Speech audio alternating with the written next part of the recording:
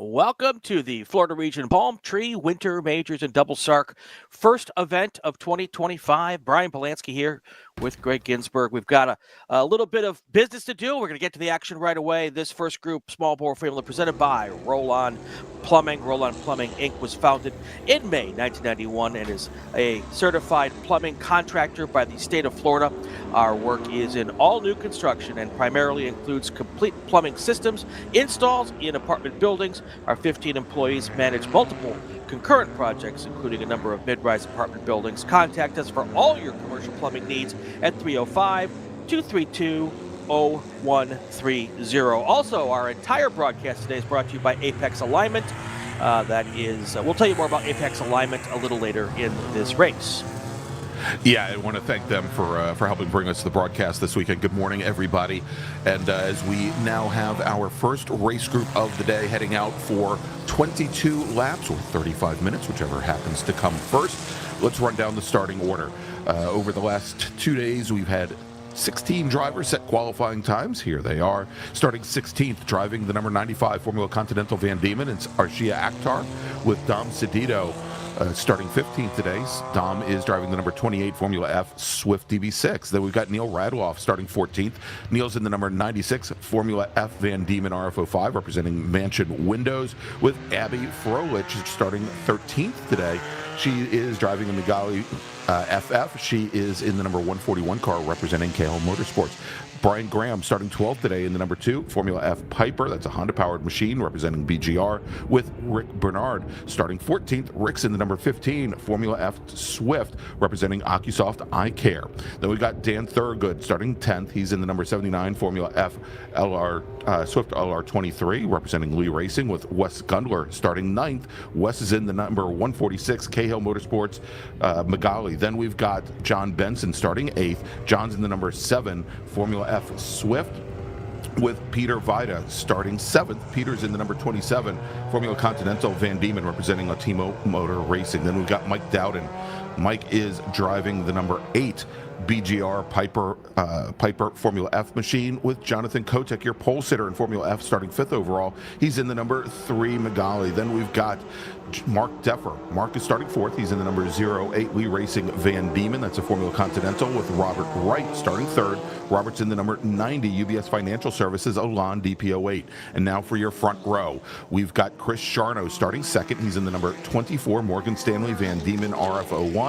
And your pole sitter driving a 2002 Van Diemen RF02, the number 52 machine of Robert Aller. All right, here comes your field. The pace car down on the apron. Field rolling down towards our start-finish stand. Starter is waiting to see if he likes what he sees, and if he does, the green flag will go in the air, and there it is. We are racing here Sunday morning in beautiful South Florida. Here they come, all coming down to turn 1 for the first time, spreading out nice and cleanly. I like to see that. Colder tires this morning, of obviously first race of the day. You want to take that into consideration. These are all slick tires. They take a little bit to come up to temp. Very nicely done, Greg. Yeah, indeed, Brian, and we saw this during qualifying yesterday morning, that this was actually one of the few race groups that in the Saturday morning qualifying were not able to match the times that they had on Friday afternoon because of the fact that the sun wasn't high in the air, the track wasn't really warmed up, and obviously took a number of laps to get heat in the tires. But as you mentioned here, a much longer race than we had yesterday. Again, 22 laps or 35 minutes, and should be plenty of time for these racers to get heat in the tires. Now, during yesterday's race, we did have as drivers were working with cold equipment, did have a portion of full course caution time. And Rob Allard, who had jumped out to a very large lead early on, had the whole field come back to him under that caution. He was then able to open things back up yesterday, and actually, I believe, won by over 16 seconds over Chris Charno in Formula Continental. Yesterday, Jonathan Kotek was your winner in that class. But what we're seeing, at least so far, is with one lap in the books, Brian, most of the field fairly compressed still, but Rob Aller, he's already jumped out to a 3-second advantage over Charno in just the span of a single lap.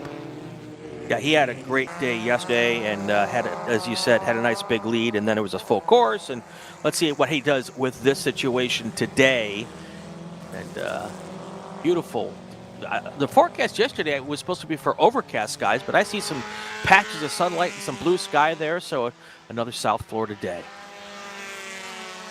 I want to welcome everybody here this morning that's in the chat. Of course, we've got our good friend from the Netherlands. We've got Erwin, who was logged in and ready to go before we were this morning. Shaw Burrows, who obviously has a preference for shorter tracks, like his home track Lime Rock, and this one not quite as short, but I wouldn't exactly call Lime Rock a very technical track either. That little bull ring there.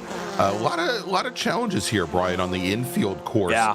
At Homestead, as we saw yesterday, when you come down off of the front straight and dip in through that very high-speed turn 1, it makes for some very challenging braking going into turn 2, and that little wiggle between turns 4 and 5. We saw a lot of drivers challenged by that yesterday. Never mind I think a lot of drivers here deal with limited grip under braking going into turn 6, which is basically a traditional threshold braking zone off a straightaway.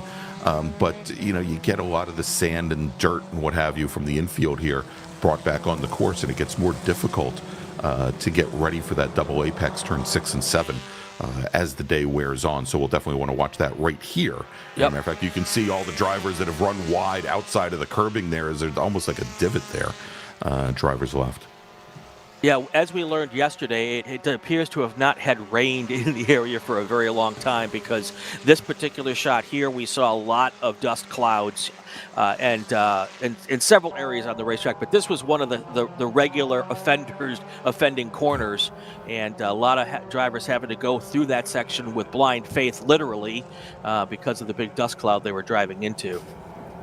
And we've got my race data in the chat as well, giving more Lime Rock love. Obviously, the elevation changes there, two major elevation changes in particular. Obviously, we're not going to see that at Homestead here unless you go real high on the banking here. Exactly. At turns 3 and 4. That 15 or 20 feet of elevation is about all you're going to get, and you don't even have to do that if you don't want to. Yeah. All right, we've got 3 laps in the books now, Brian, starting lap 4 with Rob Aller now. He's doubled that advantage over Chris Charno in Formula Continental. He's now 6 seconds up on the field. Robert Wright, though, and this is going to be a battle I think we're definitely going to watch, as Charno and Wright in the battle for second in Formula Continental. Only within about separated by about a half a car length. And Jonathan Kotek has also now opened up a pretty stout advantage, much like he did yesterday over Michael Dowden. About 4 seconds separating multi-time champion Kotek from Dowden, with John Benson about a second back from there, and both Benson and Thurgood having a good little fight. Yesterday, Thurgood finished up taking the silver medal, with Dowden third and Wes Gundler then in 4th position. And it was we had a pretty nice fight through the majority of yesterday's race in Formula F between Thurgood, Dowden, Gundler, and Bernard.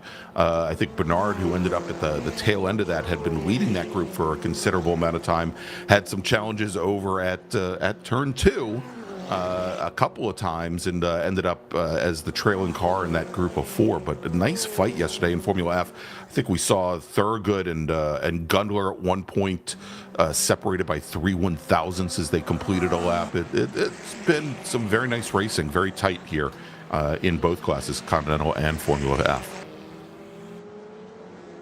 A little bit longer races today. If you go by the clock, it would be probably about 10 minutes longer, but 22 laps are our target here, 22 laps or 35 minutes. And that will change the way these drivers think about each race a little bit differently today, and might not go out quite so hard at the start when they realize they've got another probably 10 minutes of action. So And we saw here in the chat, Brian, we've got, much like yesterday, we've got somebody from Cahill Motorsports, and they're based up in New Jersey, out near New Jersey Motorsports Park, that they've got 2 brand new drivers in their cars, fresh out of karts. We talked a moment ago here about Wes Gundler. We also had Abby Froelich. Froelich, unfortunately, wasn't able to finish yesterday's race. Apparently, there were some transmission issues with her machine. And let's track and see where she is doing. She's actually working pretty well right now. She is sitting steady in 11th position. She's got a good fight on her hand with Rick Bernard, who we just talked about a few moments ago, but is right now about 4 seconds back from her teammate Wes Gundler. As we watch now, that's Dan Thorogood and Gundler. Did I just mention about Gundler going side by side with racers coming across the start-finish stripe yesterday? Well, today is as they come across, Thorogood and Gundler separated by 23 one-thousandths of a second. Yeah, that group of 4 Formula Fs yesterday. I did it again. Yes, Formula Fs yesterday with Dowden, Benson, Thorogood, and Gundler put on a heck of a show in the middle 3/4 of this race. Spread out a little bit in the last couple laps, but it was a great watch those guys, and we spent a lot of time with them yesterday. Abigail Freilich also, you just mentioned, and she's showing some good form this morning early with the car now with not having transmission problems, it appears. And here, as we watch come through the hairpin at turn 8, we've got 2 Formula F machines and a Formula Continental. That red Continental that's now in the middle of the little Formula F sandwich, that's Peter Vida, who yesterday started, much like he did today, towards the back of the pack. And Brian, I think we called out and mentioned that Vida did such a good job. He was for a good majority of the race right in that group of 4 Formula Fs, and he picked and chose his spots to get around, usually waiting until they got out onto the oval, just as he did this time. But now it looks like these Formula Fs were gonna try to come underneath them going down into turn 1. Just did not quite have the legs as you would expect. Engines that are down about 400 cc's to Vida's machine there. That Continental definitely with more legs, and I think obviously an advantage going into turn 1, having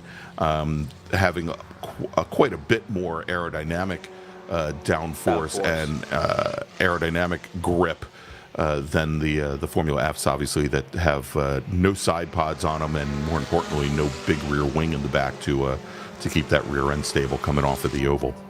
Well, it's funny. I think him being so nice yesterday actually cost him a podium finish. It did. Because if he had been through that group of Formula Fs earlier, he probably, because the cars in front of him in his own class had some issues and fell back.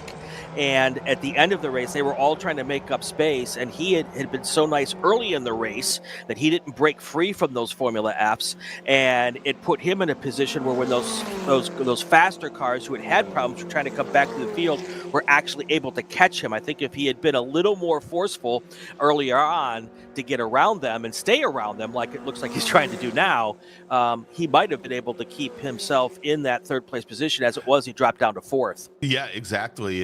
As he ended up finishing 4th behind Mark Deffer, I think the margin at the line was, as I'm looking at it here now, it was just about 2 seconds. So we're probably talking about 15, 20 car lengths. But again, given how much time Vida spent locked in with some of the Continentals there, I think over the course of a 25-minute race, and yes, some of it was broken up by that full course caution, but he absolutely had that opportunity to fight for a podium. I want to say good morning to Greg Speed over in the chat, coming to us from Texas way. Congratulations, Greg. His daughter Ashlyn won the MX-5 Cup Shootout presented by Mazda. She's going to be racing in the Pro Series this year after a number of years racing Formula Mazdas. So good to see that. Matter of fact, Brian, I think you'll remember we saw Ashlyn run. I think it was 2 years ago when we did the Super Tour at Circuit of the Americas, and she put on a real good showing that weekend. All right, so let's check in here with the field. It's Chris Charno, who's running second in Formula Continental, just put in his fastest lap of the race. The problem is he's about 11 and a half seconds back from Rob Aller. It is Aller, Charno, and Wright, your top three, with Mark Deffer running fourth, all in Formula Continental. Jonathan Kotek now has opened up 9 seconds on John Benson. They're running fifth and sixth overall. That is your top two in Formula F. Peter Vida, who we've been talking about, he's cleared a couple of those Formula F drivers. He is now up to 7th overall, with Michael Dowden, who is third in Formula F. He's leading Dan Thurgood, Wes Gundler, Rick Bernard. They are running 8th, 9th, 10th, and 11th, respectively. And this Formula F race, we're going to want to check in, if we can, Director Jordan, back behind that red Continental, Peter Vida. We've got Michael Dowden and Dan Thurgood in very close proximity. Actually, here they come. And I think they're coming up on some slower traffic. And so that is right behind that red Continental of Vida. We've got Dowden, we've got Thurgood, and we've got Wes Gundler all in a line as they come onto the back straight.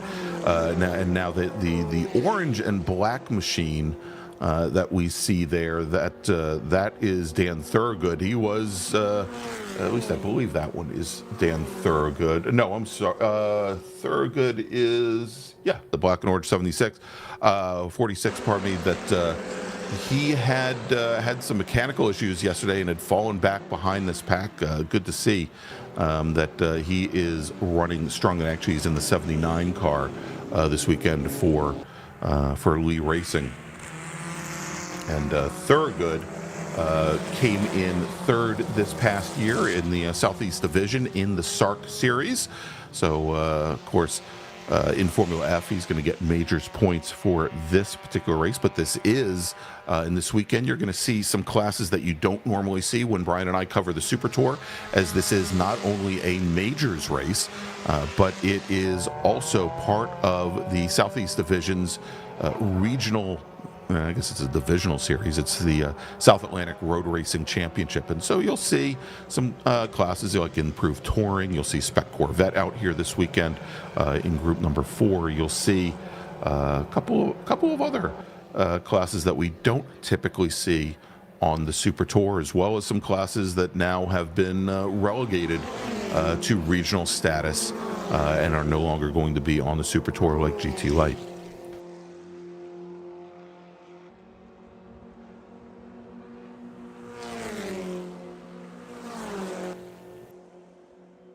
And that fight continues between Dowden and Gundler. Dowden in the 8, Gundler in the 146 machine. And at the line, it was 1600ths of a second separating them. Not that much further back. Another fight that we may want to take a look at here. If we can hold for just a moment, Jordan, we should see, I think, Rick Bernard and Amy Froelich coming through momentarily.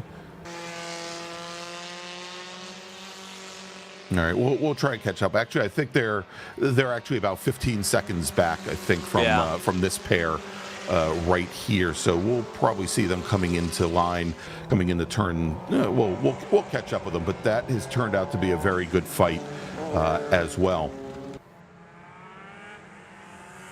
Yeah, I think that's those are actually 2 Continentals, and I believe, and we might want to stay on that one if we can, Jordan, because I think that's Charno and Wright. I believe that's the battle for second right now in Formula Continental. Yeah, that does look like those 2 cars from Charno and Wright, and they were 0.8 of a second apart at the line, so which is about what it looks like there, maybe. Yep. And I hesitate to mention it, Brian, because yesterday he ended up spinning right after I talked about him. Robert Wright, who is driving the number 90 machine, he finished second at the 2020 runoffs in Formula X. and he's also the owner of Formula Race Promotions, which is the body that puts on the Pro Formula F, F1600 and F2000 series. And so, you know, that if you're going to stay in either Continentals or Formula Fs, your next step up from amateur racing are these Pro Series. Right. Matter of fact, we'll see on the Super Tour. I don't think he's here this weekend. The Formula 1600 champion in FRP from 2024, Matteo Naranjo, who is, strangely enough, making the jump and going from the Formula cars, where he's raced in Formula F and Formula 1600, over to the SMX class this year. But he's shown himself to be a very stout racer. Right. 10 laps to go here. The Florida Region SCCA Palm Tree Winter Majors presented by Apex Alignment, South Florida's top high-performance wheel alignment specialist. With over 15 years of club and professional race experience, Apex has provided numerous victories both on and off the racetrack. Whether it's a vintage race car, long-distance enduro sports car, or street autocrosser, Apex builds a relationship and works with the car's owner to optimize performance, driving style, modifications, vehicle use, and ultimate goals are all taken into consideration to give the best alignment possible. Apex is not a tow-and-go shop. They genuinely care about the service they provide, and the quality of work is seen on the customer smile inside their trophy case. Visit apexalignment.com to learn more. And this race, of course, is brought to you by Roll-On Plumbing.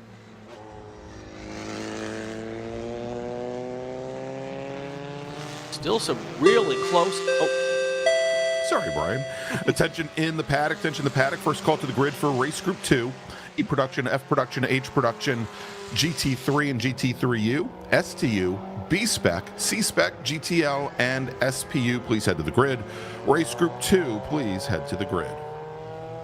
Sorry about that, Brian. That's no problem at all. No problem at all. Working the technology thing here gave me a little hiccup.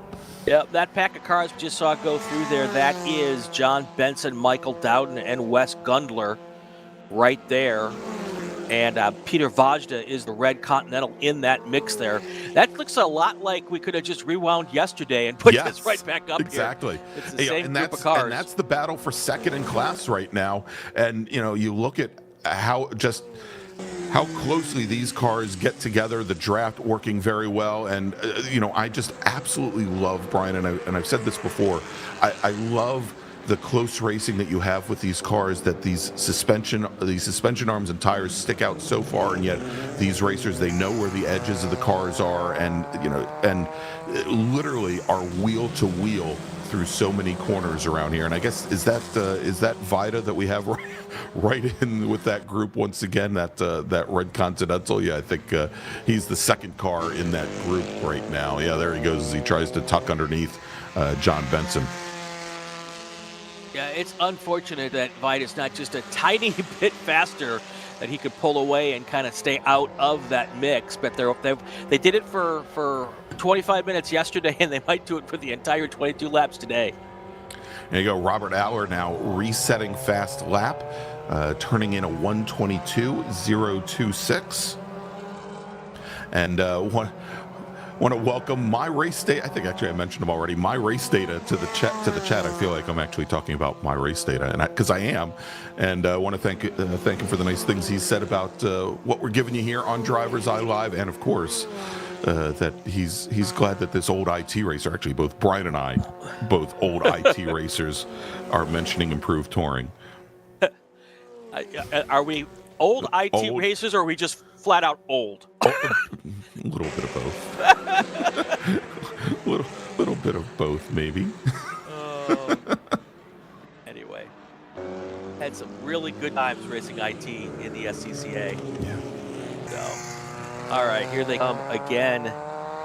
So the white car is Gundler. John Benson is that second car, that second Formula F car, and then Michael Dowden is the third car in that back. And Mark Deffer is, I was going to say, that is Mark Deffer right there in the blue car that is looking in the wrong direction. Seemingly the same thing happened yesterday. Yeah. I think the same spot, actually. Same spot, exactly. And he is going to have to get that car fired up again and back in the action. I saw a little bit of movement there, so he's also waving his hands, Brian. Oh, no. Well, no. Well, hopefully he gets back underway and we can keep from going to a full course caution here. Yeah, he's waving his hands again now. And here he's off and away. Oh, good. Nicely done. If not, maybe a little slowly. Yes, well. And that's going to move Vajda and Arisha Akhtar are going to move up to 4th and 5th. Deffer will move down to 6th place at this point in time next time across the line. Yeah, and Akhtar just ran their fastest lap of the race at a 1:29.440, a little bit off the pace of the rest of the drivers. Actually, I don't think that's going to move Akhtar up, Brian. Akhtar is already 2 laps down. Okay. So may get a lap back on Right, Deffer. okay. Yep. And the Strand asks in the chat when they remove the gravel from the hairpin, and I have no idea. I don't know, and I'm thinking that it might have been probably around the same time a couple years ago when they took all the grass out of the section right in front of the pit lane. But you know, as we found here this weekend when the cars go around, probably better to keep them in the grass, although that grass is, you know, got a nice sand base so that they can hopefully evacuate the area and you know, not stick in our camera for too long when we watch them spin. Right. So that it probably has eliminated a number of full course cautions here at this track. Yeah, no question. This time by, it's going to be 5 laps to go when Robert Aller crosses the line again. Once again, putting on a great show. Now that Mark Deffer car, I'm sorry, that Peter Vajda car seems to have moved ahead a bit. Yeah.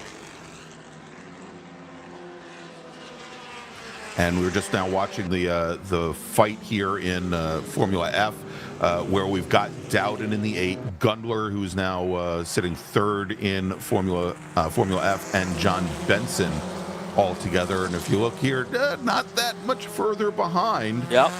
Dan Thorogood as well, as he is starting to make up a little bit of ground as the 3 ahead of him are now, as you see, going side by side through turn 6. I know there's been some talk in the chat about Vajda in the Red Continental, and you know, I don't think he's intentionally getting into the middle of this Formula F race. He's got a little bit more speed, but you know, it may also, as he's finally cleared those 3, and I think we saw this going into turn 6 the last time. He is maybe a little bit slower on the infield, Brian, than the Formula F racers are, and that brings them back. And it if anything, it's probably going to be helpful for Dan Thorogood, because it looks like that pack just gets backed up a little bit as they come into turn 6. Yeah, and I think with Deffer's on there, he was a whole lap ahead of Peter Vajda at that point in time, and that's why it hasn't changed on our scoring pylon here. And you'll see here, look at the closing speed of the Formula F racers on Vajda as they came into turn number 2. That Vajda appears to be getting on the brakes much earlier, and so we'll keep watching this. But as I suspected, that last time by, Dan Thorogood, Brian, was considerably faster than the 3 cars ahead of him in class. So let's continue to watch here. And things might get a little bit more complicated as, you know, we've got another Continental coming up right behind this group. Yep, 2 of them actually, 2 of them. So yeah, that's going to be very interesting to see how this whole thing plays out as they try to negotiate their way through the slower Formula Fs. In most cases, the Continental should be much quicker than the Formula Fs. And as you can see, they're getting through. They'll probably do a pretty good job here of getting through a couple more of them on the oval here. So as it stands right now, Formula Continental, Robert Aller, Chris Charnaw, Robert Wright, Mark Deffer, Peter Vajda, Arisha Akhtar. That's your 6 cars in Formula Continental. Now you're looking at Formula F, Jonathan Kotek, Michael Dowden, John Benson, Wesley Gundler, Daniel Thorogood, Rick Barnard, Abby Freilich, Neil Radloff, Dom Cedillo. That is your 9 cars in Formula F.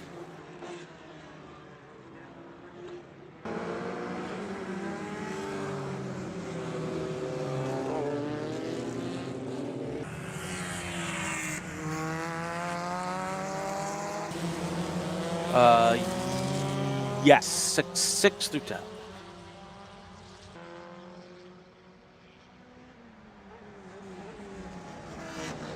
And there is that last Continental trying to make their way through this little situation there. Yeah, and I think, Brian, that is a car basically looking to put these racers another lap down. Yep, I agree. Yep. That green car as well, yep. Oh, big lock up there going into turn number 8. And it looks to me, did Daniel Thorogood take advantage of those cars coming through and basically follow him through? It looks like he's now at the front of this group of 3 cars. He found a way, I think, around Vida, it looks like.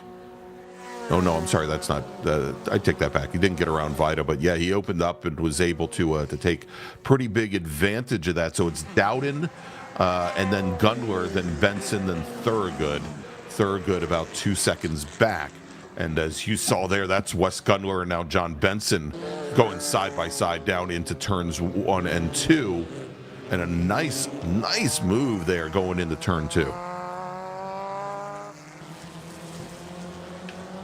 Next time by for Robert Aller, we'll have 1 lap to go here. We'll get this thing wrapped up.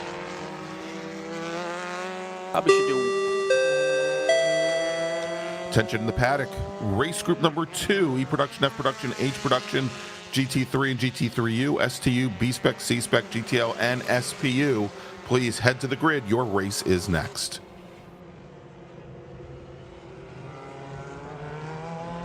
All right, we're getting ready to wrap this one up. Another great race coming. 7 races total today. We're going to do 5 of them, 4 of them before lunch. We'll take a little hour lunch break. We'll get our last races. There's your white flag in the air. We're going to last 3 races to go here after lunch today. So a great day of racing here in South Florida.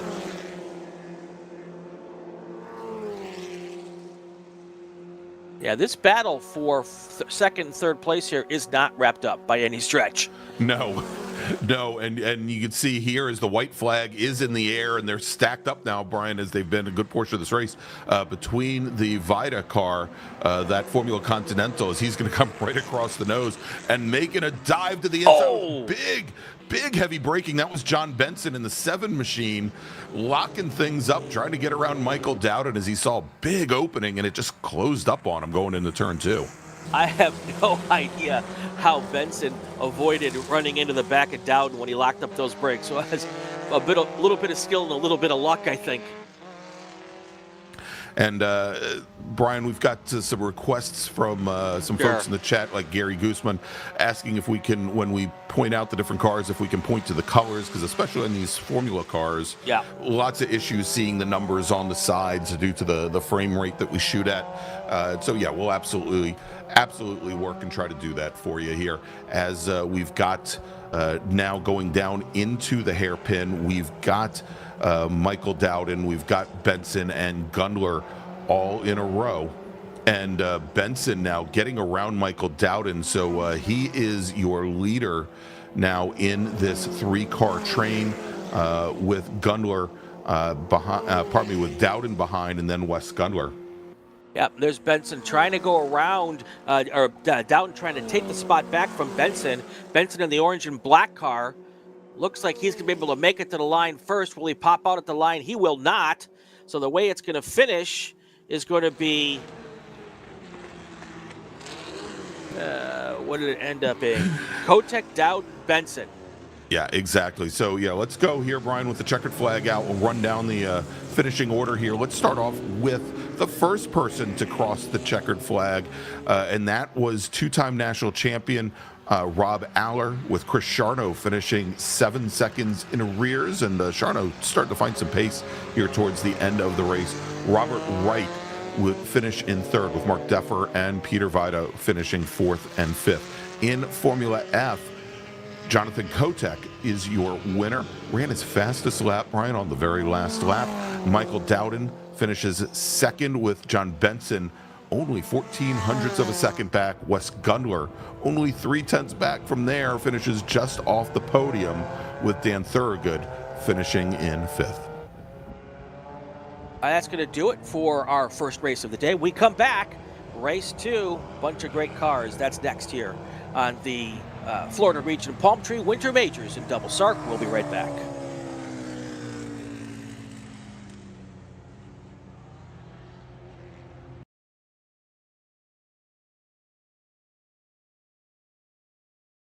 The Florida Region SCCA Palm Tree Winter Majors is presented by Apex Alignment.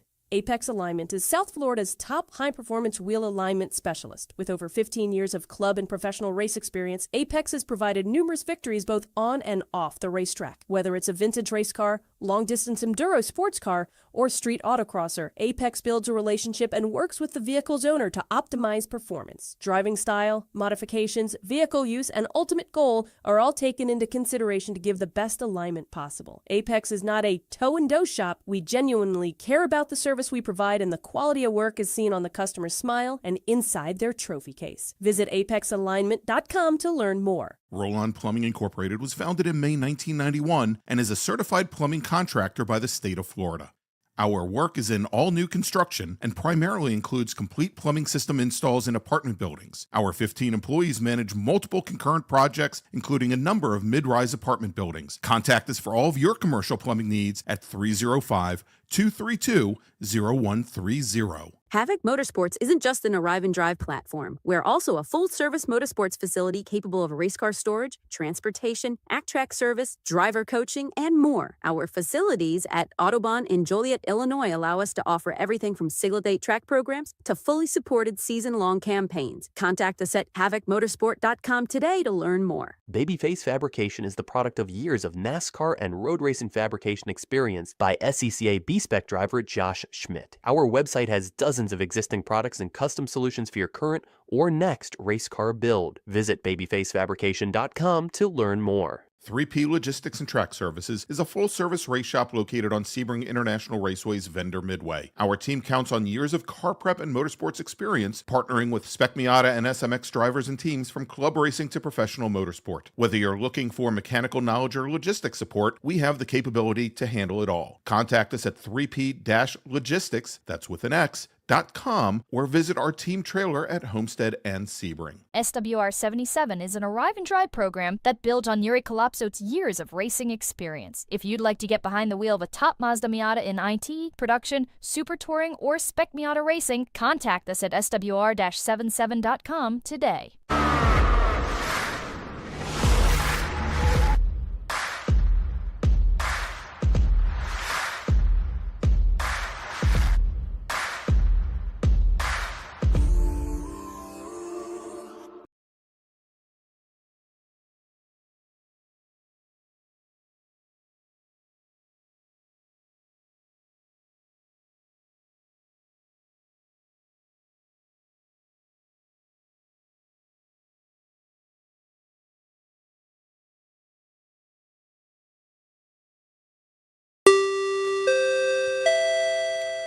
Attention in the paddock with the owner of the black Chevy Silverado Trail Boss, University of Miami license plate X27UI, that is currently parked on top of the Hoosier trailer. You're currently parked on top of the Hoosier tire trailer's wires, and they are trying to vacate. So again, the owner of the black Chevy Silverado Trail Boss with the University of Miami license plate X27UI, if you could please come and move your vehicle. Again, license plate X27UI, that's a black Chevy Silverado. Please come and move your vehicle.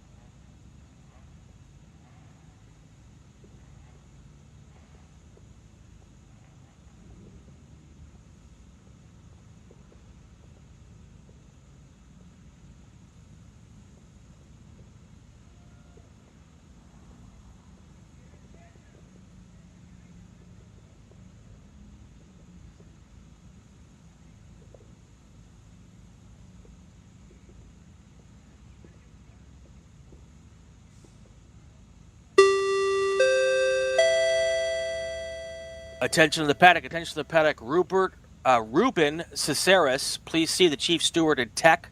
That is in Garage 1. Ruben Cesaris, please report to Tech Garage 1 to see the chief steward.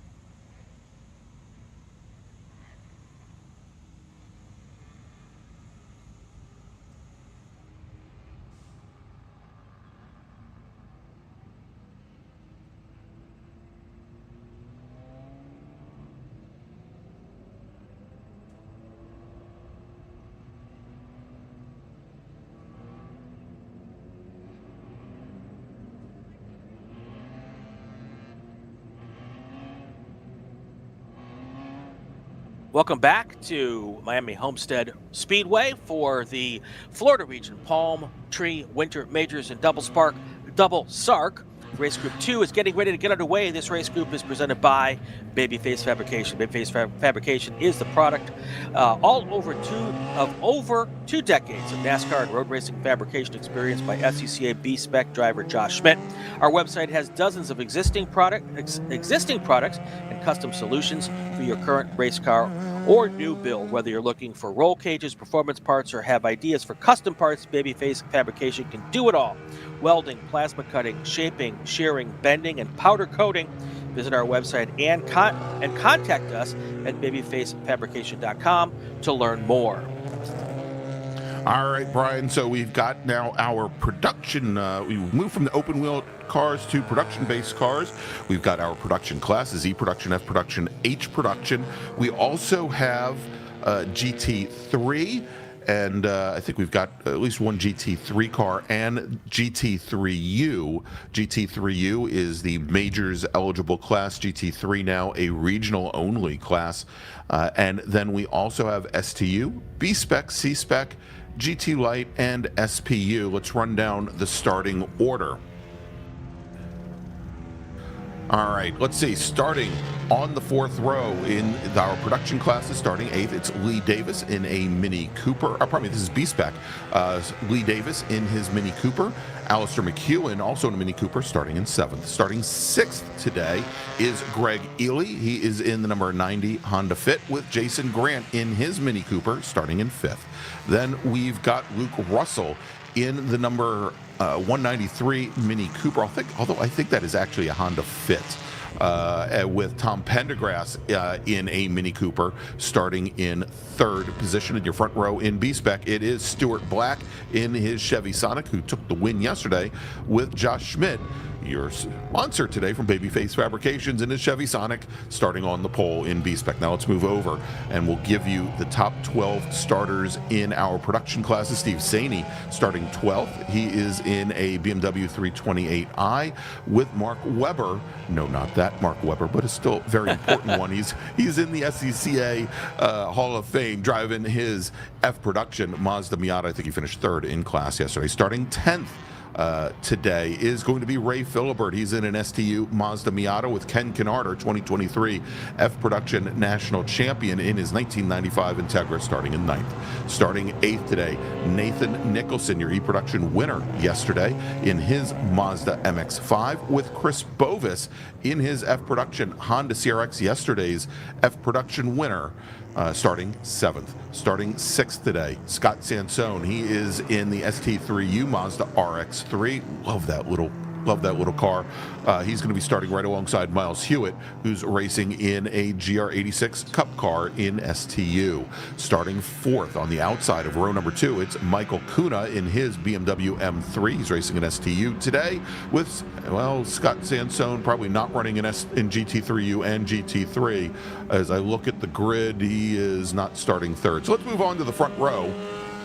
where Richard Estacio in his Lotus Exige scheduled to start second in STU, with your winner yesterday in STU, Jose Osiris Pena, starting on pole in his Honda CRX. And here they come down for the green flag as we get race number 2 underway. I also need to make a quick little apology. I was referring to the Lotus yesterday as an Elise. That's old school. This is an Exige. They would just make the name slightly more different for me, Greg. I've been trying to get you to pronounce that correctly for 2 years, Brian. What can I do? Stop it. Stop it. All right. So it looks like the field makes its way cleanly through turns 3 and through the little wiggle at 4 and 5. We've got the GT Light Nissan there having a bit of a challenge. That is Ted Phoenix in, or probably that's not Ted Phoenix in his Mini Cooper. There's Ted Phoenix. Big car spinner. Big spin. That's That the is car. the number 0 machine going around, and that Mazda RX-7, that is Tom Burt racing this weekend in E-Production. He gathers it back up. Looks like maybe a little bit too much rear brake bias. And thankfully, Brian, as the field was still stacked up coming in the 6, did not cause any major issues here as our B-Spec field makes its way through. And it looks like for the second race in a row, not a great start for either Josh Schmidt or for Stuart Black, as they both drop back a little bit. And it looks like Tom Pendergrass, who started in 3rd, currently your leader in his Mini Cooper. Great start for the 156 car. Also, I got a note last night from Yuri Colossos. He is not in his RX-7 today. He had some transmission issues, so he's racing the Miata today instead. He said that the car will not have any problems, but it is going to be slow. So. Well, at least he big knows car what's coming. spinning off to the right there. That car slid sideways, backwards, and did a little do-si-do, and now it's heading back. I hope he slows down a little before crossing into traffic.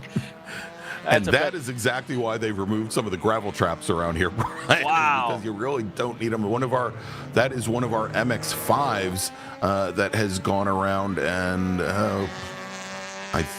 it wasn't Nathan Nicholson, because actually it looks like Nathan Nicholson, who was our winner yesterday in E-Production, did not post up today. Here, we'll try and get the number on that bus. Want to welcome some of our E-Production drivers. Well, technically, I guess now he's an H-Production driver, Jesse Prather from Jesse Prather Motorsports. Doug Piner, who is an E-Production driver of a BMW Z3. He is with us here today in the chat as well. Welcome, folks. Gary Gooseman, I think we mentioned earlier, he is here as well, as we have this nice little fight into the Nissan that I was talking about earlier. That we noticed over there. That is, I think that's that's the James Bell machine. I think the number 33 H production car. Rob Horrell, we should mention, is back out today. He had some mechanical issues with his Honda CRX, and good to see him out here as well. And yeah, so I have. We'll have to track down. We have Scott Sansone listed as the only racer in GT3U this weekend, and as we saw, he was listed on the grid both in GT3 and GT3U. I don't know. Maybe he ran the SARRC one day and he's running for Majors points the next. I don't know. And the major difference there is GT3U is the new Majors and Super Tour designation for the GT3 class. They are going to be merged with STU next season in 2026, Brian. And so, we put them in the same race group, but we also have the GT3U cars. Now, they must run DOT tires rather than just the standard slicks, non-DOT approved slicks that they had been running previously, with a bit of extra ballast required compared to what they ran in GT3. Irvin in the chat asked if we're running the Rallycross layout today. That's our comment of the day so far. Actually, as you watch some of these B-Spec cars getting some pretty decent rotation through turns 4 and 5, you would think they would. Now, Brian, this is going to be a little hard to pick out here, but the fourth car in line there with the B-Specs, that is the 123, probably the 193 car of Luke Russell.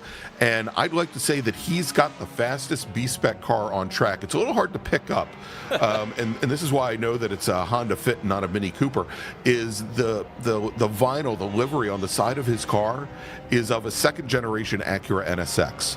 Very nice.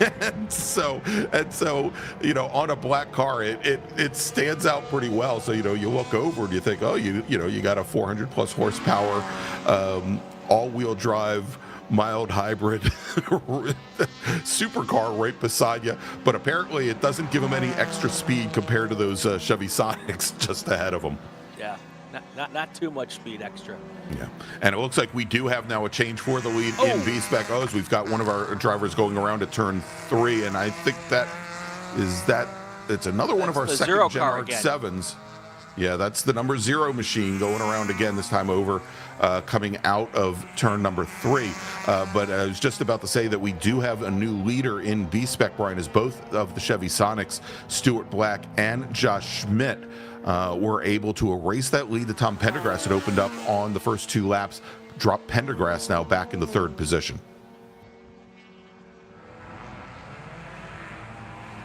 And one of your B-Spec cars taking a agricultural... Yeah, and I think that was Josh Schmidt going through the grass there, Brian, just as our STU leaders are starting to make their way through. And big surprise here is we just saw Richard Estacio, that he is now your STU leader in his Lotus Exige as he's making his way through the back of the B-Spec pack. Michael Kuna in the white BMW E46, the number 74 machine, currently running second there. He was just now coming into turn 6. Brian, I think I said as we were running down the grid that Jose Osiris Pena took the win yesterday in STU. That not correct, because if we remember, although Pena started on the pole, he had mechanical problems. Yeah, some mechanical problems. He fell back to 3rd and finished 3rd yesterday. That's actually where he is currently as we watch him now coming through the hairpin onto the back straight. And that Exige able to make it through that group of cars pretty cleanly as it heads down towards the start-finish line. There he is right there. And then you're going to see a whole gaggle of B-Spec drivers come into our picture. There they are. And with those cars that spun, the field in B-Spec has been jostled just a little bit across the line first this time. Josh Schmidt, followed by Luke Russell, Jason Grant, and Thomas Pendergrass. Yeah, and I think saying that it's been shuffled a little bit might be a misnomer, Brian, because Tom Pendergrass, who was running 3rd on the prior lap, now sitting 4th. Stuart Black, who was leading as we went into lap number 4, now finds himself in 5th position. And he's at the tail of that B-Spec field as Michael Kuna is coming through with his BMW there. So big changes. And so there's something that perhaps we didn't see on camera, because if you remember, we saw Josh Schmidt going through the grass on the previous lap, coming into turn 4, coming out of turn 3. And he's found his way to the lead with that Acura NSX of Luke Russell running second. I think that might have been Stuart Black going through the grass there, and that's when he fell back. Well, we'll see, because it was a silver car, but again, big shuffle there, and as we were watching the rest of these cars come through. Scott Sansone in his Mazda 3 was locked in right behind Jose Osiris Pena, and it now appears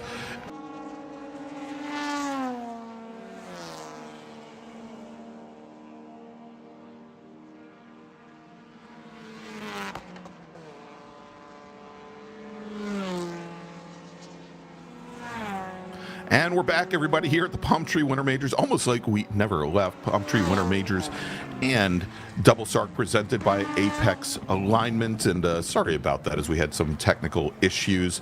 Gotta love the power delivery systems in Florida.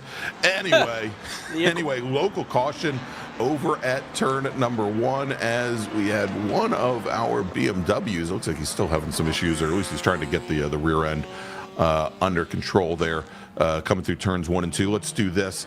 We'll try and reset the field for you real quick here. Overall leader is Richard Estacio with Michael Kuna second, Scott Sansone third. If we look at it by class, in F production, Ken Kennard in that bright orange Acura Integra that we saw go by, he is your leader, with Chris Bovis running second. It was the reverse of that yesterday, and looks like Bovis has a little bit of work to do here today to catch up to Ken Kennard. Currently 11 seconds in arrears. Mark Webber running in third, Paul Mavoli in fourth. In E production, Steve Saney, your leader, with Matt Fritz and Tom Burt running second and third. In STU, we mentioned Richard Estacio, your overall leader in that Lotus Exige, with Michael Kuna and Miles Hewitt rounding out the top 3. Ray Philibert down the 4th, and it looks like Osiris Pena did decide to retire the car, and I believe they're on driver's right. That is Rob Horrell in his H production Honda CRX. That is a car that had some mechanical issues yesterday, and so that is just ahead of the flag stand going into turn 6. So it's being covered by a yellow flag over at turn over by turn 8. We had another driver run a little bit wide there coming into the hairpin. One of our STL Miata drivers.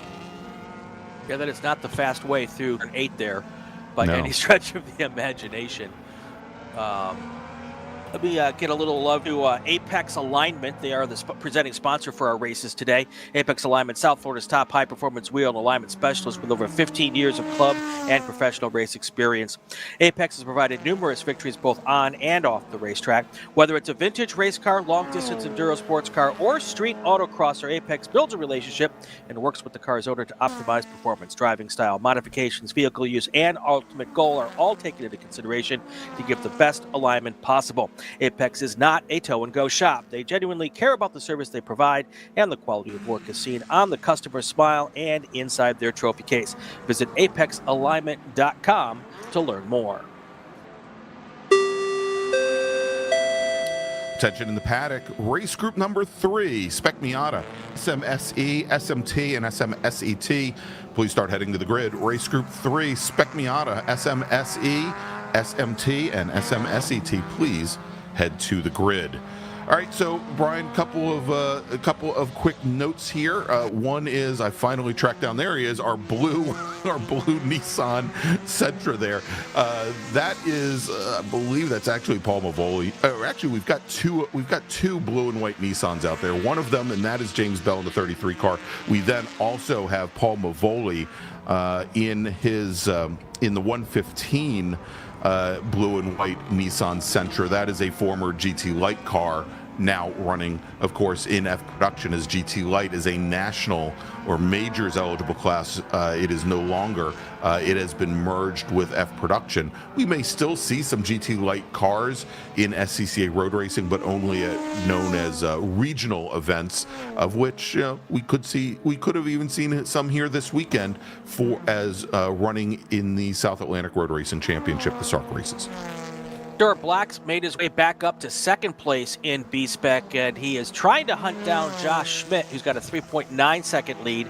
Unfortunately, last lap, Stuart Black was still 0.2 of a second slower than the race leader in B-Spec, so is not catching him on that lap. There's also been a lot of traffic they've been dealing with also, so maybe now with a clean racetrack, he'll be able to make up some space here. But with 10 to go, 4-second lead, that's going to be a little tough to gap at this point. Yeah, I don't want to say it's insurmountable, but there goes Josh Schmidt just ahead of the red BMW there. And we were getting, just as things were starting to technically go a little crazy, that apparently when we did see Josh Schmidt go through the grass driver's right, we also had Stuart Black go around. There was some reports of maybe a little bit of contact yesterday between those two drivers as well. possibly something that we saw again here today. I think somebody joked that it was Chevy on Chevy violence, and all I could say is, in the absence of a Mustang on a Sunday at Cars and Coffee, that's the probably the best thing that you could hope for. Is we've got a nice look at that. Yeah, nice little B-Spec battle here, and that is going through there. There's the Acura NSX, pardon me, the Honda Fit of Luke Russell. We've got Jason Grant in there in the 02 machine, and then Tom Pendergrass, who led this race early on, currently running 5th in the black number 156 Mini Cooper, as they are all there all together. Making their way through the hairpin and onto the back straight, all with pretty similar speed. Brian, it looks as though Stuart Black, who we just saw come through the frame in that blue and white Chevy Sonic, and I have to get used to the new livery. He brought it out for the runoffs last year, but the car used to be red with some white stripes on the side. I think he's gone and conceded to Eric Yeagle, who has that red and white Coca-Cola Chevy Sonic or Honda Fit now. But that last time by, Stuart Black turned in his fastest lap of the race, and it was almost 1.8 seconds faster than Josh Schmidt, and we can see that gap is really starting to close down. That looked like that was a full-on spin there almost by that BMW as it came through turn 8, but he's able to collect it and get going. Little piece of debris out there at the exit of turn 5. Yeah, turn 4. You can see it right out there in the right. It doesn't look like it's in the racing line at all, and they've all seen it, so they're driving around it as well. And Brian, I think that BMW might have been the same machine that we saw go around, and I'm fairly certain that's Steve Saney's BMW 328i that we saw go around over coming out of turn 2 and going into turn 3, and it gave the same real strange wiggle at the rear after it came together. Yeah, there it is right there going into, we see it coming under our view in turn 1, and had some again, the rear end just does not look very happy on that car, which might be the reason that it's spun multiple times. X-Zibin Motorsports asks if that's the world famous Alistair McEwen and B-Spec. Yes, it is. Also want to give a shout out to Matt Corbin. He said he's watching from home. He'll be at Sebring as a worker. Big shout out to all of our volunteer workers at all of our races. Thank you for being out there. We can't do it without you. There's your race leader now coming through some slower traffic. And right behind him is Mark Webber, SCCA Hall of Famer. Yeah, and I think some people asked yesterday if it was that Mark Webber. Yes, it's that. It is that Mark, but it's not the other Mark Webber. Not the other one. Again, SCCA Hall of Famer, SCCA Board of Directors member, and motorsports photographer extraordinaire. I know we got a chance to interview him at the June Sprints this year, where he was the Grand Marshal. Or probably no, it was the prior year when he was the Grand Marshal, and we got to interview him. We talked to Lynn St. James this year, yes. But always with an interesting story and talking about giving back to the region and regions. He does yeoman's duty as a parking attendant at the runoffs each year as drivers are coming in and bringing their rigs in to try and get them into their paddock spots. So always working every side, and it's interesting to watch him juggle all of his responsibilities during a race weekend between driver and photographer and volunteer. Looking at some of the other classes here in F production, Ken Kennard has an 8-second lead over Chris Bovis. Mark Webber, just talking about him, there he is in the red car. He is in 3rd place in F production right now. E production, it's a 19-second lead for Steve Saney over Matthew Fritz. Tom Burt, who's had some issues today, a couple spins, he is in 3rd place in E production. And then we've got Richard Estacio. He has been putting on a great show this weekend. He is your leader in STU. That is that Lotus Exige that you just saw go through your screen. 2nd place is Michael Kuna, a 40-second lead for Estacio. So not a ton of close action podium position-wise in any of our classes except for B-Spec, which, as is often the case, putting on one of the best shows. Brum Racing talking about how good of a clean weekend we've had. I told him to shush. He says it doesn't work like that. Nothing I say can make anything happen. That's right. And Kangaroo Productions, as opposed to the Kangaroo Court that we have calling this race right now, asked if that is a true classic mini, and yeah, absolutely that is. That is Ted Phoenix racing in the number 49 GT Light Mini Cooper.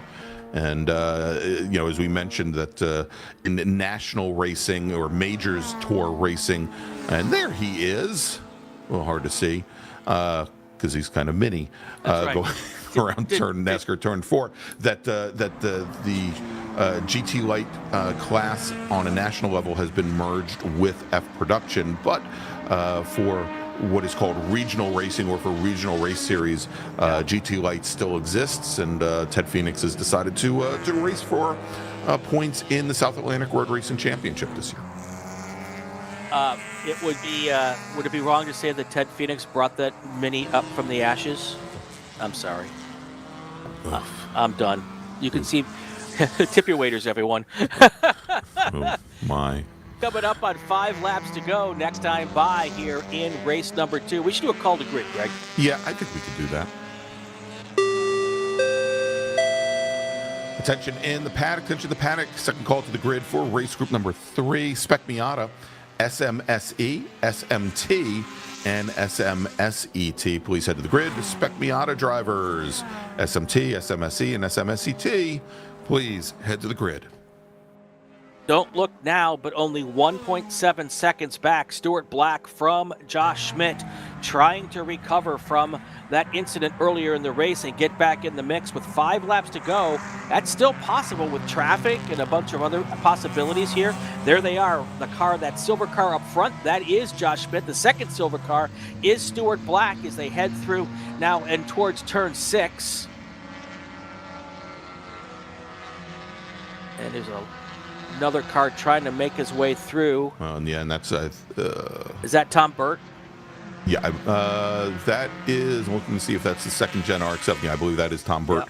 Coming underneath Stuart Black, going into turn at number 7. There is our leader in F Production, Ken Kennard, and you see Chris Bovis, how far back Bovis is. Bovis is behind these 3 B-Spec racers, and this is the battle in B-Spec that we have been watching earlier between Jason Grant, Tom Pendergrass, and Luke Russell. That is the battle for third in B-Spec, and it looks now as though Jason Grant in that 0-2 fit has started to work his way clear of the racers behind. Oh, there's a big spinner there. There he is, right there, right in the middle of the racetrack. Let's hope there's a nice avoidance work there by that black car that came through. Looked like that car had maybe a little too much rear brake bias when it hit the brakes there. Yeah, and again, we've been seeing this a lot, Brian. Although it's either a bias, and yeah, he may think that there's an issue with the suspension. A lot of times what you see there, especially with the Miatas, it just may be a question of not doing a great job of a heel and toe downshift in a heavy threshold braking zone like that, and having the rear axle lock up on you. Again, I think in watching him kind of shift the car around, he may think that something else is going on. Certainly something else is going around in B-Spec as Stuart Black, Brian, is now within about a car length of Josh Schmidt for the lead in class as they come now down under braking into turn 6. Yeah, we've got a race now for the lead here, no question. Gina Kaczmarek in the chat saying, "Quit stressing me out, Brian." Gina is Josh's wife. watching the feed, and sorry Gina, but we've got ourselves a race here as we got a great race for first place in B-Spec, and it looks like we also gonna have a good race for third place in B-Spec as well. Yeah, indeed. With 4 laps to go here, on a 6, maybe 3 car length lead for Schmidt as they come on to the NASCAR oval portion of this racetrack. And here comes your race leader. There is Astacio coming onto the oval as well. And a lot of traffic in this race that these B-Spec cars have to deal with. They are I think they're probably the slowest class out there for the most part. So a lot of leaders coming through several times. And it's a little bit of a dance that we have to play here. Yeah, and it's not so much that they are the slowest class, but also what you find, Brian, is because and most of the engines, the Chevy Sonic, they're like the big bore car of B-Spec, that they've got 1.8 liter motors. Most of the other machines are 1.6 liters, and they don't have a ton of torque. But not only that, because of the weight they have to carry around, because of, they've got a decent aerodynamic efficiency, but they've got some challenges with the wind as well. If you get split up, the acceleration rates between the different chassis isn't all that great, and it is very difficult to make up a gap if it is created. Right. And Stuart Black and Josh Schmidt running very similar chassis here. The fact that Stuart Black has picked up a couple of seconds, I think, says quite a bit. Sorry, Gina, but he's done a very good job having to deal with traffic coming through and trying to mitigate the damage there, and indeed has been able to close this gap down, as we've only got now 2.5 laps remaining. Big bore B-Spec. That's it sounds like a government intelligence. It's an oxymoron. Yes. It's one thing, though, to catch the first place car. It's a whole other thing to drive around the first place car.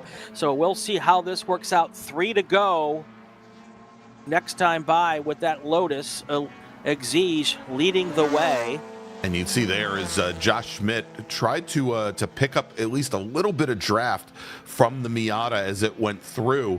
But as he started to move laterally, Brian, and basically adding more distance, then that allowed Stuart Black to close things down. Black squarely in the draft now of Josh Schmidt's machine and right up to the back bumper as they're going to come down into turn 1. And so the question becomes, again, we think that they may have come together previously in this section of the track here over by turn 2 and turn 3. Let's see what happens as Schmidt takes a defensive line, cheats in a little bit to drivers right as they came through turn 3, and manages to hold off Stuart Black now. But much like we see in Spec Miata and Spec Racer Ford Racing, the draft is very important to these cars, and I'll be watching this lap to see if Black, if he steps to the inside, and whether or not we think he can actually make up enough ground to, maybe as they would come out of turn 4 and NASCAR turn 4,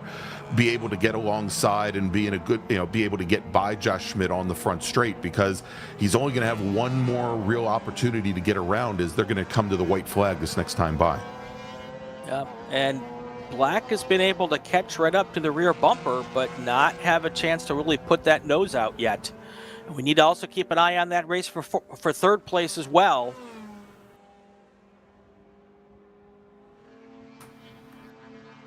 Here they come. White flag is in the air for the Lotus Exige of Richard Estacio. He has, though, a 40-plus second lead, so that's why we're not paying much attention to him right now, and we're keeping an eye on this B-Spec battle. There is Black going a little bit higher, maybe seeing if he can get a little bit of a run off the hill.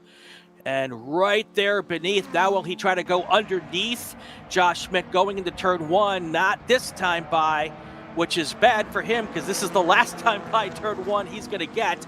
But now he's going to try to make that move right there. Are they going to do it? They're side by side. Josh Schmidt goes a little bit wider, but he's able to keep the lead. Black tucks back in underneath. And a lot of speed that Josh Schmidt was able to carry there from the outside. And look at the gap that he has now opened up, Brian. They've got, looks like Mark Webber pretty close behind. Webber's going to stay out of this, I'm sure, knowing that it is the last lap there, as Stuart Black now has a lot of ground to catch up and not a lot of time to do it.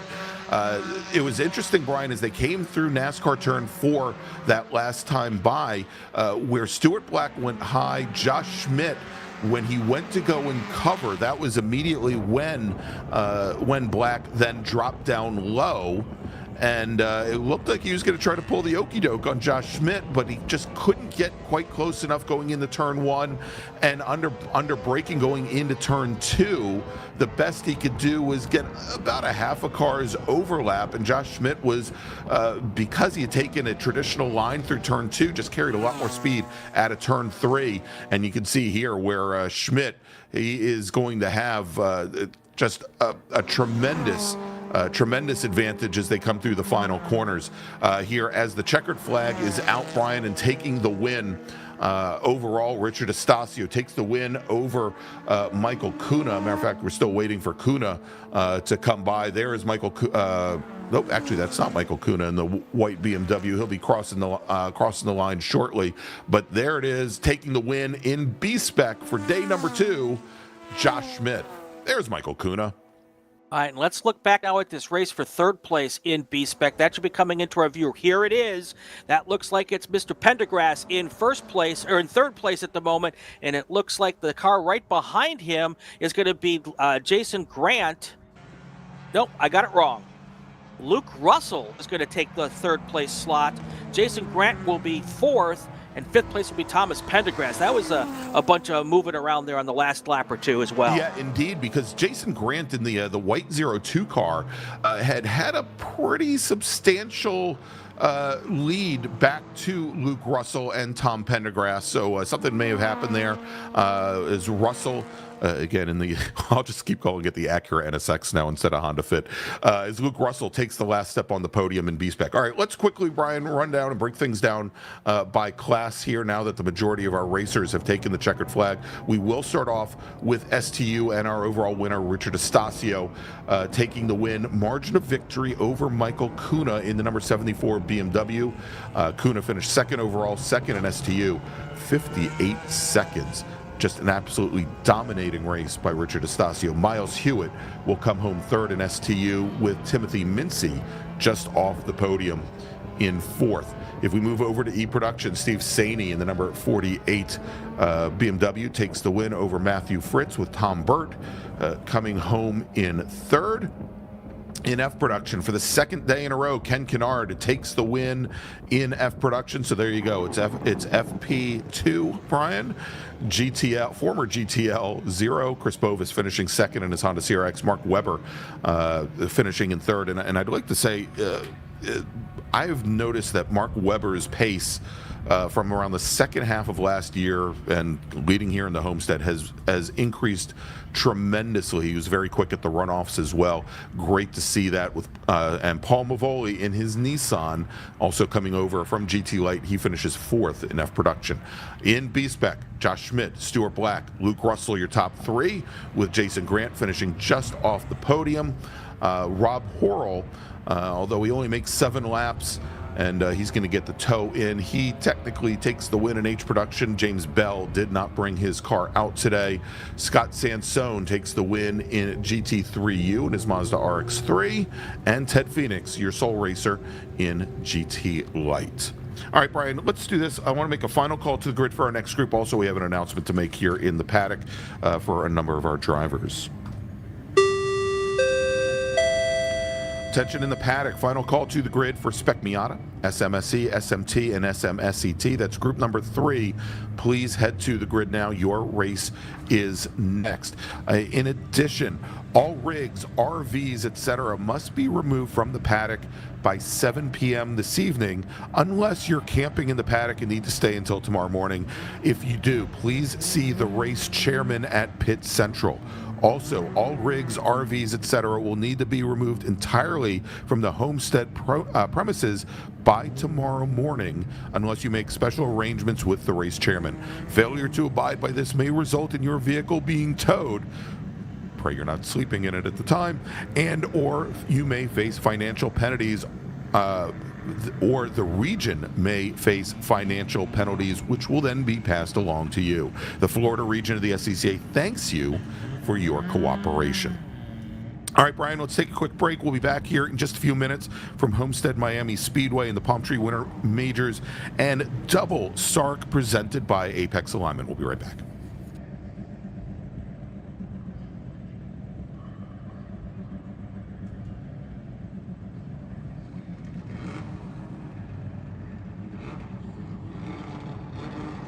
The Florida region SCCA Palm Tree Winter Majors is presented by Apex Alignment.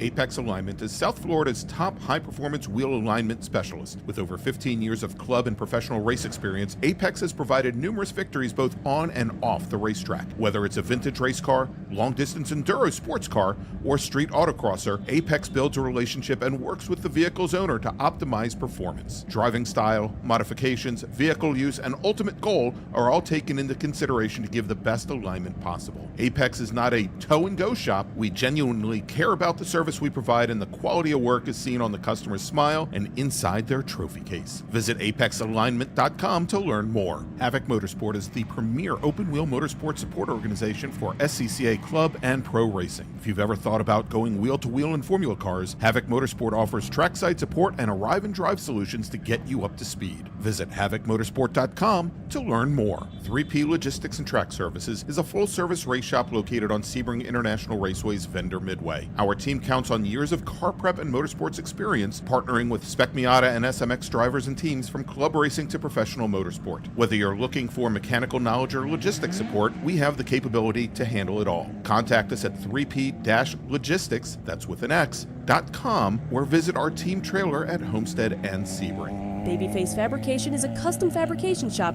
with a variety of solutions for road racing, oval racing, and road car options. Visit babyfacefabrication.com to shop, learn more, or inquire about custom solutions. Roll-On Plumbing Incorporated was founded in May 1991 and is a certified plumbing contractor by the state of Florida. Our work is in all new construction and primarily includes complete plumbing system installs in apartment buildings. Our 15 employees manage multiple concurrent projects, including a number of mid-rise apartment buildings. Contact us for all of your commercial plumbing needs at 305-232-0130. SWR 77 is your arrive and drive provider for Mazda Miata racing and track days in the southeastern United States. Visit us at swr-77.com to learn more.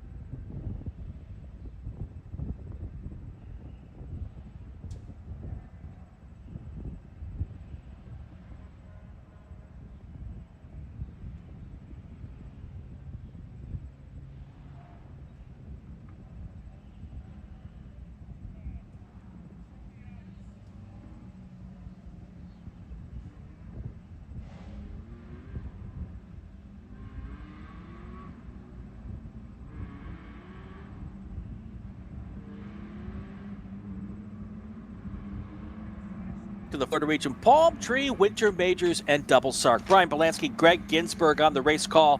All the DriversEye team is here with us as well. Here is our Group 3 race presented by SWR 77 Race Car Rentals. SWR 77 offers an arrive and drive experience to our customers with a focus on quality and fair pricing. Owned by Panama-born racer Yuli Colossos, our pair of Star Wars Mazda Miatas are built to run in a variety of classes in the Southeast. Whether you like to get involved in Spec Miata, Super Touring production, or improved touring, SWR 77 will ensure a great time with a proven and reliable car. Get behind the wheel of the number 66 Darth Maul or the number 77 Kylo Ren and at racetracks ranging from Homestead to VIR and Road Atlanta to Sebring.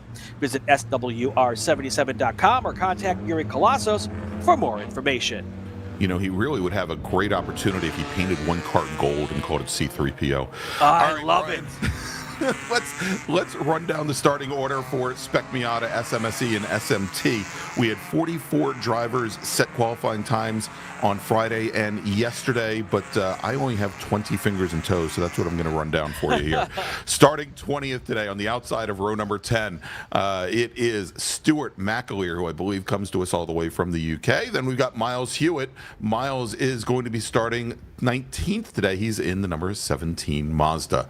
Then we've got Jason Victor. Jason is driving the number 07 machine. He'll start on the outside of row number 9 with Matt Stretch to his left, starting 17th in the number 89 car. Then we've got row number 8, Joe Federo. He's going to start 16th today in the number 21 machine with Elvin Goulart, who finished, I think, we'll have to double check. I think Elvin finished 4th yesterday. He is going to be starting 15th today in the number 70 machine. Then we've got Max Hewitt. Max is going to be driving the number 22 car. Starts 14th with John Salerno to his left, driving the number 168 car on the inside of row number 7. Starting 12th today, Nick Bruni. 1.5 times national champion Nick Bruni. He's driving the number 6 car. He is driving, starting in 12th position today with Vinny Miskelis. In the number 112 machine, he's going to start 11th. Starting 10th today, Logan Stretch in the number 98 Wheels America car, and with Jose Alfe starting to his left, driving the number 19 machine, starting in 9th. Then we've got Noah Harmon. Noah's in the 99 car, starting 8th, with Christian Sarnecki in the 44 machine, starting on the inside of row number 4. Starting in 6th position, yesterday's race winner and reigning national champion in Spec Miata, Ethan Goulart, in the number 72 machine with Sean Noonan starting 5th. He's in the 00. Starting 4th on the outside of row number 2 today, Frankie Barroso in the number 148 car with multi-time national champion Preston Pardis. Starting 3rd, he's in the E Street Racing number 42 machine. Starting on the outside of the front row today, great start for him yesterday, Matthias Ramirez. He is driving the number 41 car, and your pole sitter for the 2nd day in a row, driving the number 18 car, the 2023 MX-5 Cup Rookie of the Year, Nate Cicero. And Brian, just as we finish that grid, the pace car heads down to the pit lane, turning the field over to Nate Cicero and to you for the start. Look at how nicely lined up they are. Rows of 2 heading down to the start-finish line. Green flag is in the air.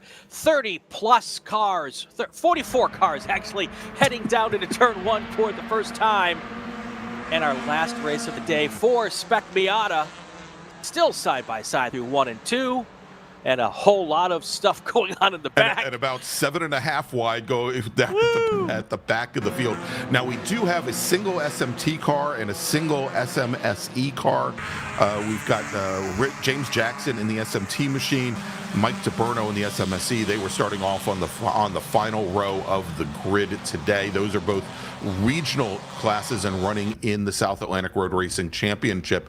Brian, as our leaders come into turn 6 for the first time, and it is Nate Cicero who is going to lead the field through, and it appears as though we've got Matthias Ramirez running in 2nd. The red machine of Frankie Barroso there in 3rd place with Preston Pardis, and Ethan Goulart right behind. Now, Ramirez had an amazing start yesterday, Brian, and on the first lap, I think he had about 6 car lengths on the rest of the field, and of course, the draft being the way it is in Spec Miata, that very quickly dissipated.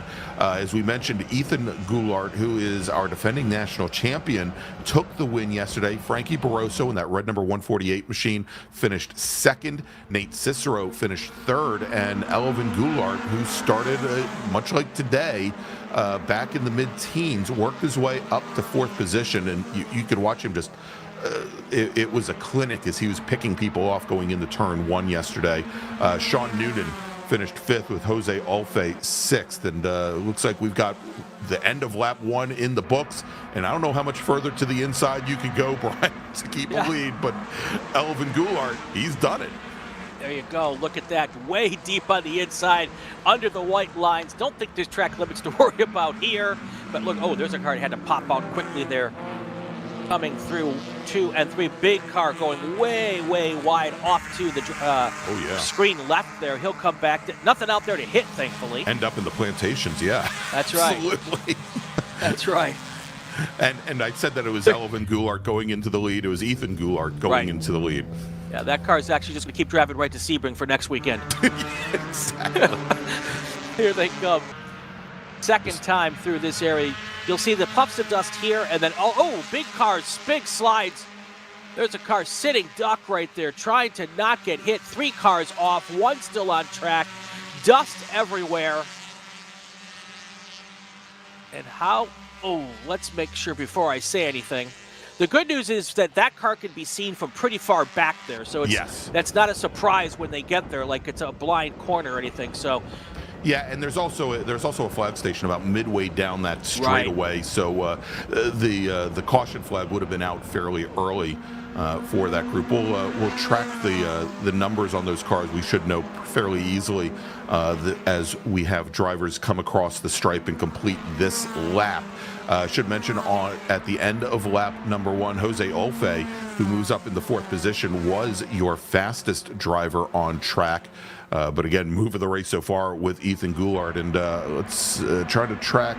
I think that might have been the Miles Hewitt is one of the 2 cars, Brian, that was involved there. That is the number.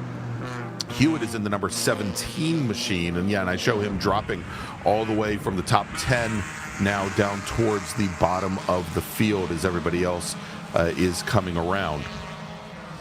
So, I have to say, Greg, this might look a lot like yesterday. Ethan Goulart, Frankie Barroso, Nate Cicero, that's your top 3 right now. Wash, rinse, repeat. Exactly. And so Cicero, who was your pole sitter again today, he finished 3rd yesterday. He is slotted right there again today. Alfe running in 4th. Preston Pardis currently 5th. And like we said, it was Miles Hewitt that fell back in the 17 car. Brother Max in the 22 car is still sitting. He's sitting just outside the top 10 currently.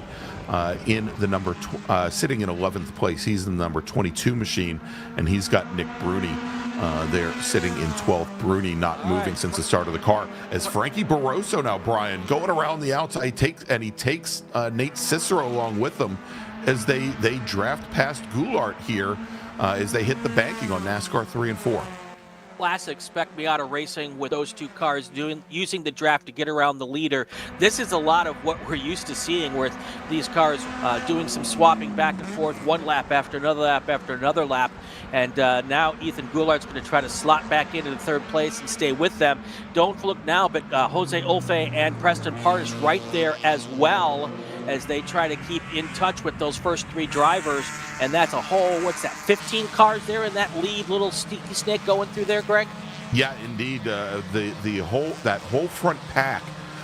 It's not until actually you get back to Matt Stretch, who's currently mired in 17th position, as there is about a 2.5 second gap. There's the big gap right there. Otherwise, that's 17 cars right up at the front, all in Well, I don't know if the 17th position car has an opportunity to pass for the lead here in one shot, but you'd have to send it from real far downtown, Brian. Yeah, I mean, that's typical close spec Miata racing. As we have, it looks like right back behind Nick Bruni, looks like Elvin Goulart picking up a spot in the number 70 machine. Again, Goulart, former Formula 500 and Spec Miata national champion. Like I said, he put on a clinic yesterday on passes going down either into turn 2, but also here into the hairpin as well. And we are back to three cars up at the front, and they are now starting to work clear here, Brian, as they do get into the draft. And we'll have to see if at some point Preston Pardus and Jose Olfe swap positions, and I think that's exactly what Pardus has in mind as he dropped to the inside going into 1, that maybe it'll work a little bit better if Olfe can push, or maybe Pardus thinks he's got enough pace that he doesn't need Olfe and the pair that are now side by side behind him, Noonan and Ramirez. Yeah, if that 16th place car gets the lead, he's going to be sending it from South Beach. Yeah. Here they come, those 3 cars trying to pull away. Barrasso, Cicero, and Goulart. They'd like to grow a big gap between them and Preston Pardus.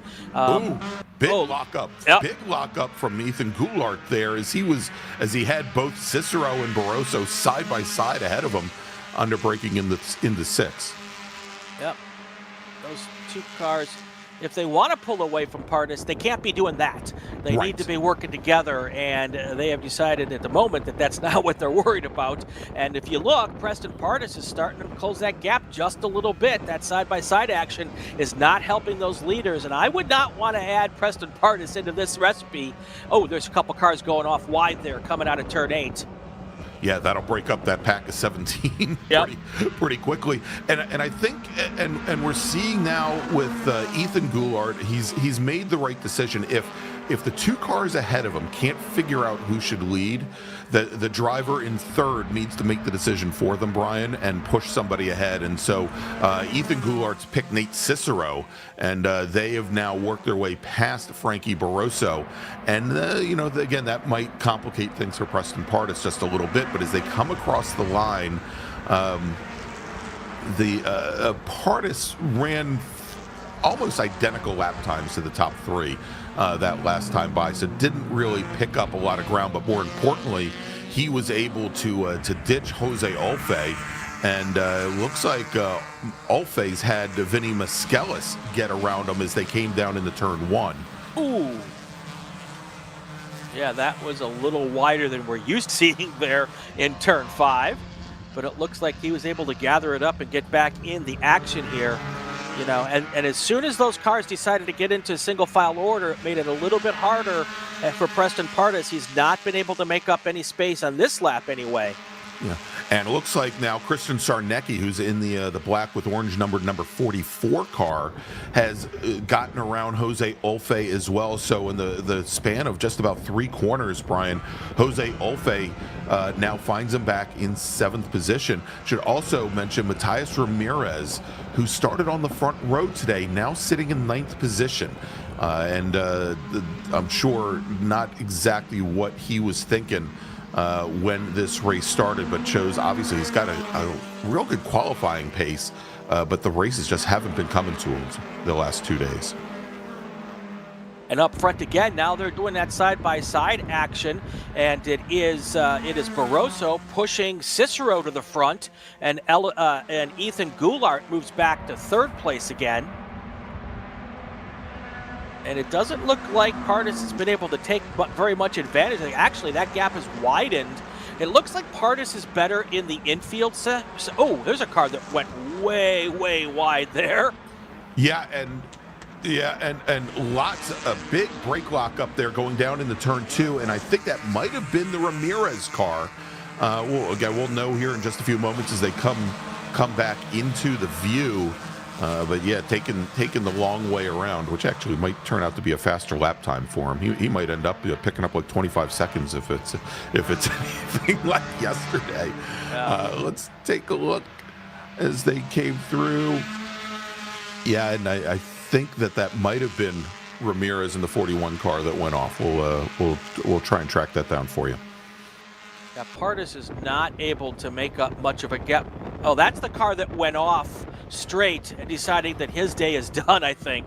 I'm not quite sure the stewards will love that move, but we will worry about that here right now. Here's a perfect example, Greg, though, where Pardis is just far enough back where he doesn't have a good draft, and he is basically a man on an island by himself. Yes. And if he wants to catch that group now, he's either going to have to go back and grab Vinny Mescalis and Christian Sarnecki and get them to help him get to the front, because now the draft is broken and there's not a whole lot he can do at this point. No, and frankly, to drop back that far and lose like another 7 or 8 car lengths to the lead pack is I think, a fool's errand, because as we saw when he was working with Jose Olfe before, I think the cars behind just don't quite have the pace.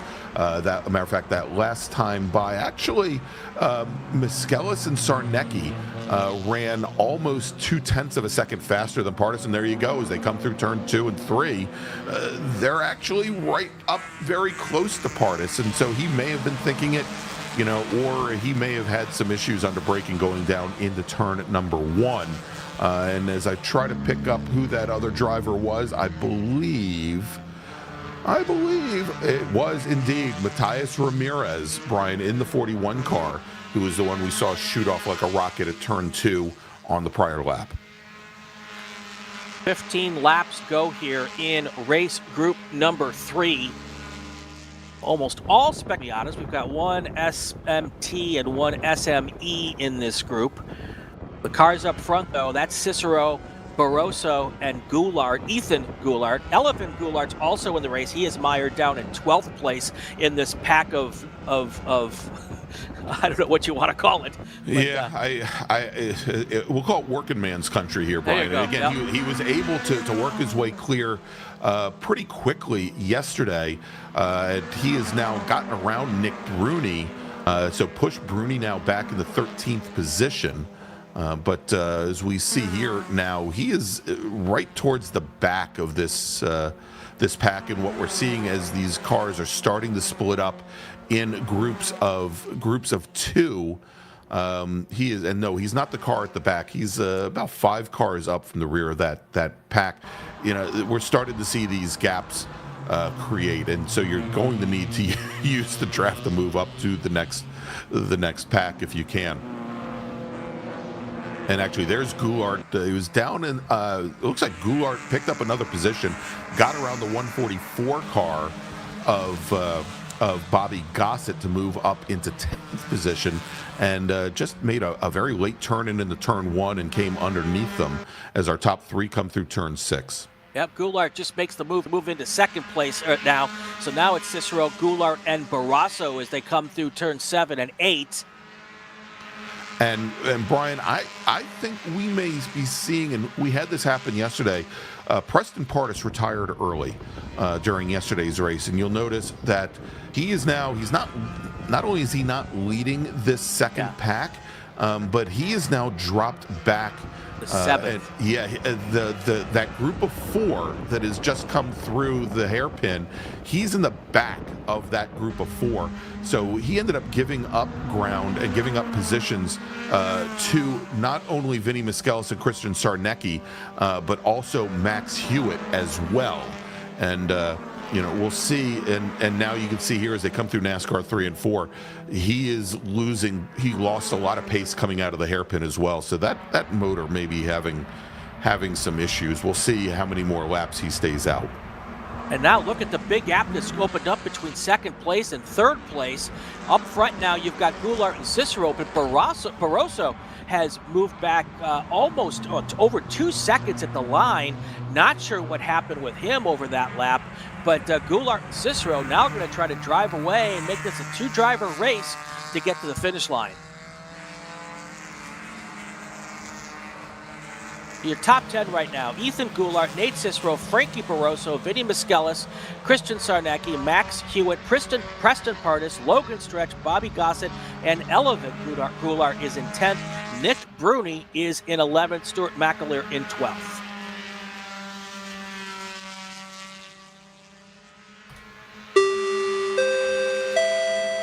Tension in the paddock. Tension in the paddock. First call to the grid for race group number 4. That's our big bore group. American Sedan, GT1 and GT2, T1 and T2, GTA, GTX, SPO, Spec Corvette, and A Sports Racer. Please start heading to the grid. Race group number 4. Please start heading to the grid. The Florida Region SCCA Palm Tree Winter Majors are presented by Apex Alignment. Apex Alignment, South Florida's top performance wheel alignment specialist with over 15 years of club and professional race experience. Apex has provided numerous victories both on and off the racetrack, whether it is a vintage race car, long distance enduro sports car. Oh, big wreck. Oh, let's keep an eye on this. Alrighty. Anyway, Apex Alignment, driving style modifications, vehicle use, and ultimate goal are all taken into consideration to give the best alignment possible. Apex is not a tow-and-go shop. They generally care about the service they provide, and the quality of the service of the work is seen in the customer's smile and inside their trophy case. Visit apexalignment.com to learn more. All right, Brian, we are going to a full course caution. As you saw, a bit of a coming together.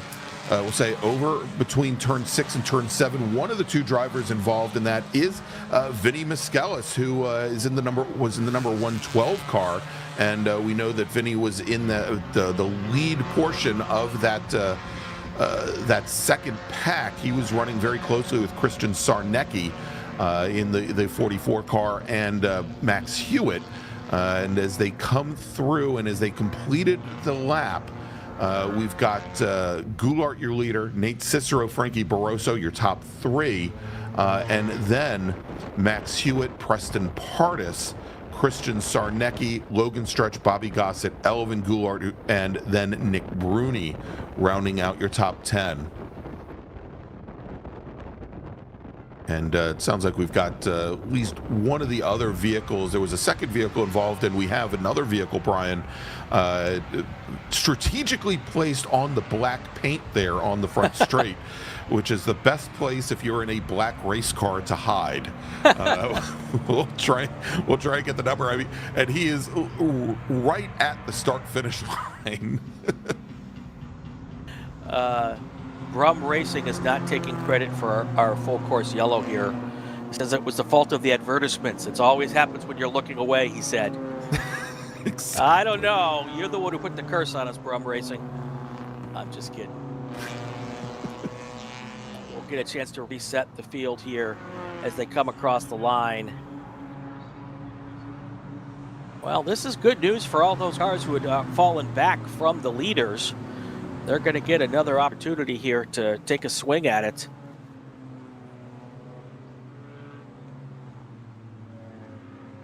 You know, hey, Greg, now are they tire managing this class this year again? Or is that just for the Super Tours? That's just for the Super Tour, not for the U.S. Majors Tours. Yeah, so one of the big changes, Brian, we might as well talk about it as we get ready for the start of the 2025 Hoosier Racing Tire SCCA Super Tour next week at Sebring International Raceway. Is that something that had been back in 2023 more as like a gentleman's agreement, and I think it might have been written into the regulations for a limited number of Super Tour events back in 2023. It went away for 2024, is that we are going to have essentially a tire marking program for Spec Miata, much like we had for SMX last season. And racers will, after their very first dry qualifying session, have their tires marked, and they will have to use the same set of dry tires for the second qualifying session, as well as all of the racing that weekend. And so, adding a little bit to the strategy here, as opposed to showing up maybe for your second qualifying session on sticker tires, or maybe keeping a set of sticker tires for the feature race on Sunday. You now have to manage tire wear over the course of an entire weekend, and it besides hopefully saving some money for a lot of people, that they don't feel they have to run sticker tires and brand new tires every session. It means that you have to be able to manage your pace over the course of an entire weekend, and we might see where some drivers maybe that are known for overdriving a little bit and aren't as smooth, maybe they aren't as successful in 2025. It'll make for some very interesting racing, and I think it in at least in SMX last season, Brian, I think you'll agree that it really promoted very close racing, as a lot of younger drivers had to learn how to make their equipment last and to be one with their race cars and their tires, more importantly, over the course of an entire weekend. Yeah, the field had to slow down there for a bit to be able to get through that situation. One of those cars stopped on the racetrack, and the other one was on the inside. So, in order to be nice and safe for the course workers who are there, the pace car brought the field very, very slowly through there, and that kind of backed everybody up. Hopefully now they can get a little bit of pace here so they don't overheat these cars. Thankfully, the weather is pretty cool down there in Florida this morning, so that shouldn't be too big of a problem today, but you do like to keep a little pace to keep the air going into the radiators and keep them cooled down. Shouldn't be an issue so much today. 11 laps to go in this race, but we've got 12 and a half minutes on the clock, and that's the number that we need to be looking at this point in time. Depending on how long it takes to wrap this up, we're getting into that zone of what could be ending up being an early end to this race. Yeah, exactly. So as we've got about 12 minutes remaining with 11 laps. So this is a race, certainly, Brian, that's going to finish on time. Yes. Or based on time rather than on laps.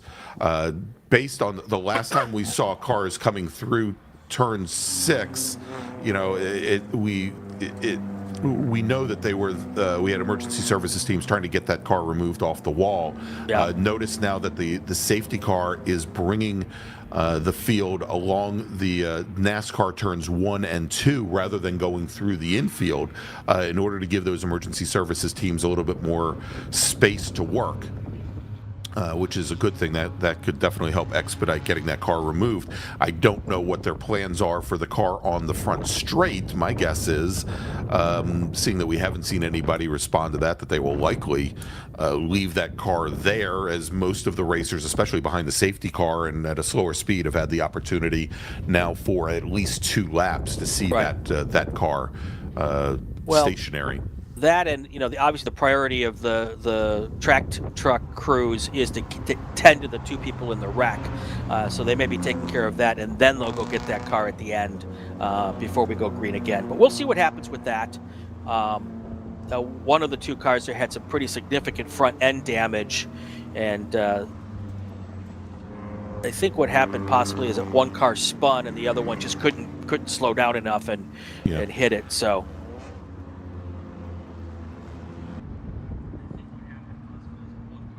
Why don't we do a call to grid, Greg? Okay. Attention in the paddock.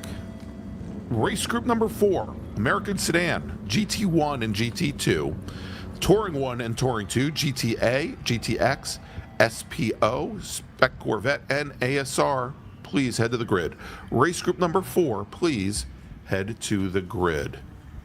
All right, Brian, and it looks like we're going to have an early end to this race, as the pace car not only has brought the field down the pit lane, can't see it from this angle, but the starter stand is displaying the checkered flag. Yeah, I was afraid that was going to be the case. Just too much damaged, and there's also stuff all over the racetrack there as well that needs to be picked up, just debris from the 2 cars, and then you've got this car on the front straight. So unfortunate that's the case, but again, I believe, actually looking at it, the swap from yesterday, Ethan Goulart's going to be your race winner, and then Nate Cicero, who finished 3rd yesterday, will finish 2nd today, and Frankie Barroso, who finished 2nd yesterday, will finish 3rd today. Going a little deeper. Oh, go ahead. Yeah, I was going to say, we've got the rest of the order running down on the left-hand side of your screen, but running a little deeper. Max Hewitt finishes 4th. Preston Pardis does managed to bring the 42 car home in fifth. Christian Sarnecki, who I noticed, I think he was trying to test what would happen with the safer barriers on the outside of turn 3 when they were behind the safety car. He was almost at a 45-degree angle, pointed up towards the wall at one point. Christian Sarnecki in the 44 car, he'll finish 6th. Logan Stretch 7th. Bobby Gossett finishes 8th. Elvin Goulart, who yesterday finished 4th, finishes today's race in 9th position, just ahead of Nick Bruni in 10th. All right, that's going to wrap it up here for us for race group number 3. Group number 4 is next. That is our ground pounders. The big bore group will take care of that when we come back. You are watching the Florida Region Palm Tree Winter Majors and Double SARRC from Miami Homestead Speedway. We'll be right back, everyone.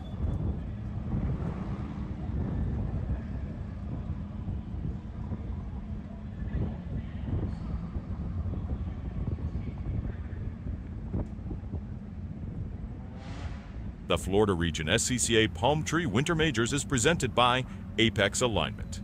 Apex Alignment is South Florida's top high-performance wheel alignment specialist. With over 15 years of club and professional race experience, Apex has provided numerous victories both on and off the racetrack. Whether it's a vintage race car, long-distance enduro sports car, or street autocrosser, Apex builds a relationship and works with the vehicle's owner to optimize performance. Driving style, modifications, vehicle use, and ultimate goal are all taken into consideration to give the best alignment possible. Apex is not a toe-and-dough shop. We genuinely care about the service we provide, and the quality of work is seen on the customer's smile and inside their trophy case. Visit apexalignment.com to learn more. 3P Logistics and Track Services is a full-service race shop located on Sebring International Raceway's Vendor Midway. Our team counts on years of car prep and motorsports experience, partnering with Spec Miata and SMX drivers and teams from club racing to professional motorsport. Whether you're looking for mechanical knowledge or logistics support, we have the capability to handle it all. Contact us at 3P-Logistics, that's with an X,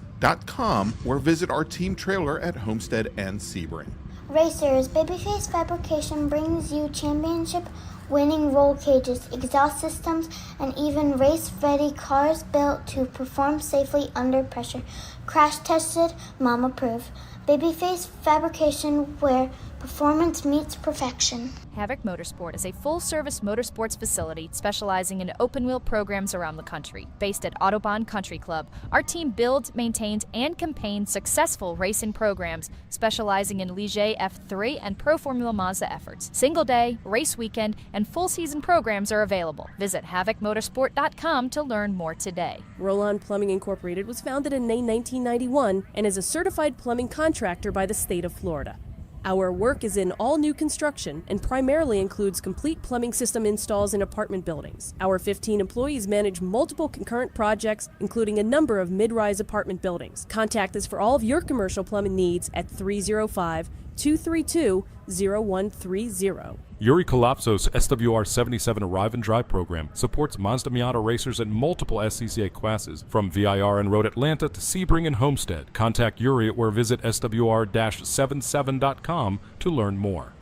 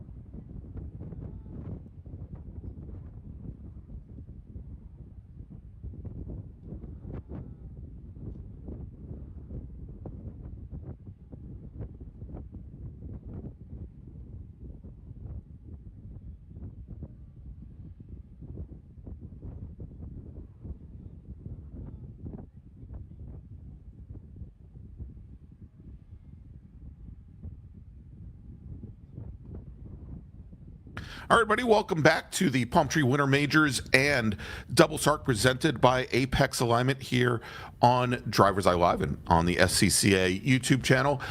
Just got word from Race Control that we're going to have our Big Bore race Group 4. They're going to be heading out in about 5 minutes, give or take. So let's do this. I'm going to make a final call to the grid for that group.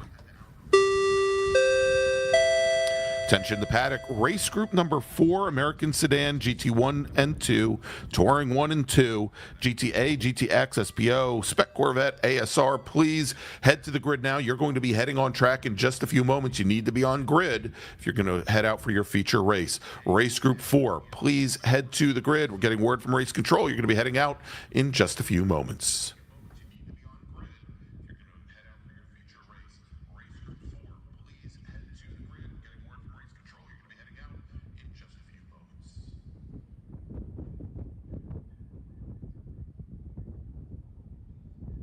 Okay. Attention the paddock. Attention paddock. All rigs, RVs must be removed from the paddock by 7 o'clock tonight, except if you are camping in the paddock and need to stay until tomorrow morning. See the race director and race chairman at Pit Central if you need that. Also, all rigs and RVs need to be removed entirely from Homestead premises by tomorrow morning, unless you make special arrangements with the race chairman. Failure to abide by this may result in your vehicle being towed and/or financial penalties on Florida region, and Florida region will send you a bill. Florida region thanks you for your cooperation.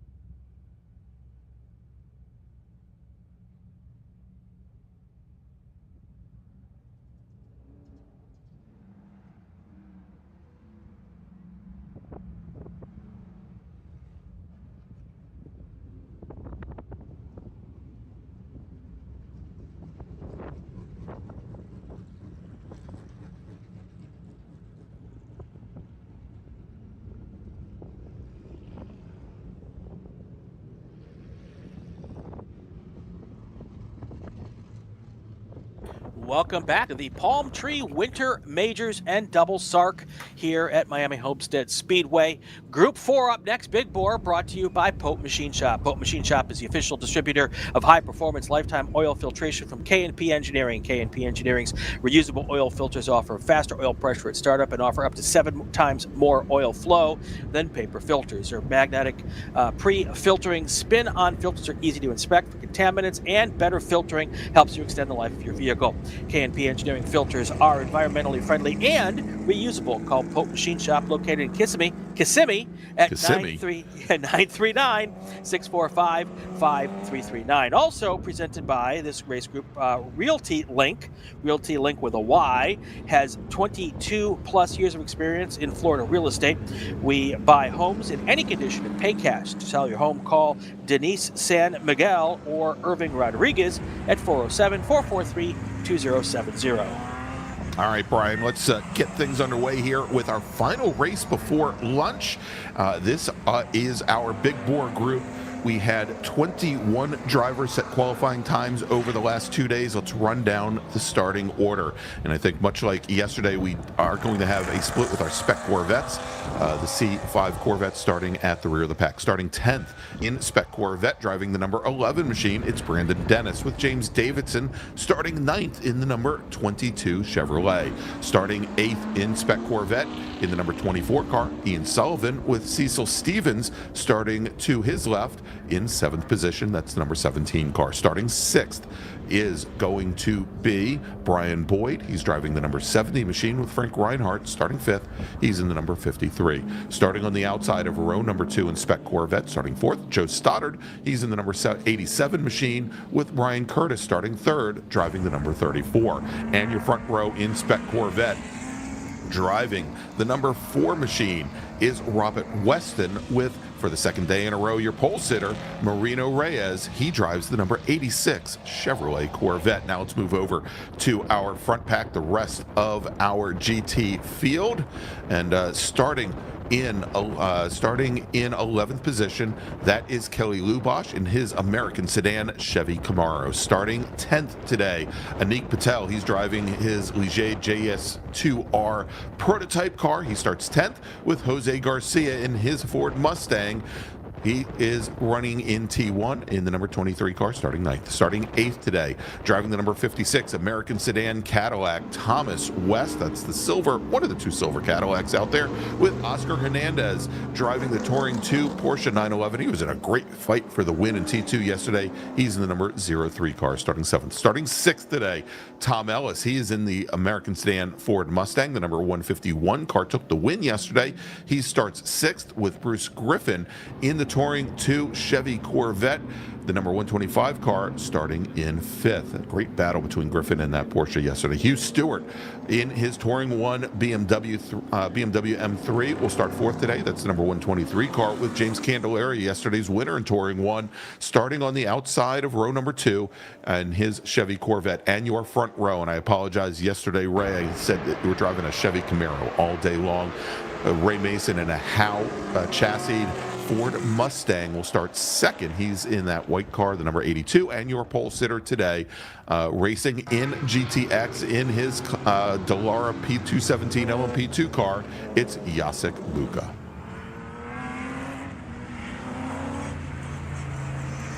Here's our group leaders now coming through the first couple of corners as they take the green flag. Now our spec Corvette group now taking their green flag, I should say. I've already moved to the checkered flag. Sorry about that. Early end of this race, everybody. Thanks for coming. Big spin.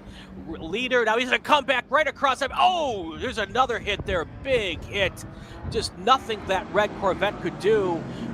Could just try to stay out of the way, and then the car came back across the racetrack to take out that Corvette as well. That's probably going to cause us to have a full course caution here, is my guess. I would suspect, Brian, and we are going immediately to a full course caution. We have, I think, 2 red Corvettes in the spec Corvette in that field. We've got James Davidson and we've got Brian Curtis. We'll try and get the correct car there, try and pick that out. And I think that was our pole sitter in spec Corvette, that went very deep under the brakes there. That was, I think, Marino Reyes in the 86 car that had the brake lockup initially and went around again. We'll try and get a rundown here on who was affected. But as we go to a full course caution up at the front of the field, Jacek Muka is going to lead the field across the line here as your leader. Hugh Stewart managed to get around James Candelaria before the yellow flag came out, and we're on board right now. Well, let's see, we're on board with one of our Spec Corvette racers. That's Cecil Stevens. Yep. Okay, so as we're on board with that car, but it looks like Hugh Stewart managed to get around James Candelaria before the full course caution came out. Both of our T1 drivers managed to get around Ray Mason's GT2 Ford Mustang, so drop Mason back in the 4th position. And then in the battle for T2, Bruce Griffin currently running 5th with Oscar Hernandez in the Porsche running 7th. Sandwiched between them is our American sedan leader, Tom Ellis, in the number 151 Ford Mustang, with the other Thomas in American sedan, Tom West, running back in 8th position. Jose Garcia and Anik Patel rounding out your top 10. So let's take a look at that Spec Corvette order as our racers have crossed the stripe. I think it was Robert Weston who was the car that lost it initially, whether there was contact or not. Still in the lead here. Yeah, and he probably took out either Brian Boyd or James Davidson. Yeah, those are and Brian, I think that is Davidson. Again, Davidson is in one of the 2 red Corvettes and Spec Corvette. All right, so there we have it. Let's do this while we're under the full course yellow. Today's races are brought to you by by Apex Alignment. Apex Alignment is South Florida's top high-performance wheel alignment specialist with over 15 years of club and professional race experience. Apex has provided numerous victories both on and off the racetrack. Whether it's a vintage race car, long-distance endurance sport car, or a street autocrosser, Apex builds a relationship and works with the car's owner to optimize performance. Driving style, modifications, vehicle use, and ultimate goal are all taken into consideration to give the best alignment possible. Apex is not a tow-and-go shop. They genuinely care about the service they provide, and the quality of work is seen on the customer's smile and inside the trophy case. Visit apexalignment.com to learn more. All right, and we're on board right now with James Candelaria, who started on the inside of row number 2, Brian, and was yesterday's winner in Touring 1. As we mentioned, his main competitor, Hugh Stewart, in that E46 BMW M3, managed to get around before the full course caution came out, and so that's what we're staring at is right now the back bumper of that BMW. Great shots from the Sentinel live streaming system inside James Candelaria's car. Jordan, can we pull the ticker down just for a second here? There you go. Wanted to. Hey, James, can you wave to us? Yeah, he's, as usual, he's not paying attention to me. But there you go. We're all good at that. Yeah, exactly. This is what I find interesting is as they're coming through the banking in turns 3 and 4, how much you have to look to the inside coming down through here. That's actually why I wanted to see the camera there. Thank you, Jordan. Appreciate that. As we're still under full course caution, now we jump back over to Cecil Stevens, and Stevens currently running 5th in Spec Corvette in one of his Sentinel systems. Well, while we're on, of course, Jordan was perfect timing to take us off the in-car. But when we've got these in-car cameras, just want to let everybody know that they can send us your in-car driver streaming information for any of our races, whether it be the Super Tour races or whether it be Gregg's races in the Mars Series or the races that I do out here with Cal Club. We love these in-car streams. So they really add a wonderful element to the coverage and some variety to our camera shots. So just send us the information. We'll definitely work to get those on. So that's awesome. And Brian should mention that for the Super Tour in particular, we ask for every event for the season for drivers to fill out biography information, and we do have a section in there. If you do have a live streaming system, you can go and answer those specific questions, and we will reach out to you and get the information that we need from you for the race weekends. And obviously obviously for Brian's rate for the Cal Club races and for Mid-Atlantic Road Racing Series. We'll probably have a different process for that, and we'll tell you how to get a hold of us and give us that information. And on race weekends or anytime, you can send just a note with updates on your team to supertourannouncers@gmail.com. That's our Super Tour Announcers email page, email address. And we've got the pace car going onto the apron. That makes me feel like we're going back to green here. And there is our green flag. Yep, right back at it here. Let's see what happens as these cars get down to turn one here. The field was kind of strung out. I'm a little surprised how strung out it was. I don't know that they were really expecting to go back to green, but that's exactly what has happened. Yeah. It's like Elvis Presley at the end of his career. All right, Brian, let's Jordan, can we jump back on board with James Candelaria and get that view as he's coming in right underneath, trying to tuck underneath Hugh Stewart here for the battle for the lead in T1. There is Candelaria in the Corvette, Stewart in that BMW, side by side now, going down into turn 6, I believe. Yep, this is turn 6 and 7. And Candelaria gets the pass made, and you saw Stewart try to go around the outside going into turn number 7. Kind of ran out of grip there, and look at the gap that we have now. If we can jump back over to that hairpin camera, possibly, Jordan, and we can see the gap now that the Corvette has opened up on Hugh Stewart's BMW as they come on to the back straight again.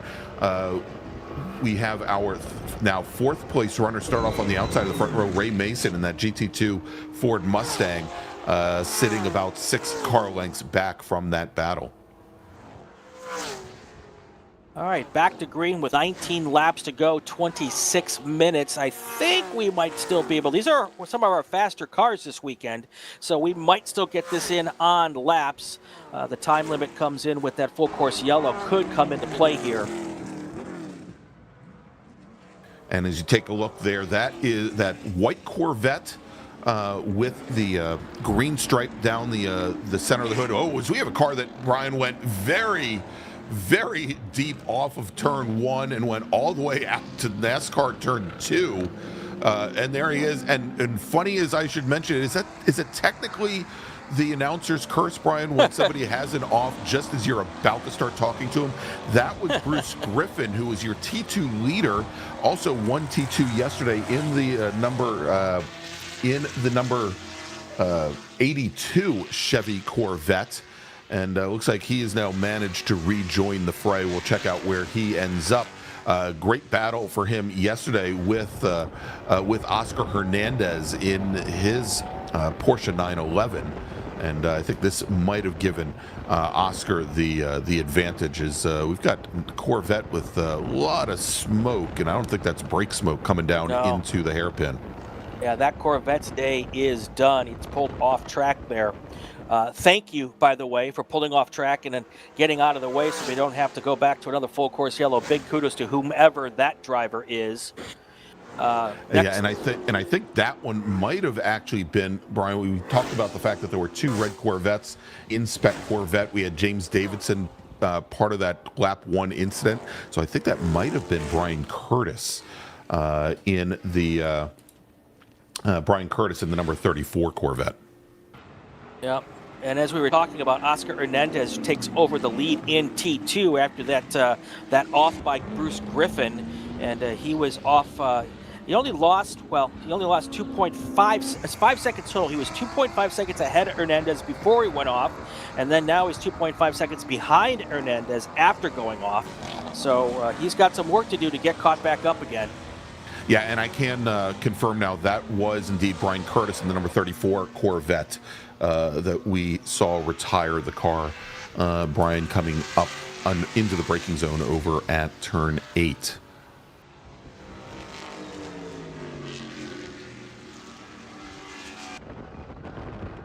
Got 17 laps to go here. After this race, we're going to take a break for lunch, and then we'll come back. We've got 3 races left this afternoon, and you're not going to want to miss those races as well. So we'll give you the time we come back as soon as we know it.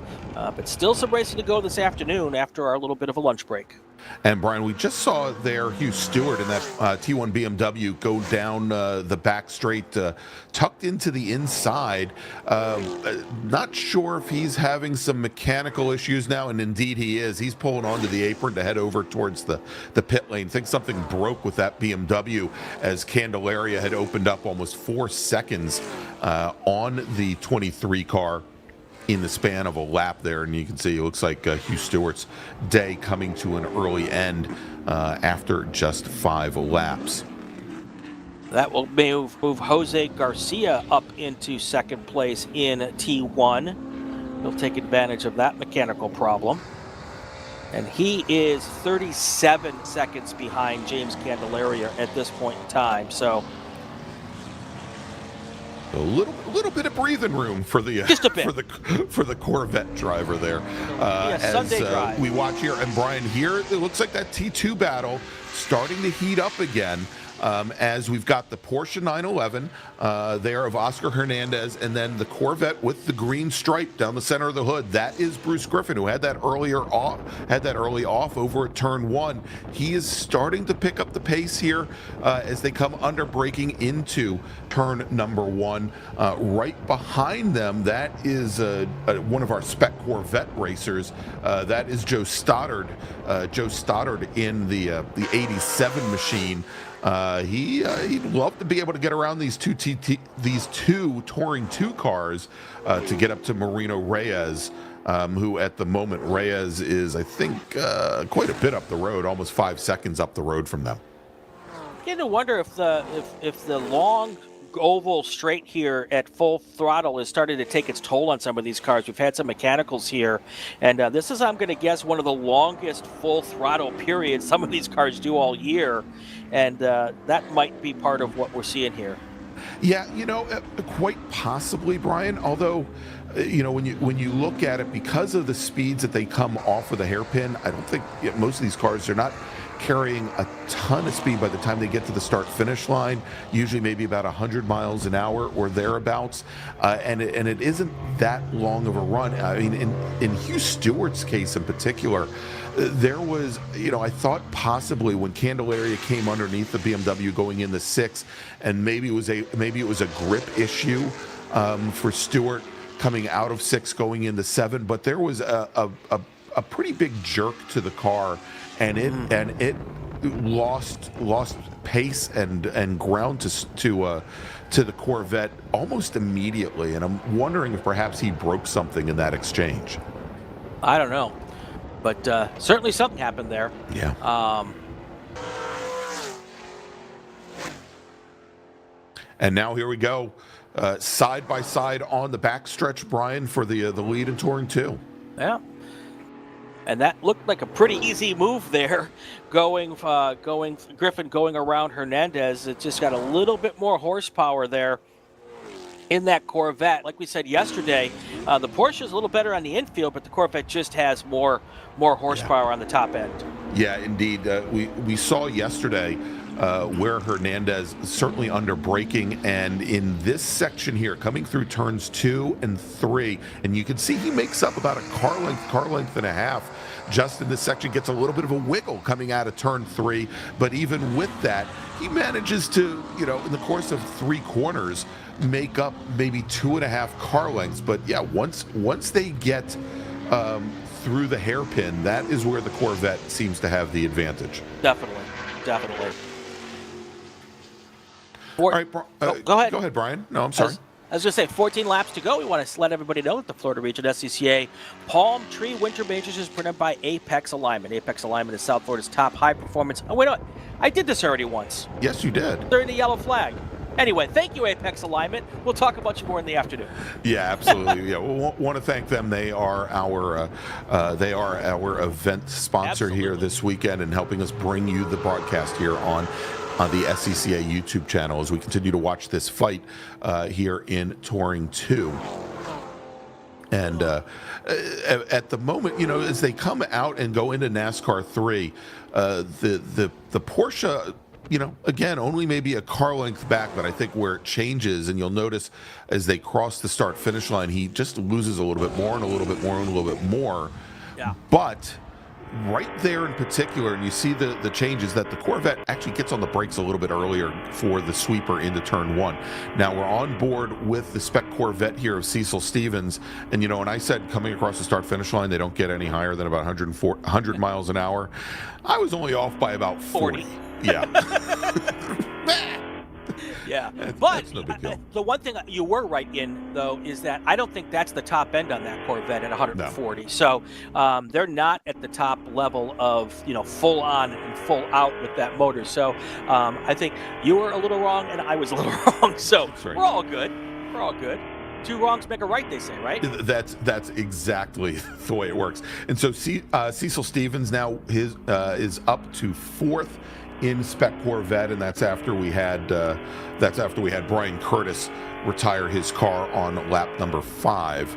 And as he's working his way up, Stevens, he's got Frank Reinhardt now quite a bit ahead. There is Reinhardt now just making the hairpin. It looked like Reinhardt had a little bit of a challenge there with the hairpin that time around.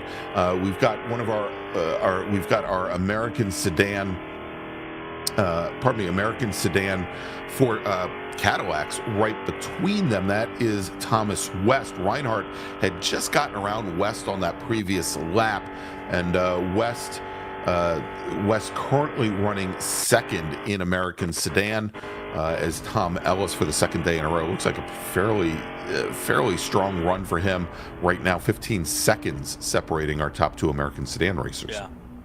Doing a little bit of math, and everybody who watches us frequently knows that I'm the wrong person to be doing math, but doing a little bit of math here, it looks like we're going to have, with Jacek Mucha doing about 1 minute and 20-second lap times, I think we're going to get this one in on laps today. We're not going to have to go to the clock, barring any other schmozzles that we have to deal with. We're clipping along at a really good pace here with this with our 4th race here of the day. I love in the chat, we've got Sunny Days.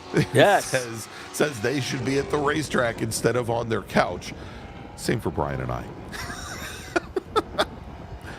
Scotty B. White, who is heading to Sebring for next weekend's races, just sent me a note thanking us for the coverage. He says, "Well done." You forgot to mention that he said we're brilliant, which means he must be watching some other race right He did, now. Yeah. So yeah, we'll see Scotty B. He's got that whole night transport team heading from Washington State and Oregon now all the way to South Florida. So look forward to seeing him and hearing some Vipers and some Mustangs go around Sebring International Raceway. Thanks for.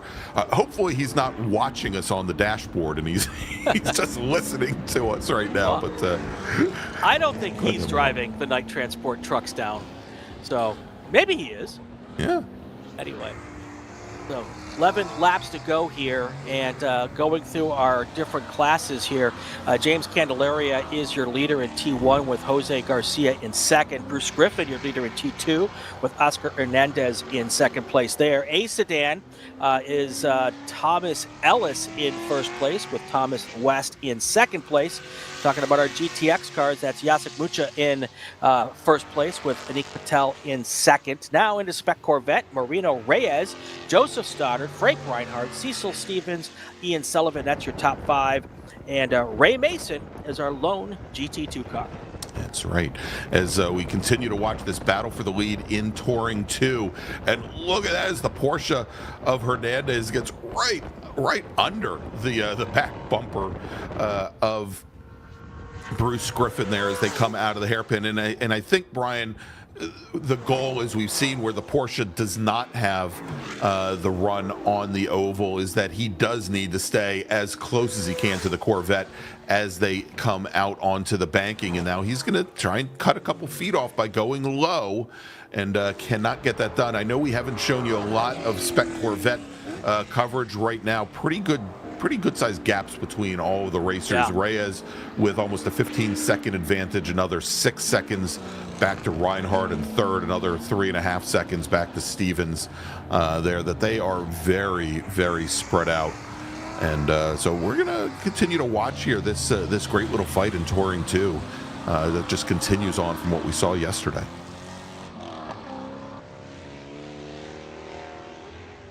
trying to pull up real quick yesterday's race results here and look at the gap between Griffin and Hernandez. The gap at the line, also yesterday it was only 0.6 of a second, so he was able to, Hernandez was able to keep up with Griffin yesterday as well, and this is kind of playing out the same way. There you see your race leader getting around that battle for the lead there in T2, and the Corvette's going to take advantage of that opportunity. I'm sorry, the Porsche, but now the Corvette, oh wow, those three cars come together. Oof. And that was very, very unfortunate. I hope there's not too much damage on that GTX car, because that was very, very interesting situation there. Yeah, and great that we actually got that on camera here, but that has made for a huge change now in that Touring 2 race, Brian, as the Porsche of Hernandez now has opened up a pretty big gap on Bruce Griffin. Or am I watching the wrong Corvette? No, that's the right. Yeah. It's actually, I think Griffin has opened up an advantage on the Porsche. Yes. Yeah, I was following the white Corvette directly behind them by mistake there.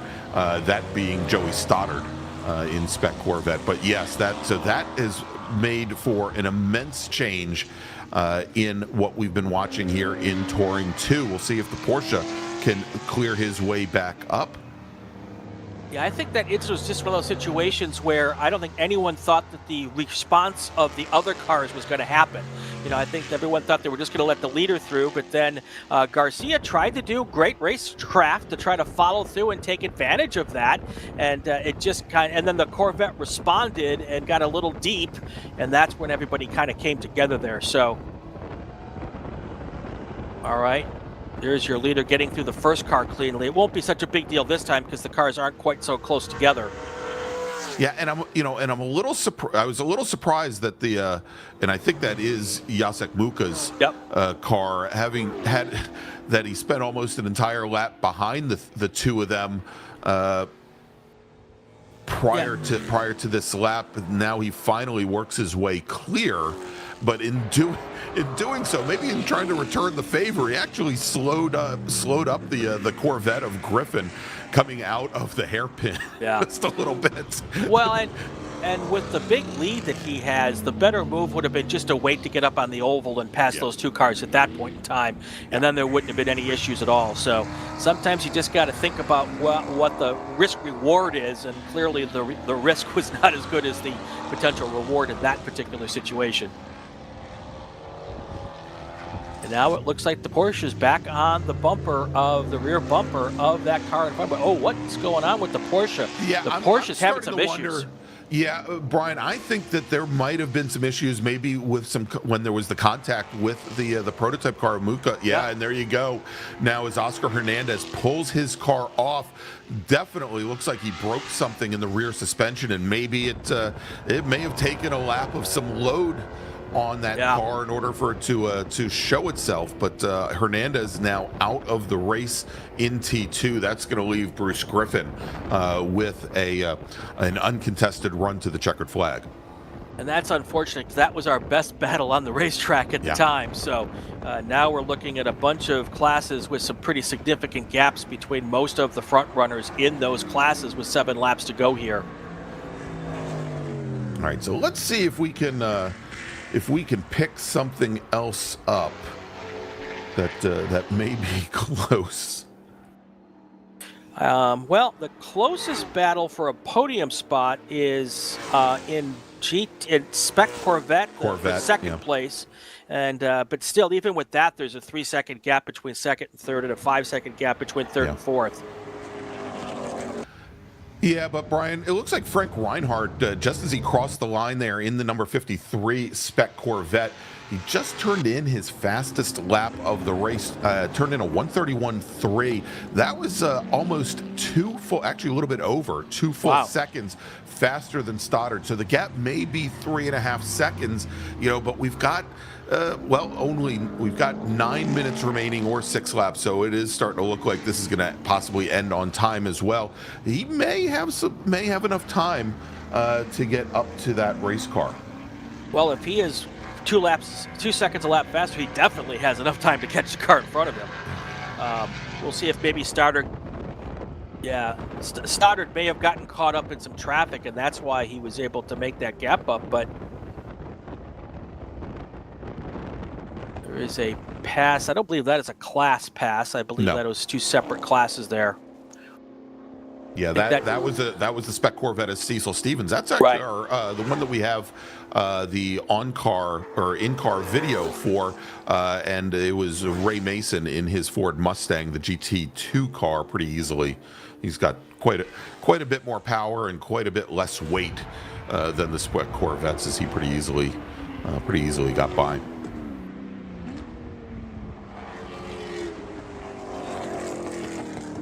Now we're down to 5 laps to go. It's going to be razor edge on whether this ends on laps or ends on time. That's why I'm glad that I'm not in timing and scoring. Again, it's a math thing. Your top 5 in spec Corvette: Marino Reyes, Joseph Stoddard, Frank Reinhardt, Cecil Stevens, and Ian Sullivan. Now Bruce Griffin is being pressured by a spec Corvette car, it looks like, or it might be a T1 car. I think it's a spec Corvette car. Let's see as they're coming up. So interestingly enough, Bruce Griffin, and obviously we've been watching him in this battle for the last 2 days with Oscar Hernandez in Touring 2. Griffin was actually your 2023 spec Corvette champion in the SARRC series.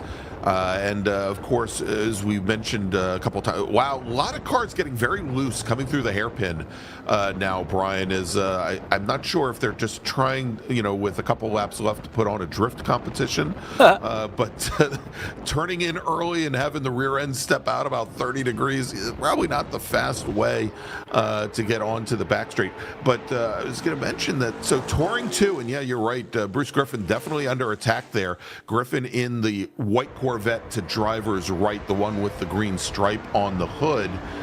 The other white Corvette, that is Joey Stoddard coming underneath him, and Stoddard currently running second in spec Corvette. The spec Corvettes have a spec line in Touring 2. In past years, it was required that they run the same 200 treadwear tires that they run in spec Corvette.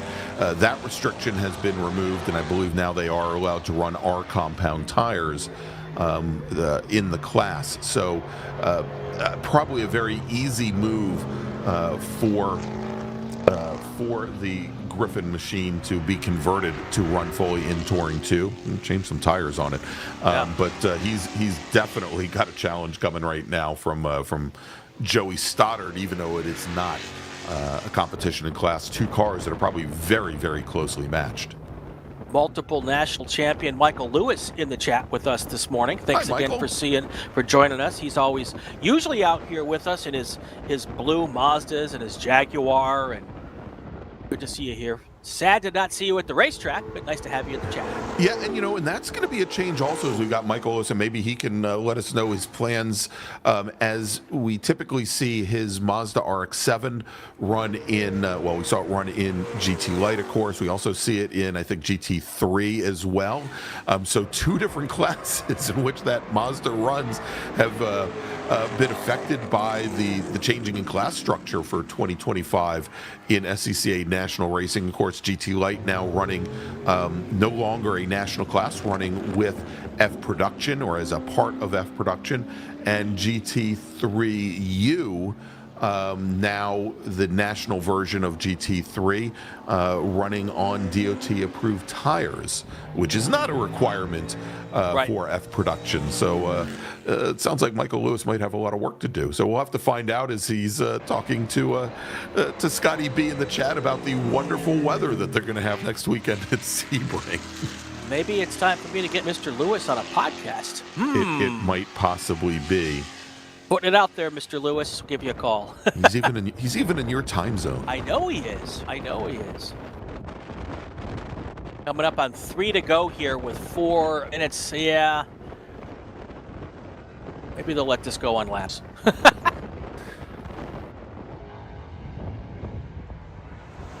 Uh-oh. Yeah, I think we're going to end this on time. I'm hearing the white flag is in the starter's hand. Yeah, we'll see next time Jacek Muka in that Dallara P217 crosses the start-finish line. There he is right now. So we'll know. We've either got 1.5 laps remaining or, well, 2.5 laps remaining. Yeah.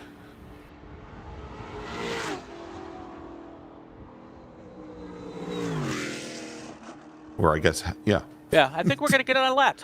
James Candelaria, right now, your race leader in T1, waiting to see what the gap is between him and Jose Garcia. And actually, Brian, there you go. White flag is in the air. So 1 lap remaining here at Homestead for this big bore race. Yeah.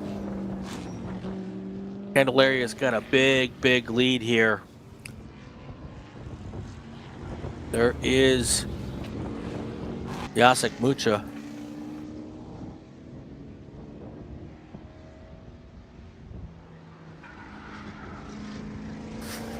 Oh, I'm thinking that Jose Garcia may have pulled it in because James Candelaria just added a second lap to his lead. So I think maybe Garcia decided I've got my time in. I'm going to end up in second place. No reason to finish this one out.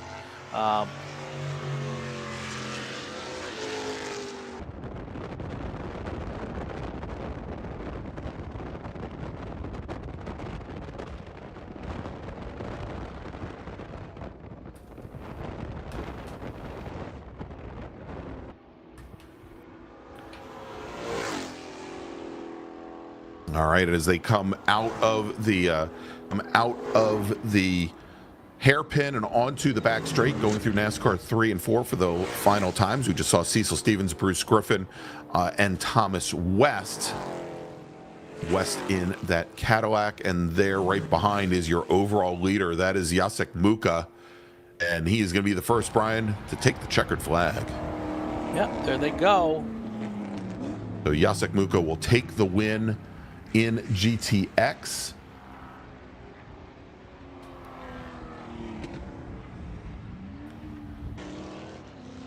Let's do this, Brian. Let's jump over to turn 6 because we've got a bit of a battle unfolding. This is the battle for second in Spec Corvette. Still a couple car lengths apart separating them.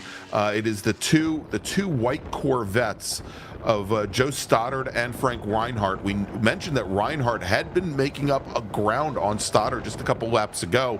May have run out of time here as he's still about 6 car lengths back as they come through the hairpin for the final time.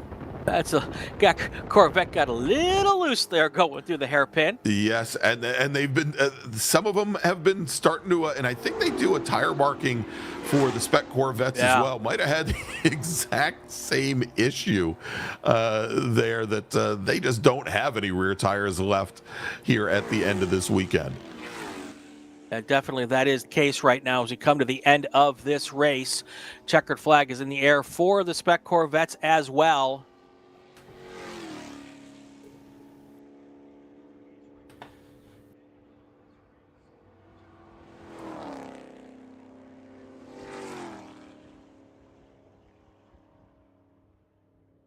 All right, a little bit, I would call it probably anticlimactic, Brian, after what we saw earlier, but Bruce Griffin's going to take the win in Touring 2.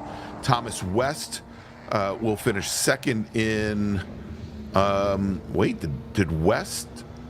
I think we had a change in American Sedan, Brian, that I did not recognize at the time. Tom Ellis had been leading American Sedan for a number of, for most of the race in his Ford Mustang, and he retired after lap number 17. So retired on lap number 18. That is going to give Thomas West the win in American Sedan. So as you mentioned, Candelaria takes the win over Garcia in Touring 1. Bruce Griffin will win over Oscar Hernandez, who retired after 14 laps in Touring 2 with, we presume, a mechanical issue. Thomas West will win American Sedan over Tom Ellis. Jacek Muka, who's our overall winner, takes the win in GTX over Anik Patel. And in Spec Corvette, it's Marino Reyes, Joseph Stoddard, Frank Reinhardt, your top 3, with Cecil Stevens finishing in 4th. All right, that's going to do it here for our morning races here. We're going to be back here in about an hour, I'm guessing. We'll put at 12:50 Eastern Time, so a little more than an hour. We'll be back here with 3 more races this afternoon. We've got our Wings and Things open wheel group, our SMX and Touring 3 and IT group, and our STL group. And then, of course, the end of the day is going to be one of the best races, as is most of the time, often is the case, our Spec Racer Ford 3 group. So that's still ahead, Greg. All right, there you go. Thank you so much for joining us this morning for the Palm Tree Winter Majors and Double SARRC presented by Apex Alignment. And we'll see you in just a little bit over an hour. What do we say? 12:50 p.m. Eastern Time.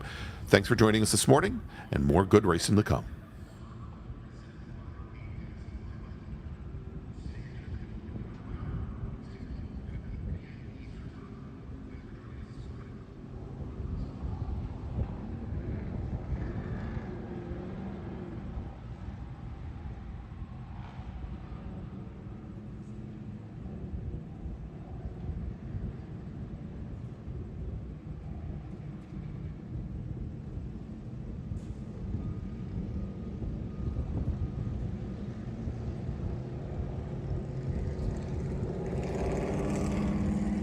The Florida Region SCCA Palm Tree Winter Majors is presented by Apex Alignment.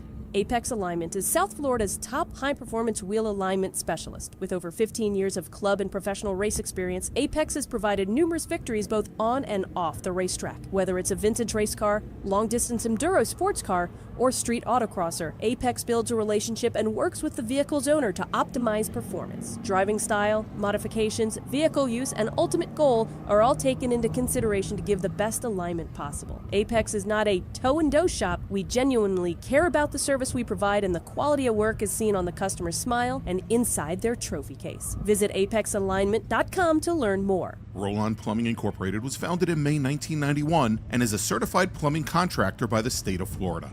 Our work is in all new construction and primarily includes complete plumbing system installs in apartment buildings. Our 15 employees manage multiple concurrent projects, including a number of mid-rise apartment buildings. Contact us for all of your commercial plumbing needs at 305-232-0130. Havoc Motorsports isn't just an arrive and drive platform. We're also a full-service motorsports facility capable of race car storage, transportation, track service, driver coaching, and more. Our facilities at Autobahn in Joliet, Illinois allow us to offer everything from single-date track programs to fully supported season-long campaigns. Contact us at havocmotorsport.com today to learn more. Babyface Fabrication is the product of years of NASCAR and road racing fabrication experience by SCCA B-Spec driver Josh Schmidt. Our website has dozens of existing products and custom solutions for your current or next race car build. Visit babyfacefabrication.com to learn more. 3P Logistics and Track Services is a full-service race shop located on Sebring International Raceway's Vendor Midway. Our team counts on years of car prep and motorsports experience, partnering with Spec Miata and SMX drivers and teams from club racing to professional motorsport. Whether you're looking for mechanical knowledge or logistics support, we have the capability to handle it all. Contact us at 3P-Logistics, that's with an X.com, or visit our team trailer at Homestead and Sebring. SWR 77 is an arrive and drive program that builds on Yuri Kalopso's years of racing experience. If you'd like to get behind the wheel of a top Mazda Miata in IT, production, super touring, or spec Miata racing, contact us at SWR-77.com today.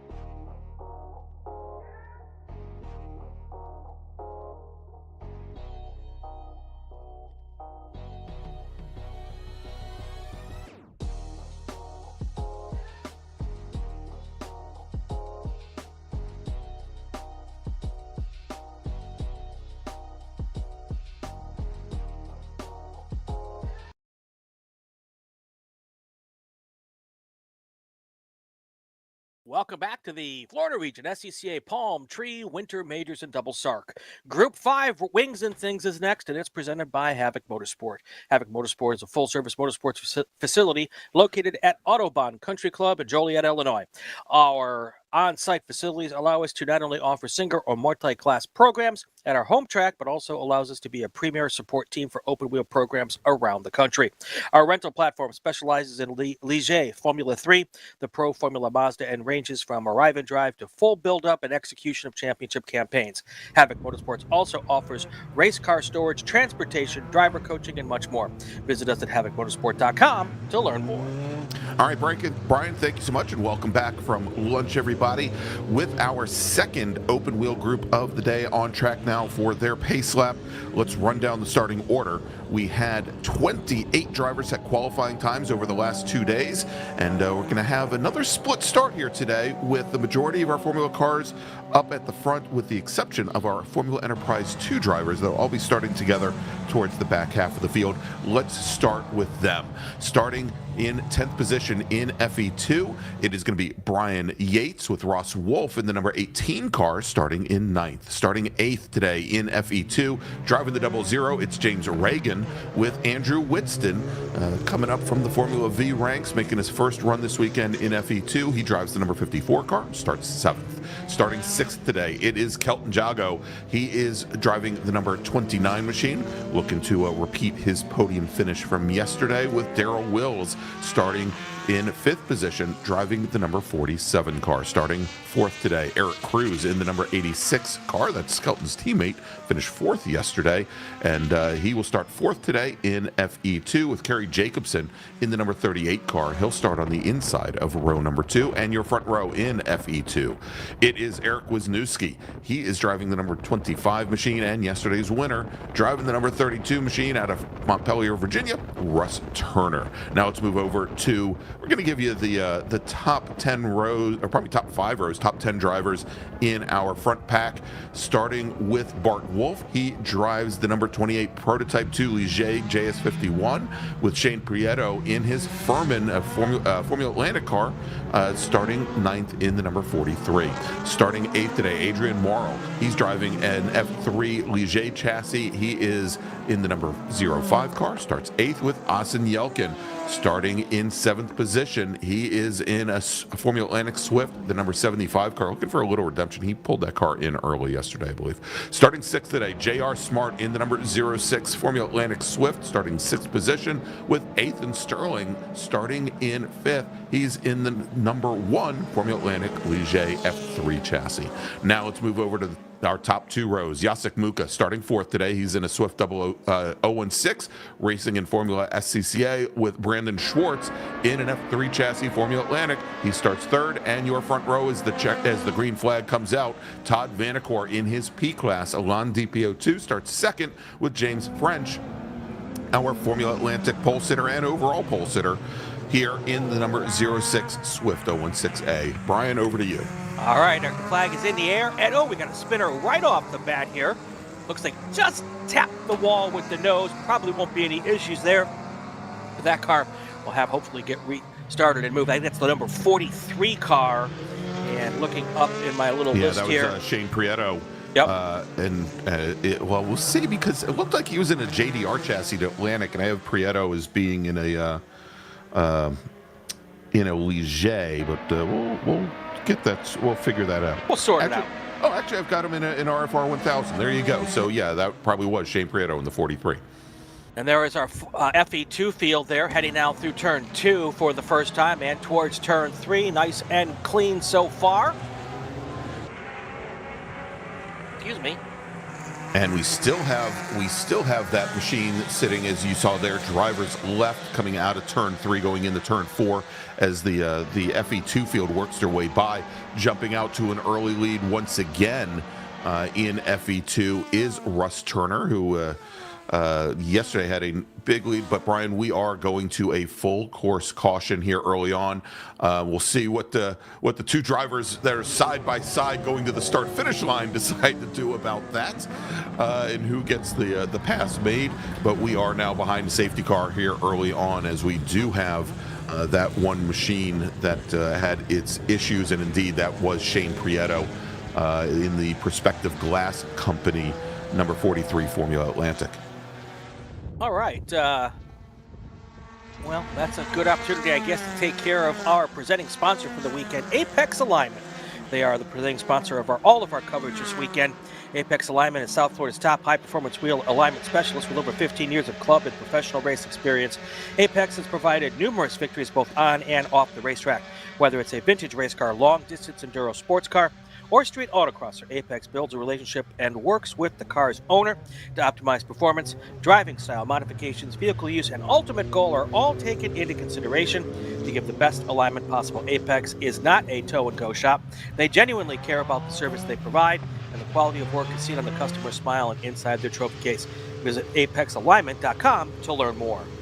All right, so again, we are under full course caution, Brian, here as we take a look as they crossed the start-finish line, completing lap number 1 under caution. James French is your leader, both overall and in Formula Atlantic, with Todd Vanacore in his prototype, now P class. Alain DPO2 second with Brandon Schwartz in his Atlantic, 3rd Jacek Muka in his Formula SCCA. That, and should mention the Formula SCCA car, although it's a Swift 016 like a lot of the other cars out here, that is a regional class and running as part of the SARRC series, not running for Majors points. He sits 4th overall. Ethan Sterling, and I believe it was, I'll have to double check, but I think this may be Ethan's first SCCA road race weekend, and he currently sits 5th, 3rd in Formula Atlantic. And so, you know, we as we're as you know, we're here under caution, Brian. I think we talked about this a little bit yesterday. We have Todd Vanacore in that green and black Galan DPO2. He is now racing in what is known as the P class. In prior years in SCCA road racing, we had a Prototype 1 class and a Prototype 2 class. The Prototype 1's typically using automobile engines. We see typically from Mazda, I think, and P2 in most cases with smaller displacement motorcycle engines. I think in most cases 1000cc motors. I think the prevalence was for Kawasaki motors, if I remember correctly, with a couple Suzuki's thrown in for good measure. Starting this year, those two classes have been merged. So we have just a single prototype class going forward. We'll have a single prototype class going forward. However, on the U.S. Majors Tour and on the Super Tour, the P2 class will continue to run, and we will have, I think, a Super Tour championship and a Majors Points championship. However, that P2 class will not be racing at the National Championship runoffs this year. Only the P class will. So I'm sure that the preference for the club is for and there's a bit of modification that has to be done on both sides for the old P1 cars to fit into the P class, and certainly for the P2 cars to fit into the P class. So I'm sure once we get the Sebring and as the season goes on, we'll start to see more of those older P2 cars, what were P2 cars, I don't want to say older, start to race in the P class as well, along with Todd Vanacore.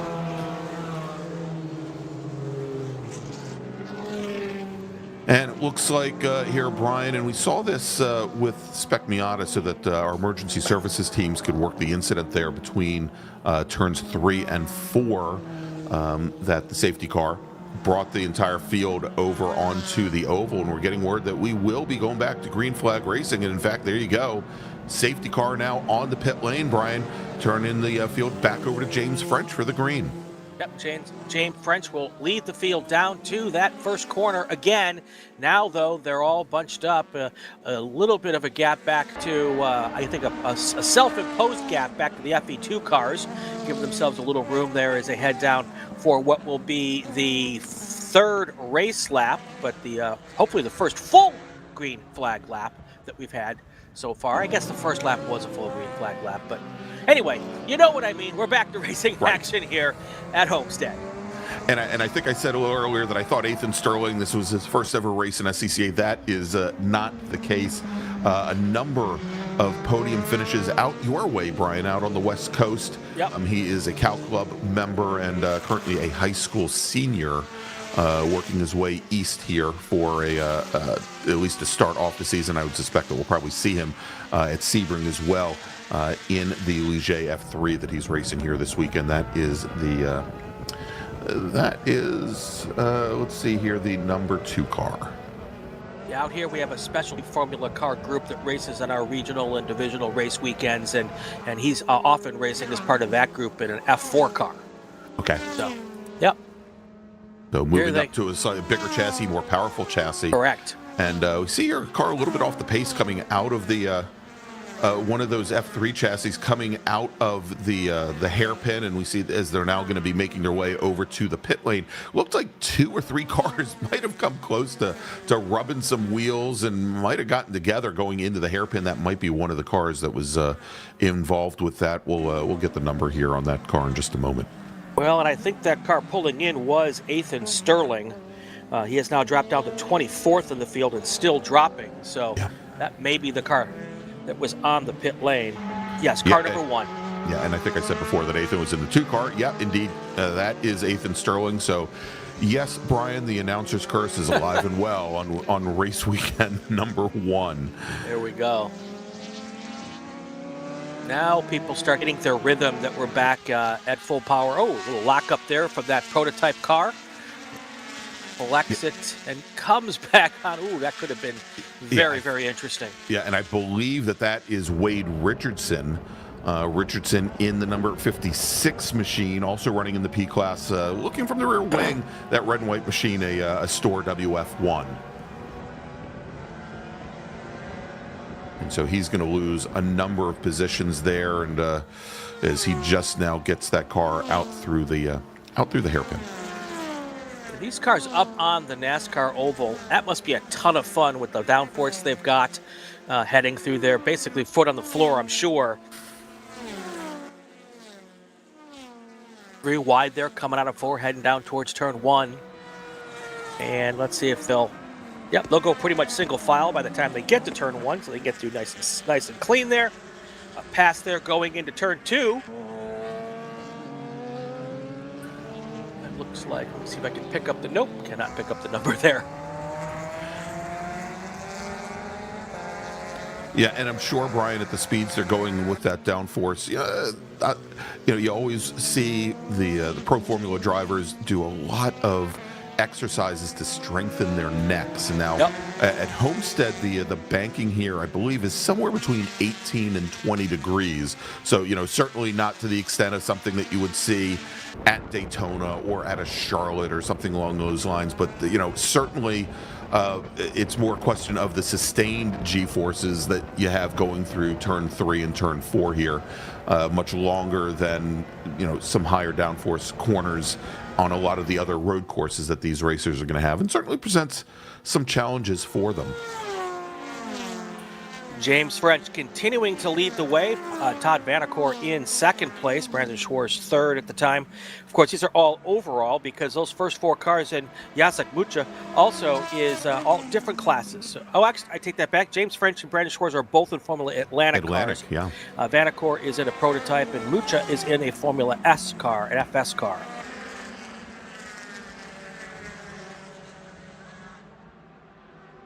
Already up, French was, James French just goes purple with a fast lap of 1:17.135, and he has already opened up about a 6-7 second lead over the second place car in his class. That would be Schwartz.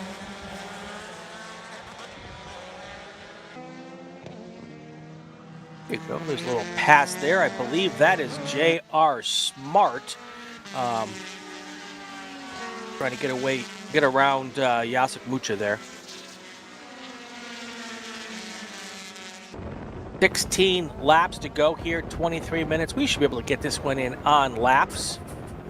I'd hope so. I thought we were going to have the big bore race finish on laps, Brian, as we have 2 cars getting together going into the hairpin there, and it looks like, and final insult to injury, one of that trailing FE2 car ran right over his rear wing. You saw the nose pop up into the air. We'll get the numbers on those machines in just a moment. Appears that one of them was an Atlantic car, and one of them was an FE2. Yeah, that's Kelton Jago. Yeah, indeed. And I think the other car, likely, Brian, based on where they were, likely Austin Yelkin in the number 75 machine. And that is indeed the case. So, Kelton Jago in the number 29 Formula Enterprise 2 machine. And again, Kelton finished on the podium yesterday in FE2, finished in 3rd behind Darrell Willis and Russ Turner. Yeah, I'm pretty certain they're going to need another full course yellow to get that car out of there as well. And there is James French right there, I believe. Actually, I believe, looking at that, I think that was Russ Turner. Yeah. Brian, as Russ Turner now is sitting in 8th position overall, having made up a large number of positions here early on in this race, and currently has somewhere along the lines of about 2.7 seconds over Darrell Wills, and I think there are a couple of cars behind, and we're watching the lighting system here. We do have not gone to a full course caution. Yes, we have. And now you can see it bringing them out. There you go, full course caution, Brian, here at Homestead-Miami Speedway. And that is for now the second time in this race. Tell you what, as we're actually we're a little bit more than halfway, but we got about 20 minutes remaining on the clock. Let's make a first call to the grid for our next group. Attention in the paddock, first call to the grid for race group number 6. That's SMX, STL, Touring 3, Touring 4, and Improved Touring. Please head to the grid. Race group number 6, SMX, STL, T3, T4, and Improved Touring. Please head to the grid. to have a little time here. Want to mention we've got a Spanish simulcast available this weekend, which is absolutely cool. If you go over to the Accelerando RD YouTube channel, they are doing all of our races, just like Greg and I are, but to do it in Spanish. And I had a chance to tune in last night afterwards, just to listen for about 5 minutes. And they are certainly passionate about what we do here. I couldn't understand anything they were saying, but they certainly sound like they're having a good time saying it. And a fabulous opportunity for some extra outreach into some communities that might not know we're here, so that's pretty fantastic.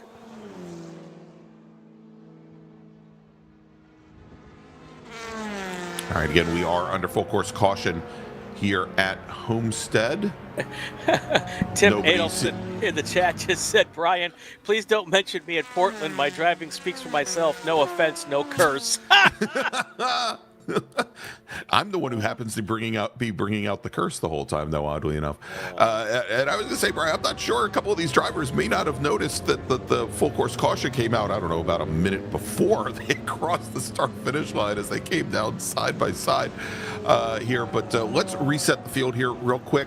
We'll give you the top 5 overall, then we'll break it down by class.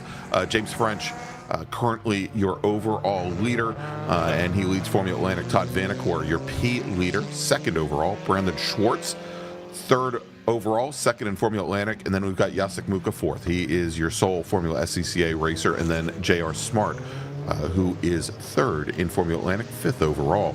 If we take a look, we talked about French, Schwartz, Smart. Adrian Morrill is fourth in Formula Atlantic, with Paul Gatto fifth in Formula Atlantic. In P, it is Vanacore, Michael Moulton, and Wade Richardson. And if we move over to, again, P2, Bart Wolf, your sole racer, running in that class this weekend, with Jacek Muka, your sole racer in Formula SCCA, as our emergency services teams now appear to be responding to the Jago Formula Enterprise 2 machine. And speaking of FE2, Russ Turner, your leader. Darrell Wills running in second position currently, with Eric Wisniewski third, Eric Cruz fourth, James Reagan currently fifth.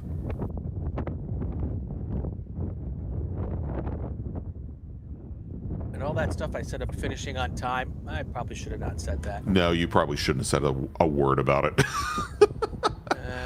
It's my fault.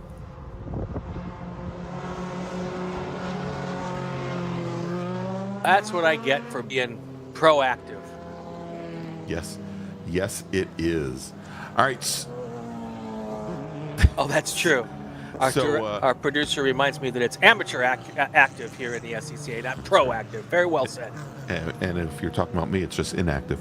All right, so as we take a look through the field here, making our way around, we talked about, of course, Kelton Jago taking third place yesterday in his, I think, his FE2 return after that big incident at the runoffs in 2023. He'd been doing some endurance racing and supporting his wife Angela's sprint racing program back in 2024. But his teammate Eric Cruz, who finished fourth yesterday, had a very good run. He was the American Road Race of Champions Formula Enterprise winner in 2005, 2019, 2023 as well. And so great to see him having such a good run yesterday. And I mean, he's in line for a podium here today. Brian, is take a look at the order, and I said he is currently running fourth in FE2. He is parked right behind Eric Wisniewski there as they battle for the third position, and I think they've got James Reagan directly behind them as well. And Reagan's out of Longmeadow, Massachusetts. He raced for 30 years in Formula V, and he's got a ton of New England region championships. I think this is his fourth or fifth year racing in FE2, if I remember correctly. Could be. Yeah. You know better than I do. That's your neck of the woods. Yeah, exactly. Massachusetts. Well, yeah. Well, closer than my neck of the woods. Yes, absolutely closer than your neck of the woods.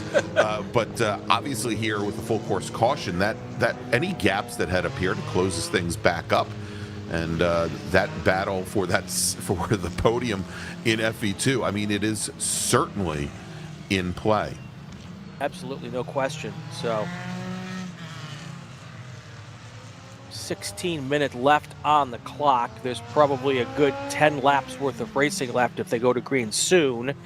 And that car shouldn't be too hard to get up off the ground. They should be able to hook it and get it out of there. They just once they got there. So we should be able to clear this out pretty quickly now at this point and get back to racing action. Well, there you go. He is still, well, the car is still there. Or maybe not. And yep, they're going to be. There comes the hook.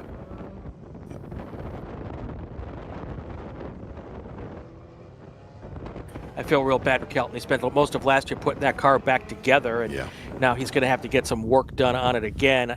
That doesn't look like it's too severe, but it's still work that you'd rather not be doing.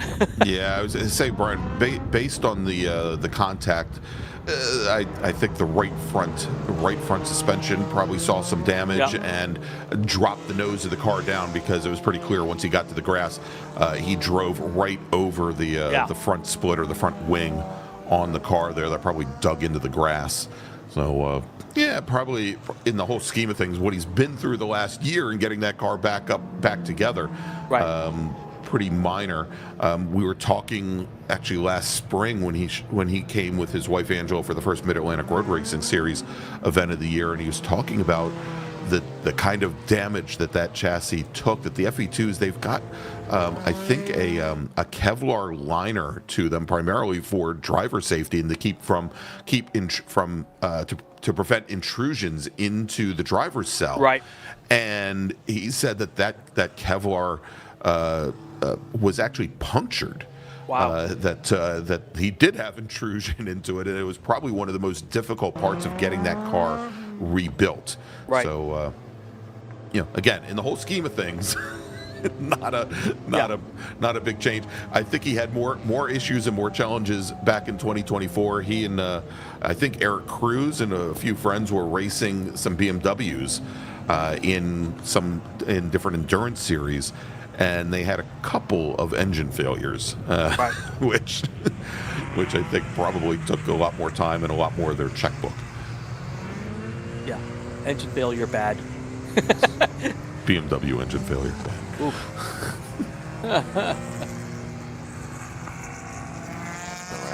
Not that Mazda or Honda or any other engine failures are good, but just not cheap. Yeah. Look at that! Oh, Jordan Worth, he is the wipe champion there. Thank you for that. Thank you for that transition. There's so many places to go and so little know. time. Just Actually, go. there's way too much time.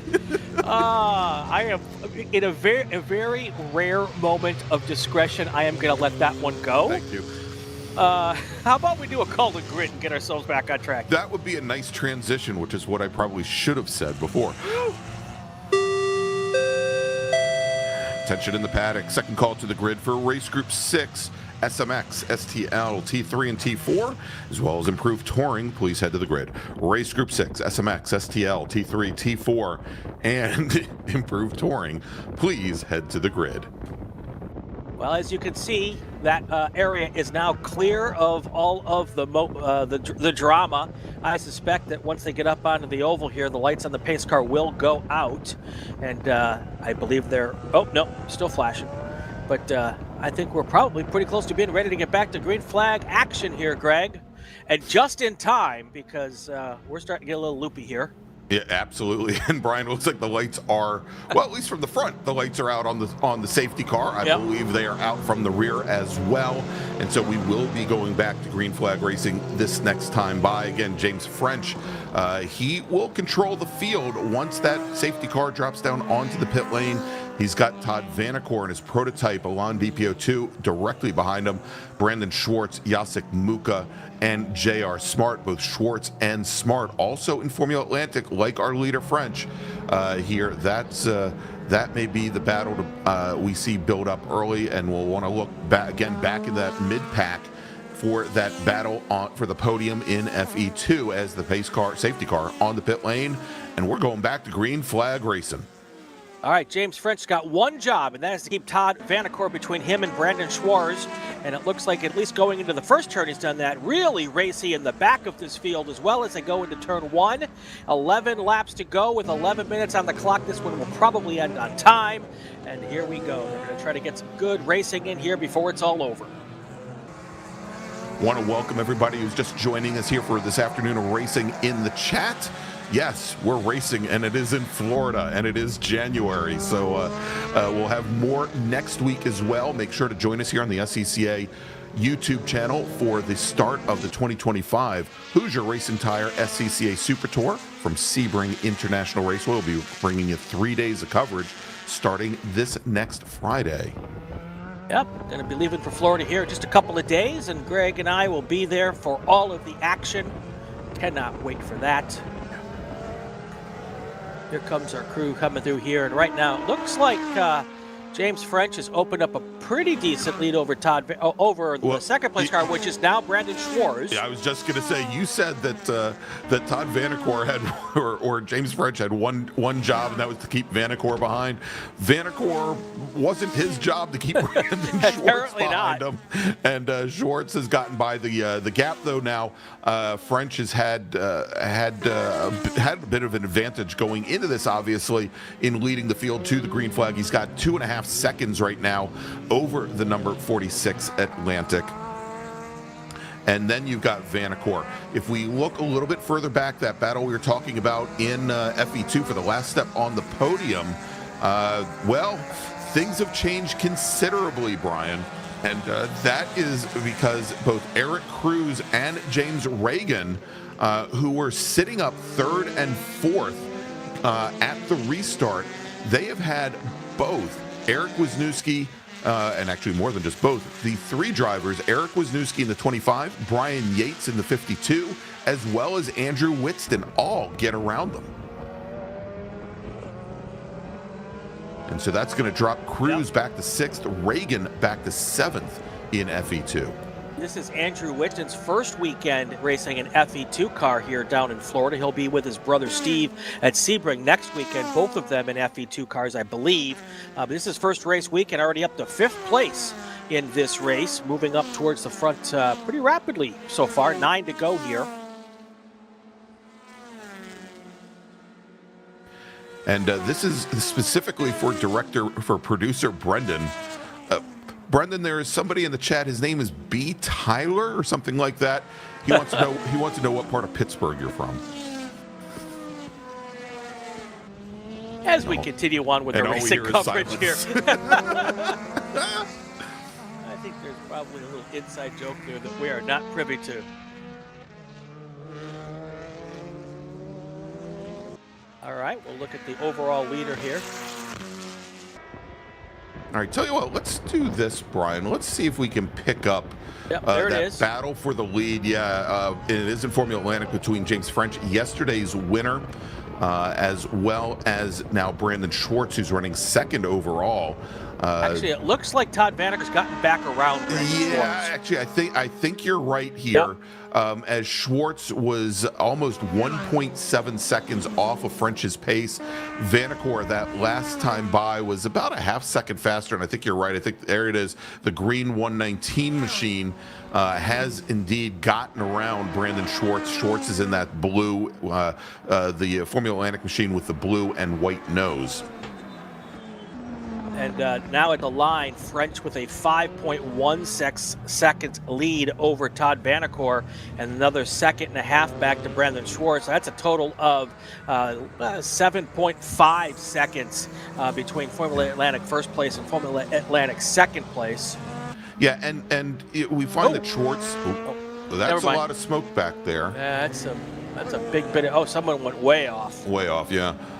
So Schwartz now, who's back to 3rd, is racing an F3 chassis Ligier, Ligier JSF3, and although it is classed in Formula Atlantic, I think there have been some requests for some balance of performance changes because it doesn't compete that well on speed with the your typical Swift chassis that have dominated in Formula Atlantic for so very long. Schwartz finished with the win in the Formula Atlantic Northern Conference Championship, as well as the Southwestern Conference Championship last year in 2024, but certainly doesn't have the pace that James French, who is, again, a multi-time national champion,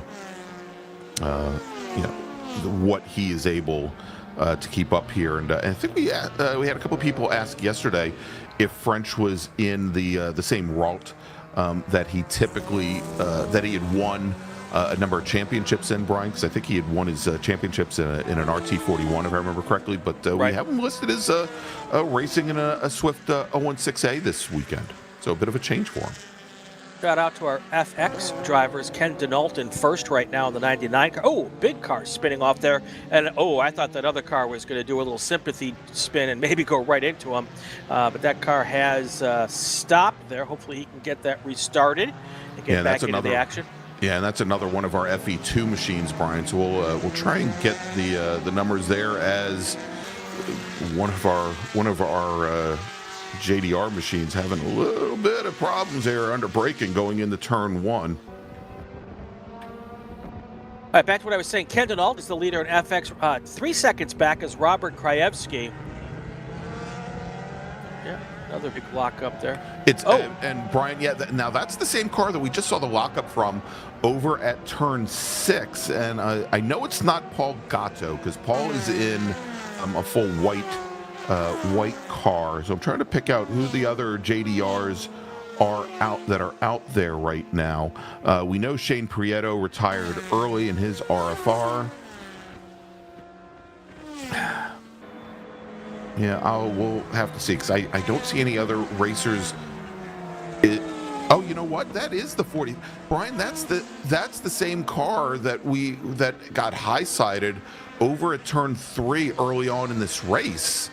That brought out the initial full course caution that Prieto did rejoin the action, and that is the car that went off. He'd worked his way up to 23rd overall, and we're getting word from race control that we are going to see an early checkered flag for this race. Yeah, and it's primarily because we still have that Formula Enterprise 2 machine outside of turn 2, the black FE2. And so there you go. Checkered flag is in the air, Brian, and James French is going to take the win. And I think possibly that the FE2 that is over by turn 2 might actually be Andrew Whitston. Okay. We'll let these cars cycle through for just a few seconds, and then we'll give you some finishing orders here. Of course, they're provisional finishing orders, and I don't know that they flew through the checkered flag on James French, but maybe I'm wrong. Okay, I'm fairly certain they did, Brian, and so. Okay. And so it was French to cross the line to take the win, and Brandon Schwartz managed to get back around Todd Vanacore with a lap to go. So Schwartz will finish second overall and second in Formula Atlantic, of course, 10 seconds back from James French. Todd Vanacore, about a second back from Schwartz, will finish third overall, takes the win in the P class, with Jacek Muka finishing in fourth, takes the win in Formula SCCA. J.R. Smart finishes fifth overall, and he takes the last podium position in Formula Atlantic.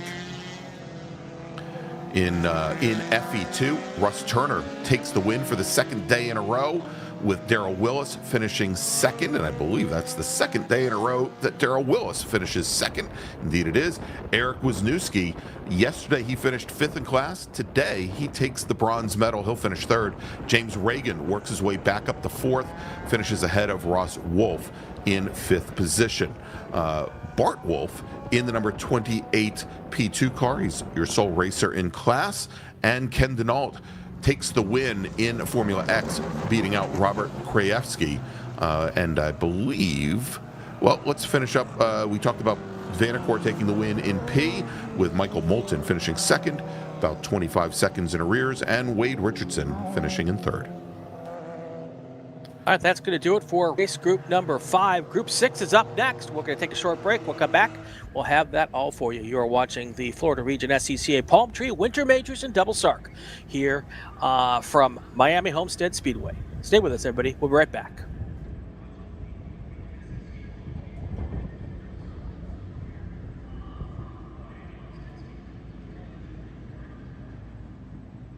The Florida Region SCCA Palm Tree Winter Majors is presented by Apex Alignment.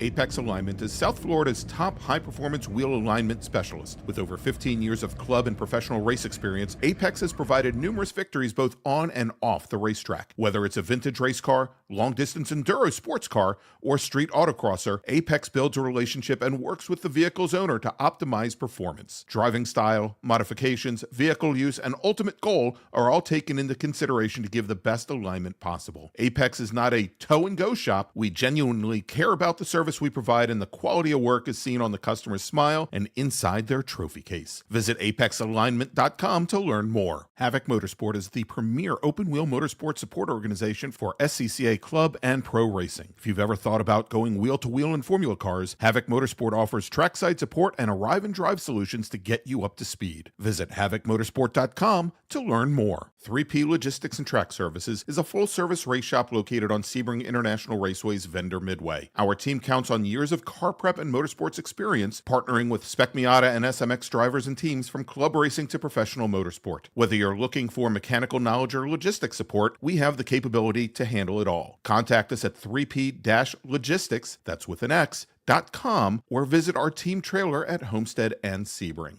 Babyface Fabrication is a custom fabrication shop with a variety of solutions for road racing, oval racing, and road car options. Visit babyfacefabrication.com to shop, learn more, or inquire about custom solutions. Roll-On Plumbing Incorporated was founded in May 1991 and is a certified plumbing contractor by the state of Florida. Our work is in all new construction and primarily includes complete plumbing system installs in apartment buildings. Our 15 employees manage multiple concurrent projects, including a number of mid-rise apartment buildings. Contact us for all of your commercial plumbing needs at 305-232-0130. SWR 77 is your arrive and drive provider for Mazda Miata racing and track days in the southeastern United States. Visit us at swr-77.com to learn more.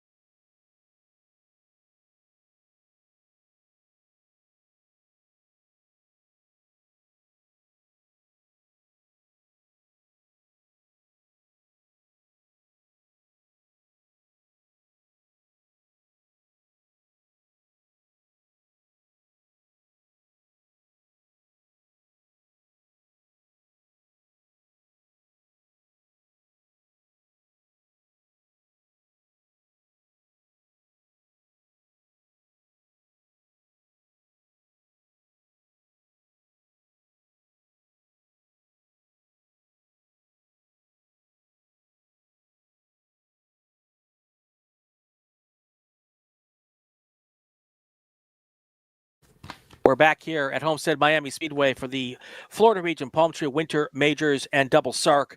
Race Group 6 here is brought to you by REM Micro Polishing and Ultra Chiller. REM Micro Polishing. Contact Eliezer Torres at 863-210-0888. Also, Ultra Chiller lightweight cooling systems keeps the driver and cool and collected. For information, contact Irving Rodriguez at 407-456-6004. All right, Brian. And so this race group going to have the very new, very exciting Class 2, the SCCA, debuting last season on the Hoosier Super Tour SMX. We also have Super Touring Light, as well as a number of regional classes, our improved touring classes, and we've got Touring 3 and Touring 4 here as well. Today, we had a large number of drivers set qualifying times. As a matter of fact, we had 36 drivers set qualifying times. Let's run down the starting order. Starting in 20th position on the outside of the 10th row, it is Jennifer Romes in her Touring 4. In her Touring 4 Scion FRS. Starting in 19th position, driving the number 70 ITA Mazda Miata, we've got Glenn Vitale. Starting 18th, he's driving the number 19 STL Mazda RX-7, Mark Kiefer. Luis Molares is starting 17th today. He's driving the number 08 ITS Mazda RX-7, while Celine Roland will be starting 16th. They had a great battle in ITS yesterday. Celine is driving the number 14 ITS Mazda Miata, and I apologize. Luis Molares is also in a Mazda Miata. Dirk Strasfield will start 15th. He's in the number 123. Touring 4, Snyder Racing Mazda RX-8 with Daryl Stein starting 14th. He's in the number 169 STL Honda S2000. Connor Thomas starts 13th today. He is in the number 129 Touring 4 Mazda MX-5 with Tom Burt. Starts 12th. He is in the number 0 ITS Mazda RX-7. Charles Habestrudner is starting 11th today. He's in the number 99 Touring 4 Mazda Miata with Matt Fritz starting on the outside of row number 5 in 10th position in the number 141 ITR BMW 325i. We then have our ITR pole sitter starting 9th directly next to Matthew. That is Devendra Begwandine. He is driving the number 48 BMW 330i. Chris Clark starting 8th. He's in the number 109 STL Mazda MX-5 with Sergio Slobin also in an MX-5, but this is a Touring 4 car. The number 122 machine starts 7th. Mark Cefalo is your Touring 4 pole sitter. He starts 6th today. He's in the number 00 Planet Miata Mazda MX-5.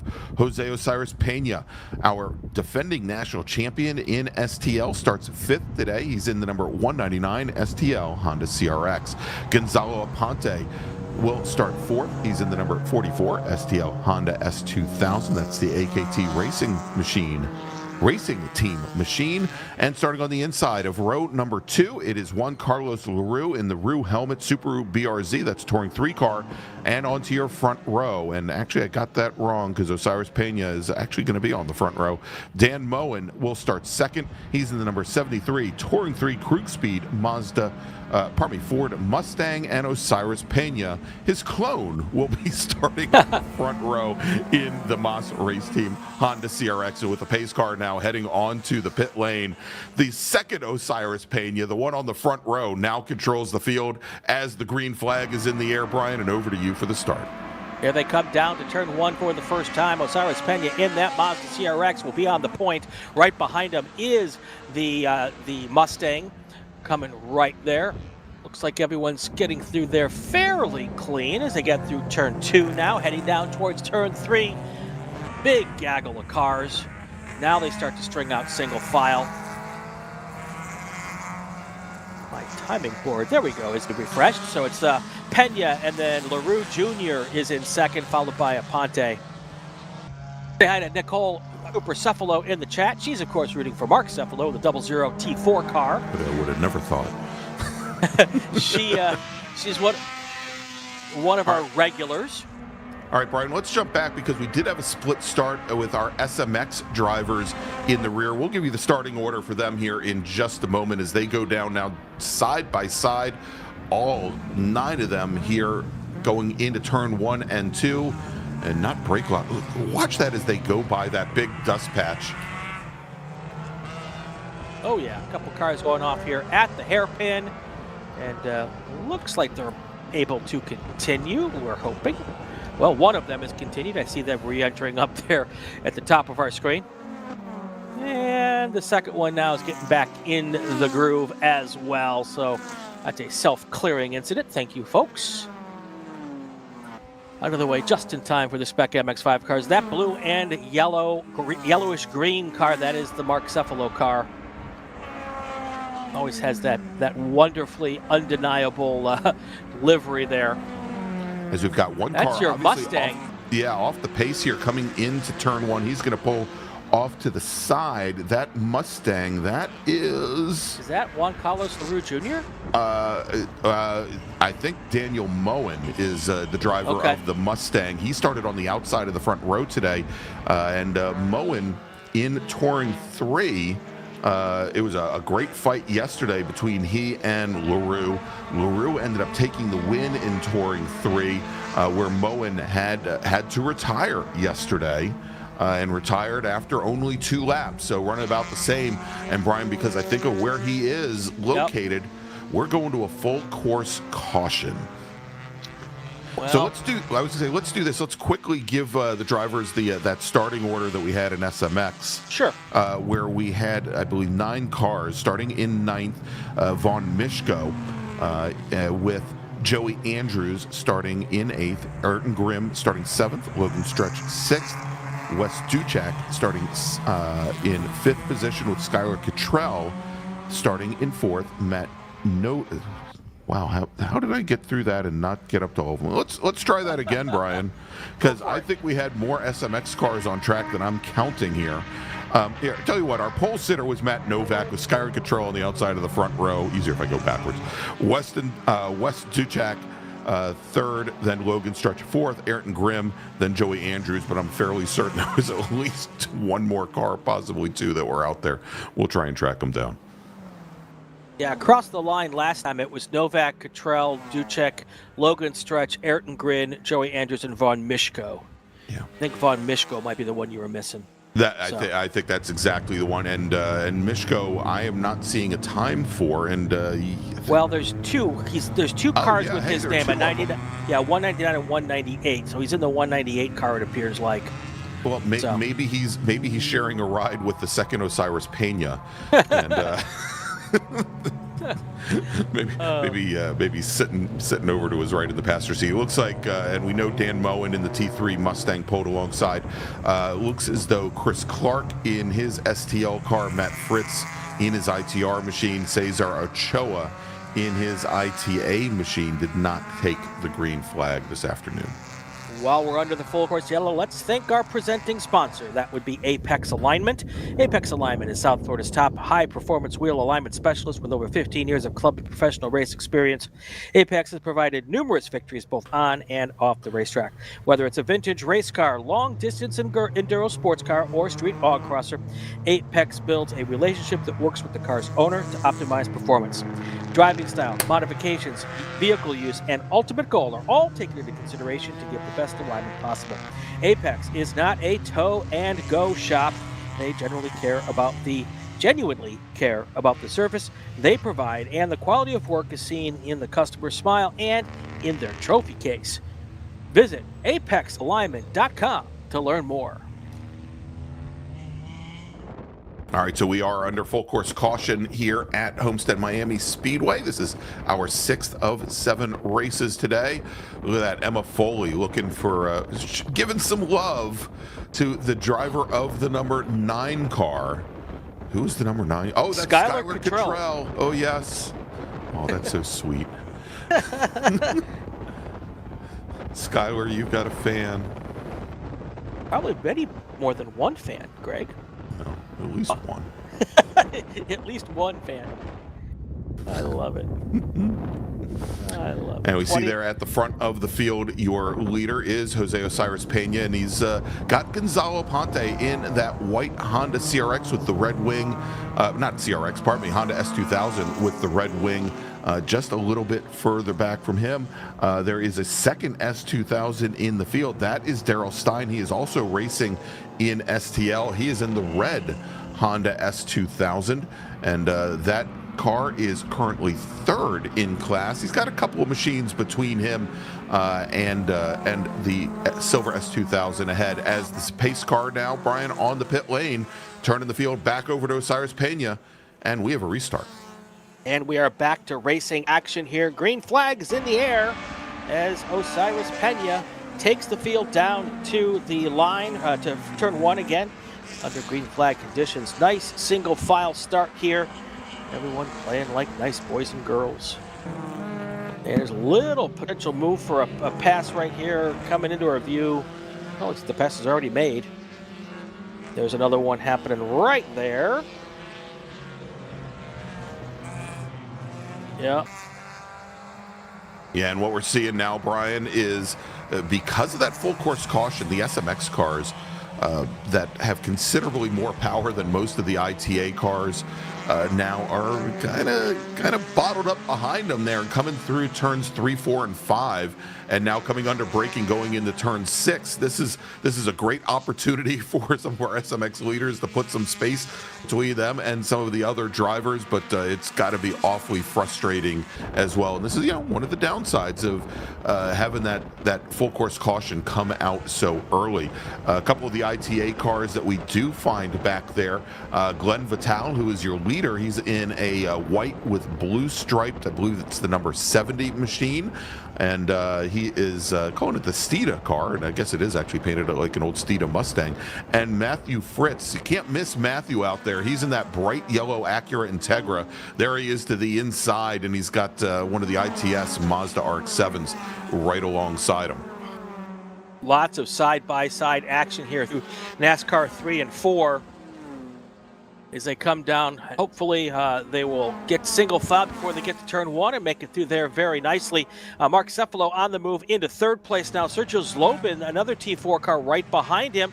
And then you've got Charles Habestrudiger in another T4 car. So first, second, and third. Oh, there was a car that went off as I was looking at my timing sheet.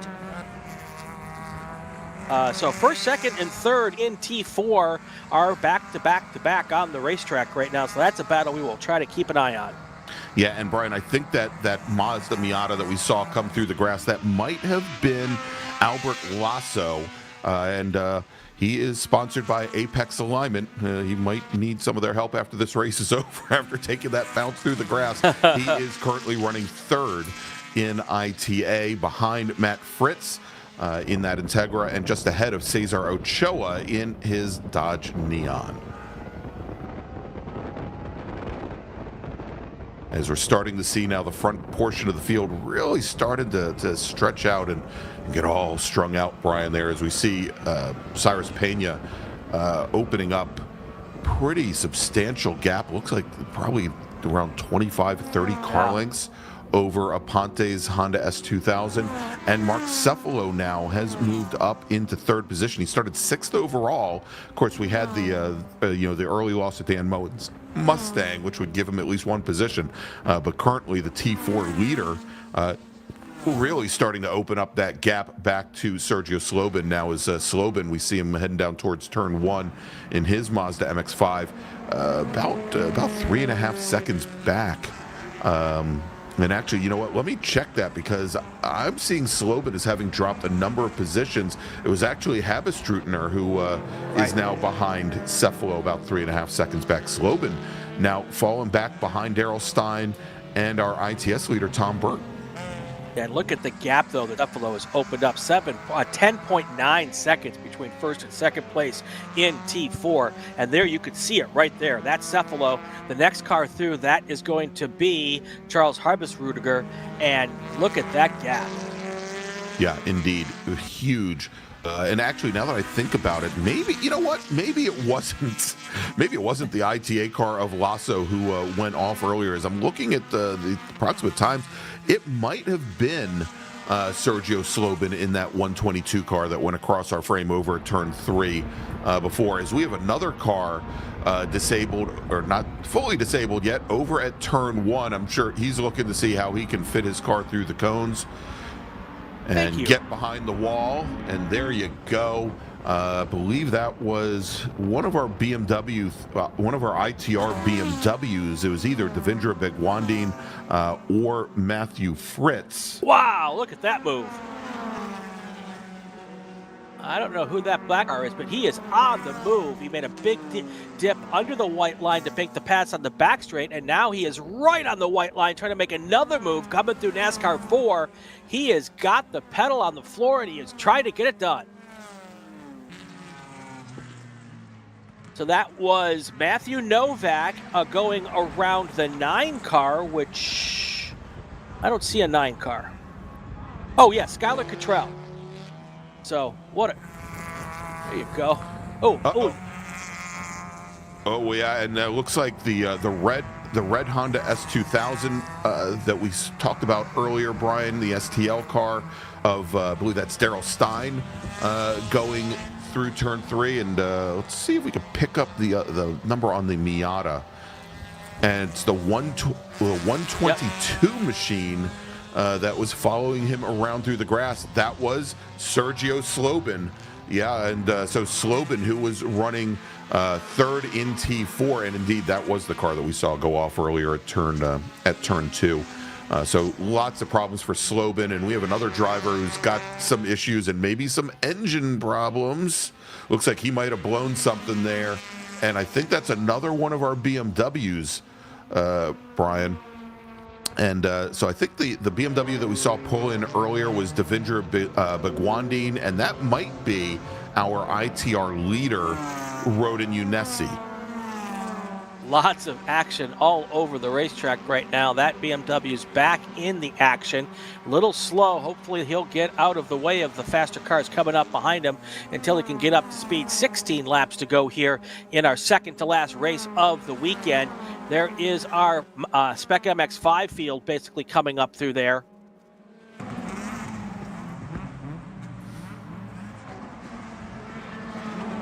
I love it, Brian. We've got Jesse, Prince of Cats. Yes.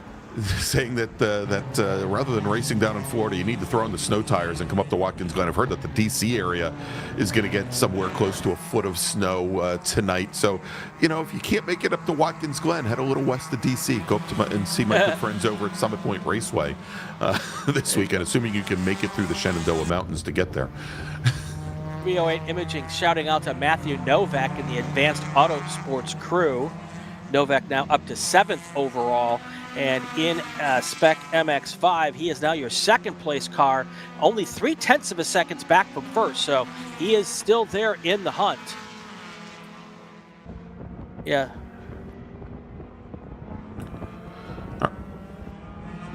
And it looks like, Brian, that Daryl Stein in the red Honda S2000, Sergio Slobin in that silver Mazda MX-5, they have both limped their cars back around, and they're coming down the pit lane. Looks like their days are now done.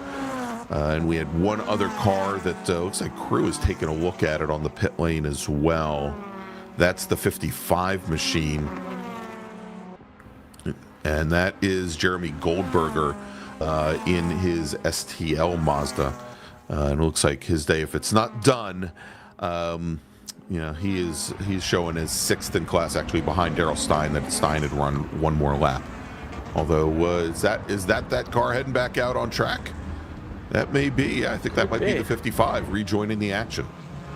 And just as we were talking about Matthew Novak, he takes the lead in Spec MX-5. Now Logan Stretch has dropped down to 2nd place, 0.2 of a second back. Skylar Cottrell is in 3rd, Eric McGrin 4th. But that battle for the top spot in Spec MX-5, even top 3 spots there, still rages on with 14 to go. Yeah, and Skylar Cottrell, and of course, I'm sure Emma Foley there in the chat will be happy that we were talking a little bit about Skylar. Skylar, a college student at Georgia Southern University, was the runner-up in the 2024 SARRC Championship for SMX, and if you remember, Brian, actually took a couple podiums at the Road Atlanta Super Tour when we were there last March. So good to see his run right now, and as you mentioned, in SMX at the moment, currently in line for a podium position, holding off young Ayrton Grimm in the number 21 machine. And I think Grimm, all of 15 years old, Brian. If you remember, when we were very surprised that, we talked about national champion Ethan Spec Miata, national champion Ethan Goulart last year, racing at the young age of 15. And we had Ayrton Grimm starting the turn laps in Spec Miata and then SMX at 14 years old. I was not doing this when I was 14. No. Dreaming a little bit about it, but was not getting a chance to do it. So good stuff there.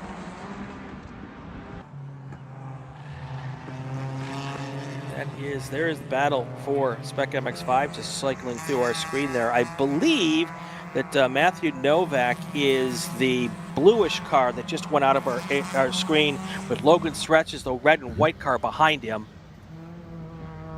Yes, that is. Yeah, I believe this car right here is Matthew Novak, the 11 car, and then the one that just went through there, I believe that is Logan Stretch, and right behind him is Skylar Cottrell. That's exactly right. The red and white, that is in the Wheels America colors, the team that Logan and his brother Matt race for. And then, directly behind Skylar Cottrell in the blue with yellow lettering on the sides of the car.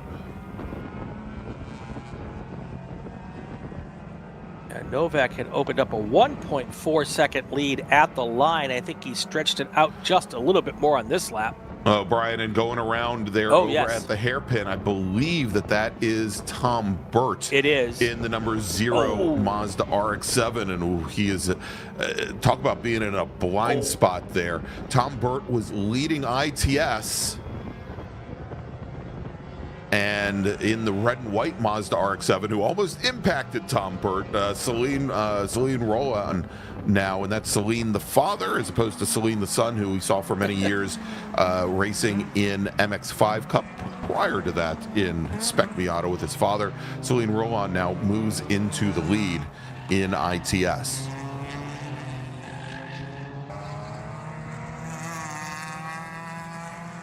And it was always interesting, Brian, the very first time that I worked on the Super Tour, which was back in 2017, we got down to Sebring, and we were running down the order and watching this, or calling this race for Spec Miata at the time, and we had the pole sitter, I believe he was on pole, he was in the top 3 or top 4, was Celine Roland, and then, about a little bit further back in the field was another Celine Roland. And as opposed to Jose Osiris Pena, of which there is only one racing here today, I was informed that no, indeed, that was not an error in timing and scoring. Wow. That both the father and son, no juniors, no the seconds, no whatever, they were both actually racing that thing. That's pretty good. And so Celine the younger, now I believe now an airline pilot, although he was, I think he actually raced in that MX-5 Cup race, the Roundy Round race that they had just a couple weeks ago, and we'll see if he gets behind the wheel again. But his father's still racing here, as we've got another racer. Racer, slip of the tongue. I'm a Honda racer. You can't hold that against me. Coming down the pit lane. And didn't see if I think we're running out of BMW, so I don't think it's a BMW. We'll try and get the number on that car in a bit. But right, Brian, go ahead, Brian. Oh, we got a car just go straight there on the oval. That's that is the fast way around the racetrack. It is. We found yesterday that you can knock about 25 seconds off your lap time if you just go that way around the oval.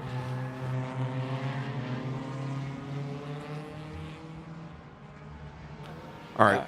Brian, let's take a quick look here, and this is in ITS. This is Celine Roland, and it is Luis Molares, and I put in quite a bit of time racing against Luis on iRacing as part of the SCCA Foundations League that came up around time of the pandemic. It was headed up and started up by Frank Schwartz of Grass Paddock Motorsports, and they've got a nice little race going on here now, as they are side by side going through turn 6 and turn 7. Right behind them, we'll get the number on the car that is directly behind.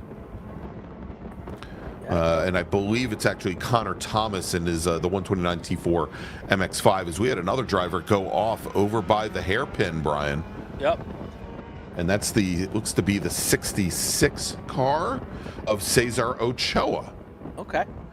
Looks like Malares has made that pass. His car, of course, is sponsored by our presenting sponsor this weekend, Apex Alignment. So that whole part about them putting a smile on the car owner's face, well, right now, I can tell you that Luis Malares has got a smile on his face. He is now the leader in ITS and opening up about a about a 5-car length lead over the second-place car of Celine Roland. The elder. The elder. All right, and let's see if we can get the number on that car coming down the pit lane, because he is now rejoining the action. This is like a BMW. We should get him coming into our view here in just a second if we hang with this. Yeah, well, Brian, I'll tell you what, we'll pick that up in the meantime. Let me make a call to the grid for our next group. Sounds good. Attention in the paddock, attention in the paddock. First call to the grid for race group number 7. Spec Racer 4 Gen 3, please head to the grid. Spec Racer 4 Gen 3 racers, please head to the grid. Our final race of the weekend is next. All right, Celine Roland takes this first place back in ITS. Just got around Malares again. These two guys going back and forth here, and now they're going to be side by side again, heading towards the hairpin. That is Malares on the outside. That is Roland on the inside. And Roland's going to be able to hold it through this corner. Well, he's going to try to hold it, Brian.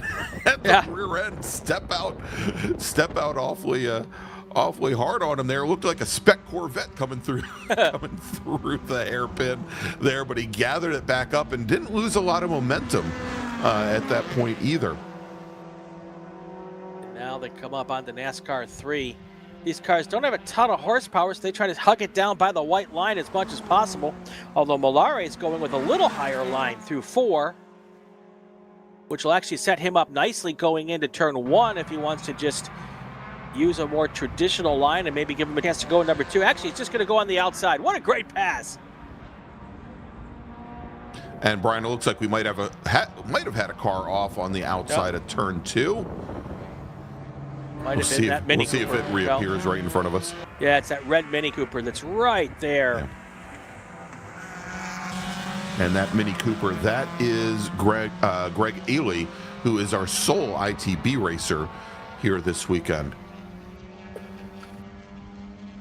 And I'm trying to track, Brian, the BMW that rejoined. I believe that's Roden Unesi in the number 5 machine. He had been running second in ITR to Devendra Begwandine, but if you remember, Begwandine retired after 5 laps, and so Unesi, who had brought his car to the pit lane on lap number 3, now has actually worked his way past and unlapped himself from Begwandine, and so he's in line to take the win in ITR today. Yep. And that ITS medal, they've been swapping spots once or twice every lap here. And Brian, just got word we saw during our previous race, the open wheel race, we saw where Kelton Jago had that incident, got together with another car coming into the hairpin. Just got word from him. He said that he's okay. And obviously not happy about the way the weekend ended, but he's definitely in good spirits. So glad to hear from Kelton. Good to hear that he's okay, and it doesn't look like it's going to take a lot to get that car back together. He also wants to congratulate Charles Darrell and Eric Cruz. Said they ran great races today. So thanks for reaching out, Kelton. Appreciate it. Yeah, it's good to hear that he's doing okay. I didn't see him on the entry list for Sebring. I'm hoping he was going to be, and I'm hoping to get the car back out there.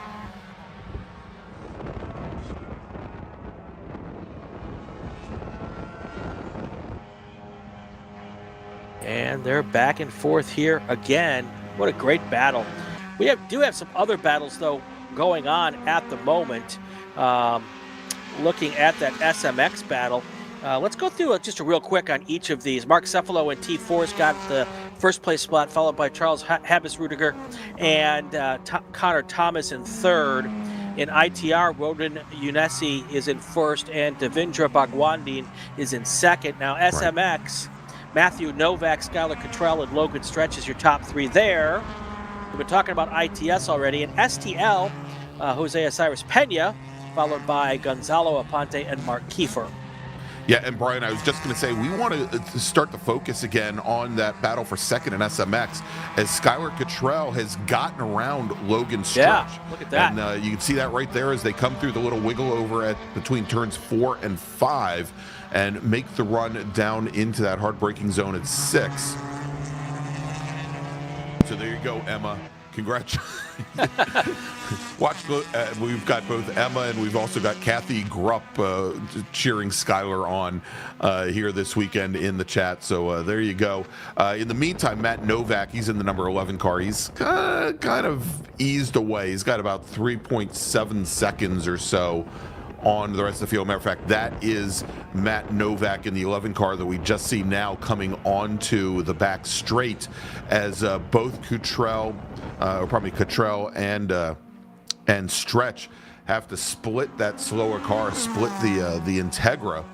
Or probably, is that the no? That's actually one of the ITR cars, as they split that ITR BMW coming out of the hairpin and onto the back stretch. And look at that, Brian, is Logan Stretch from the low side just doesn't seem to have the pace that Cottrell had. Cottrell just drove right around him.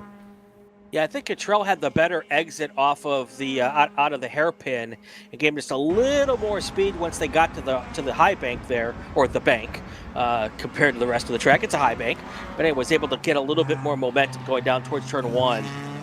Yeah, it's more than the 1.5 foot of elevation that we see everywhere else. That's right, Brian. That's right. It's like, what is it, the Indianapolis road course where the biggest elevation is that like 1/2 foot dip between coming through turn 1 when you come off the oval. All right, here as we continue to watch this great SMX race, we've got about 7 minutes or 6 laps left remaining, so obviously this one's going to end on time here. Oh, wow, look how wide Cottrell got through 6, Brian. Yeah, and I think Logan had to check up there just because he didn't know where Cottrell was going to go with that, and he didn't get a chance to take advantage of that moment. Well, maybe we could check with Logan Stretch and he could tell us what that yellow writing on the door is, because he had a better view of it through turn 6 than we've had all race long. But you'll see here as they come out and back on the oval, looks like Stretch right back on the back. Want to thank that the BMW, well, actually, that isn't the BMW driver, I believe. Let's take a look here, because that is actually Ayrton Grimm now in the number 21 machine, Brian, and he is getting a little bit closer. We may see a 3-car battle for the second spot on the podium here in just a moment. Yeah, indeed, that is now, I believe, 15-year-old Ayrton Grimm behind the wheel. He was Team Mazda champion in another organization back in 2023, and finished with 10 top 10 finishes in SMX last season, and he's looking for another one here today. And he was our second place finisher yesterday. So yesterday's finisher was Novak, Grimm, and Stretch, and Cottrell was in fourth. So it's the same 4 cars up front with a little different shuffle of the cards. All right, Brian, as they come into turn 6, I think we've solved the mystery of Ayrton Grimm's livery and what's on the side of the car. He says that it is an ape. That's right. And his fans helped him name by taking a poll online, and its name is Apex. Apex. So, yeah, nice. Exactly. Apex. Oh. Very nice. And he wanted a car that would stand out. The problem is we couldn't tell. Exactly. Well, we're also a half a mile away, too, so that's good stuff. And he says if anybody wants to come around and take a picture with the car, it'll be in the paddock. Except right now where it's out on track, and he's currently running 4th in SMX in this very, very close race. And he yeah, as a is matter of fact, that catching last up. time, yeah, he is. That last time by, Brian, he ran about a tenth fast, probably not a tenth, 1.1 seconds faster than Stretch and Cottrell. So he is definitely making up ground, but not a lot of time left to go, as we've got about 4 minutes remaining on the clock. Let me make another call to the grid. Tension in the paddock. Second call to the grid for Spec Racer 4 Gen 3. Please head to the grid. Spec Racer 4 Gen 3 racers, this is your final call to the grid. Yeah, it looks like Grimm's faster in the infield, but the two cars working together up front when they've got the draft going through the oval, they can take advantage of that draft a lot more than Grimm does. But Grimm definitely looks like he's got either a better set of tires or he's got just a little better setup on the infield portion of this racetrack, as he gets to close it down here a little bit, and then it widens out once they get onto the NASCAR portion of the racetrack. And they're all going to be coming up some slower cars potentially here as well, and that could play a role in this as we get to our last few hours. Oh, big. Well, what? Just kept his foot in and kept going. Yeah, straightened up the wheel. You know, and again, used the.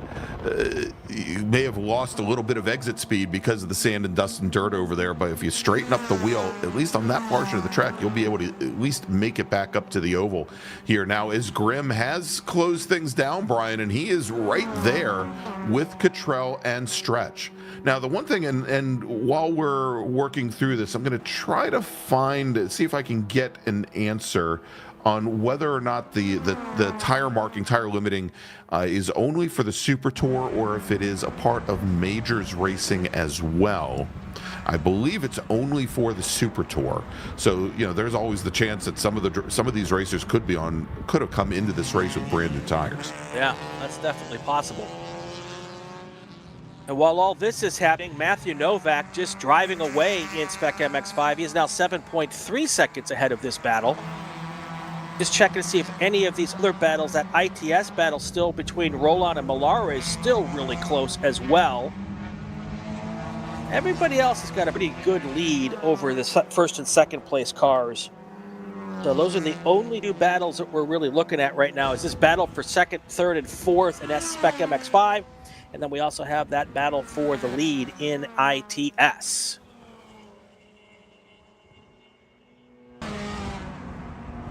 There is your ITS battle right there. Those two Mazdas. Still going out. Little brake lockup. Big brake lockup there from our ITS leader, from Celine Roland, and he looks like he now gives up the position, Brian, to Luis Molares in that 08 machine, as he just could not get those brakes released and get the car turned in. Now with 2 to go, is that enough for Molares to keep it ahead and not even have to worry about that car for the rest of the race? We'll have to find out. Roland's. Here comes those. This is the battle for now third place. Grimm trying to go underneath Logan Stretch as they come down towards turn 1. Grimm's got the better position. The question is, can he make the pass stick? And it looks like at this point he's gonna get it done, and yes! There you go, and he comes across the nose of Logan Stretch as we have a couple cars going for a bit of a wild ride right behind them. As a matter of fact, I think that was the orange Mazda that we saw a little bit earlier today that was on the pit lane. A little agricultural. And the 123 car. Yeah, and Brian, we just saw the 123 car come across our view. That was the Mazda RX-8 of Dirk Strasfield. And the white flag is in the air for your overall race leader. There he is. That is Jose Osiris Pena starting his final lap here. He is significantly out front of his second place car there. Now we're back to our battle here for second place in Spec MX-5. That car out front is none other than Skylar Cottrell. Right behind him is Ayrton Grimm trying to take over the second place, and he is on a run right now. Grimm is going to be tough to be denied here for second place in this class, right up under the back bumper of Cottrell, getting a great draft here going into the oval section of this racetrack. This is exactly how he set up Logan Stretch on the previous lap. We'll see if he tries to dip to the inside here, coming off of turn 4 to set up to go around on the inside, going into turn 1. And this is a good shot for him to possibly do that again, but he doesn't look like he's close enough, and he's going to stay right behind Cottrell for the time being. You know, and Brian, on the previous lap, when he got around Stretch, he carried so much speed through turn 1. There was actually the opportunity for him to get around Cottrell as well. Was not quite close enough. Oh, it looks like we've got Jennifer Romes and her Scion FRS off on the side of the track between 3 and 4. Unfortunate weekend for her. Her first time down to Homestead, and she had a DNF yesterday, and it looks like that car just gave up the ghost again as we've got that battle now coming down into turn 6. And I think our leader, Osiris Pena, now coming into NASCAR 4, Brian. Here he comes towards the checkered flag. There he is. Jose Osiris Pena, double checkered flags in the air, weaving down the front straight, and he's going to take his second win of the weekend in this race. Yeah, much good for him, as he's had some issues with that STU car most of the weekend. His STU CRX, real good runs in the STL car. Again, he's our defending national champion. As that battle for second place in SMX now comes out from behind the hairpin, Brian, and let's take a look as they are now side by side. We've got Ayrton Grimm to the inside, Skylar Cottrell to the outside, and I don't think Stretch is going to be able to get up there to make it a 3-car battle for second. There they come, side by side through 4. It is Grimm on the inside, Cottrell on the outside, side by side, wheel to wheel, still side by side. Who is it going to be at the line? Looking at my timing and scoring screen, at the line, it is Skylar Cottrell for the win by a .016 margin. Wow, 16 one-thousandths of a second. Man. All right, coming across the line, that is Mark Cephalo. He's going to take the win in Touring 4, with Charles Habestrutner coming in second. And taking the win, that ITS battle that we were watching, it looks like we're going to have Luis Molares taking the win. That was Vaughn Mishko crossing the line 0.2 of a second ahead of Joey Andrews in SMX. Good run for Mishko, who started off from the back of the field, and good run for the rest of that team as well. So we'll just run down the finishing order here now, Brian, as all of our racers have come across the line. Matt Novak taking the win in SMX, Cottrell, and then Ayrton Grimm, and again 16 one-thousandths of a second separating Cottrell from Grimm. Logan Stretch comes home 7/10 back in 4th. In ITS, Molares takes the win, and Celine Roland was going to be wondering what if he hadn't had that big brake lockup going into 2. He finishes 0.3 of a second back. Tom Burt will finish in 3rd.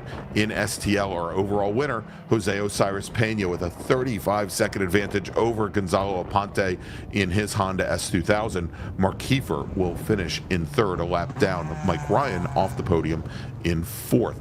In ITA, Glenn Vital takes the win over Matthew Fritz, with Albert Lasso finishing in 3rd position. In Touring 3, well, Juan Carlos Leroux, Brian, I don't know how to call this one. Juan Carlos Leroux completed 1 lap. Dan Moen is the driver that brought out the full course caution and was stopped over at turn 1 on the first lap.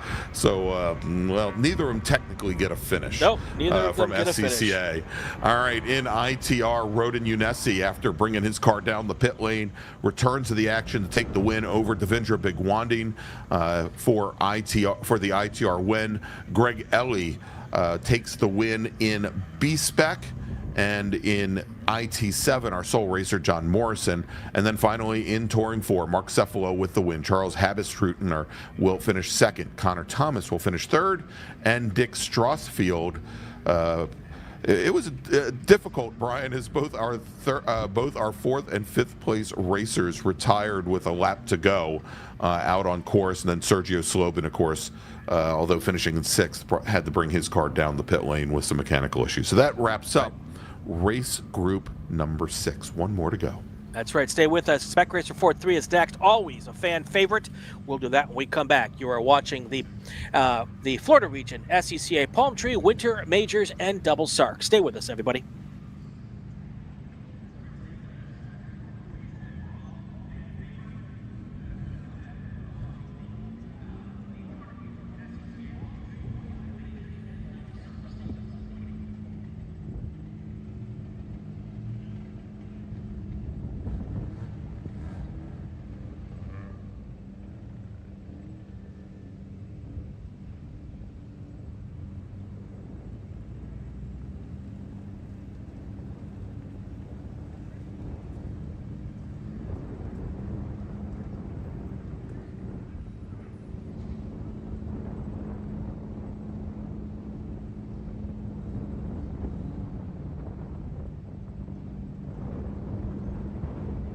The Florida Region SCCA Palm Tree Winter Majors is presented by Apex Alignment. Apex Alignment is South Florida's top high-performance wheel alignment specialist. With over 15 years of club and professional race experience, Apex has provided numerous victories both on and off the racetrack. Whether it's a vintage race car, long-distance enduro sports car, or street autocrosser, Apex builds a relationship and works with the vehicle's owner to optimize performance. Driving style, modifications, vehicle use, and ultimate goal are all taken into consideration to give the best alignment possible. Apex is not a toe-and-do shop. We genuinely care about the service we provide, and the quality of work is seen on the customer's smile and inside their trophy case. Visit apexalignment.com to learn more. 3P Logistics and Track Services is a full-service race shop located on Sebring International Raceway's Vendor Midway. Our team counts on years of car prep and motorsports experience, partnering with Spec Miata and SMX drivers and teams from club racing to professional motorsport. Whether you're looking for mechanical knowledge or logistics support, we have the capability to handle it all. Contact us at 3P-Logistics, that's with an X.com, or visit our team trailer at Homestead and Sebring. Racers, Babyface Fabrication brings you championship-winning roll cages, exhaust systems, and even race-ready cars built to perform safely under pressure. Crash-tested, mom-approved. Babyface Fabrication, where performance meets perfection. Havoc Motorsport is a full-service motorsports facility specializing in open-wheel programs around the country. Based at Autobahn Country Club, our team builds, maintains, and campaigns successful racing programs specializing in Ligier F3 and Pro Formula Mazda efforts. Single-day, race weekend, and full-season programs are available. Visit havocmotorsport.com to learn more today. Roll-On Plumbing Incorporated was founded in May 1991 and is a certified plumbing contractor by the state of Florida. Our work is in all new construction and primarily includes complete plumbing system installs in apartment buildings. Our 15 employees manage multiple concurrent projects, including a number of mid-rise apartment buildings. Contact us for all of your commercial plumbing needs at 305-232-0130. Yuri Kolapso's SWR-77 Arrive and Drive program supports Mazda Miata racers in multiple SCCA classes, from VIR and Road Atlanta to Sebring and Homestead. Contact Yuri or visit SWR-77.com to learn more.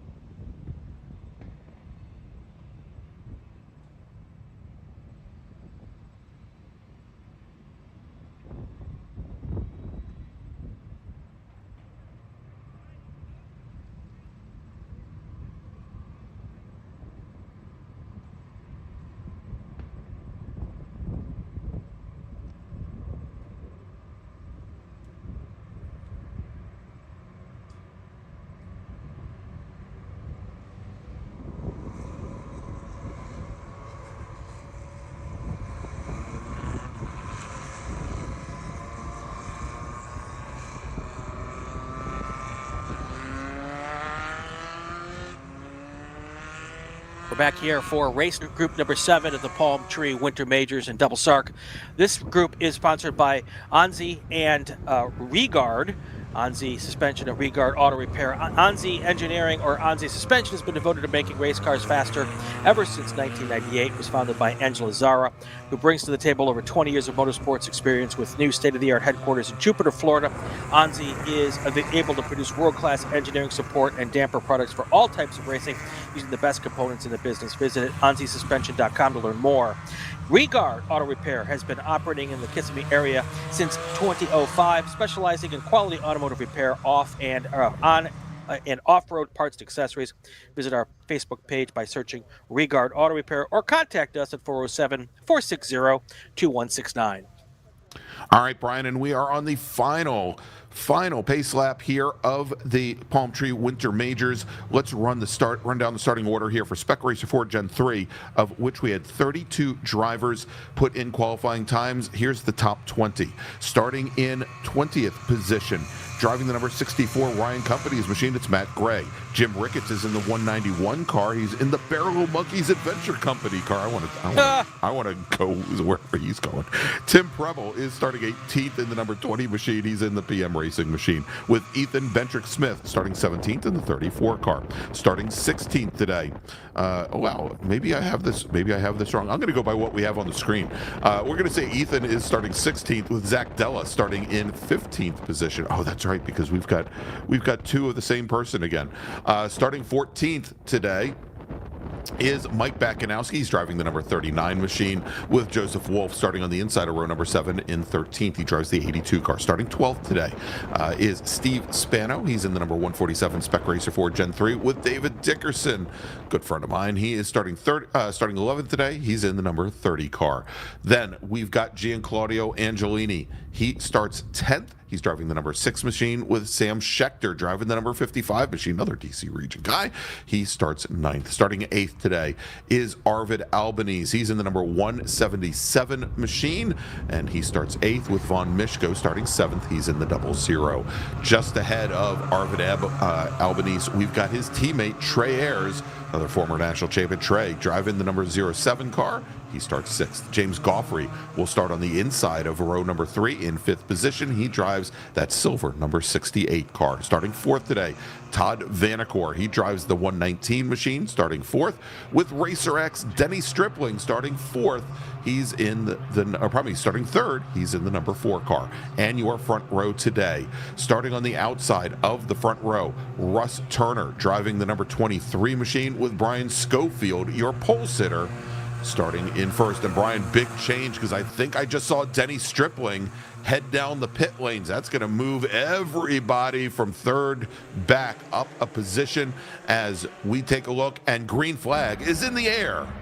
And here they come down to turn 1 for the first time. That is Schofield on the inside, Russ Turner on the outside, and I don't know which car, maybe James Goffrey coming up there now in 3rd. Exactly, Brian. And Goffrey now slots into 2nd ahead of Russ Turner. Yep. And with Denny Stripling pulling into the pits, basically one entire row moved forward. So Goffrey, who was scheduled to start 5th, actually started 3rd, and so all he had to do was slip to the inside of the number 23 car. As this is, I think, going to be advantageous for Brian Schofield, who's looking to run the table this weekend after taking the win yesterday.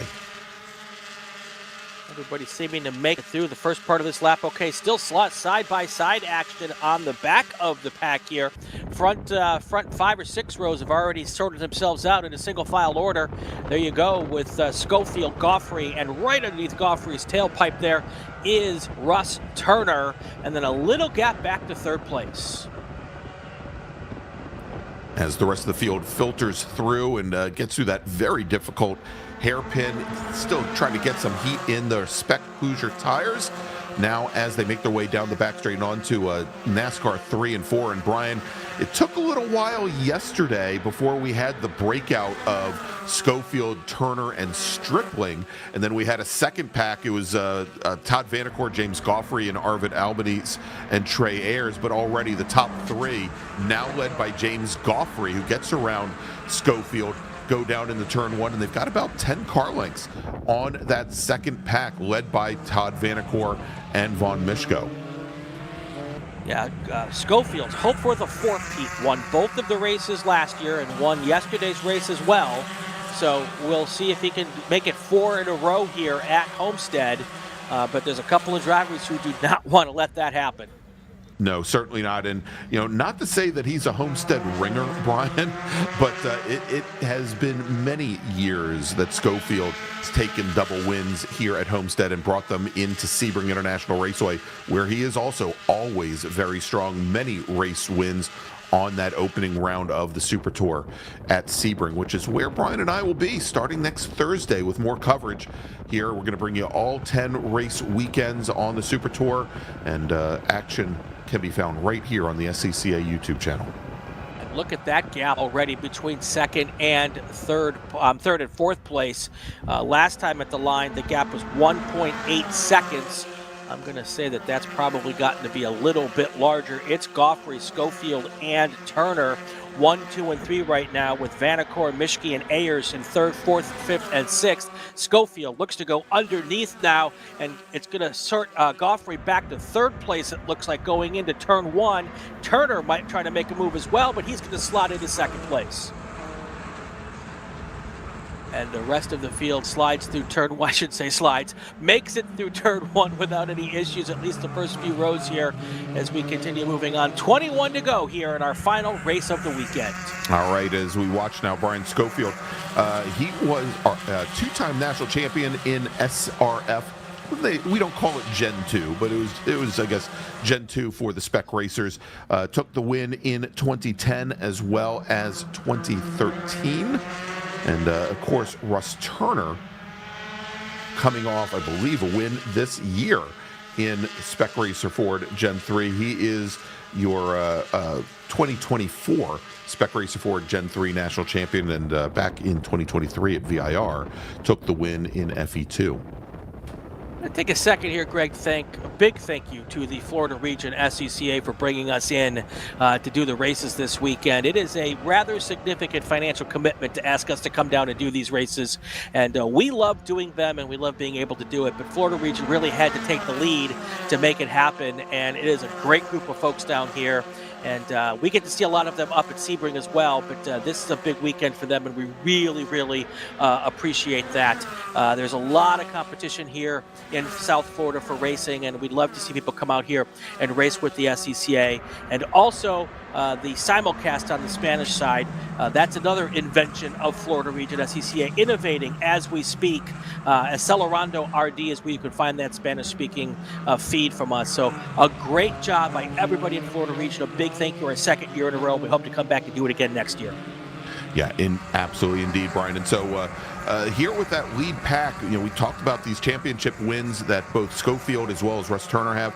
James Goffrey, or otherwise known as James Goffrey Jr., was your 2006 and 2007 Formula Mazda national champion as well. He's been racing in Spec Racer Ford now, I think, for probably somewhere along the lines of 8 years. So good run so far for him. Todd Vanacore, who yesterday was teamed up with Goffrey early on in the race, and they worked together to try to get up to that lead pair.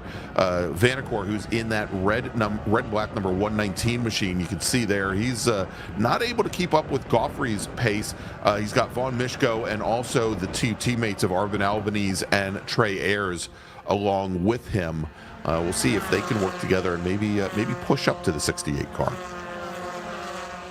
Here we go as we get our cars coming around. NASCAR again, back to the front. This looked a lot like yesterday, Greg. It is Schofield, Turner, and now Goffrey's fallen back just a little bit here, and now at risk of losing the draft if he hasn't already. And if that's the case, those two cars, Schofield and Turner, they're just going to drive away.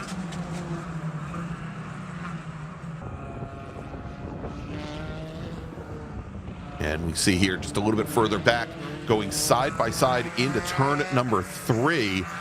That is Von Mishko in the number 07, probably in the number 0 machine, as looked as though both Albany's and Ayers on the last lap had gotten by that 0 car, and let's see where he pokes in right now.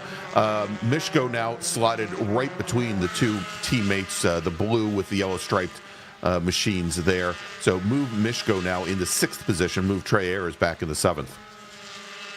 Bobby Sack, another national champion in the chats. Jim has run Spec Racer since the 90s. Thank you, Bobby.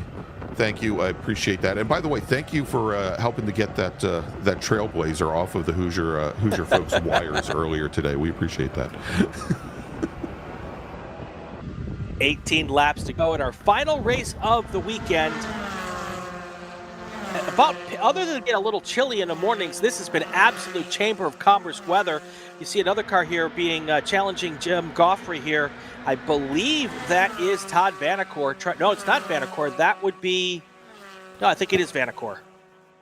Yeah. Oh, is that a lap car? Yeah, I believe it's a car that's a lap down, Brian. Vanacore is in the red. Yeah. The red with black right there just ahead of Mishko. And Mishko now gets back around Arvid Albany. So whatever issues that he had to drop back behind those two teammates, got that resolved. He's showing a little bit more pace than the 7 and the 177 car.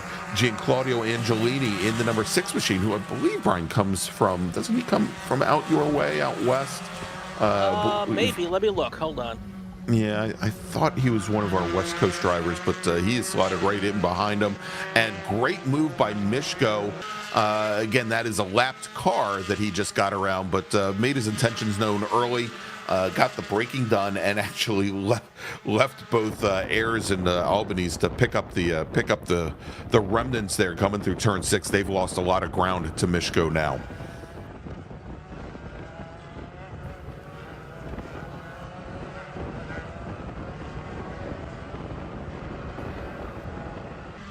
Well, I don't have Giancarlo Angelini on the entry list, so he must have been a late addition.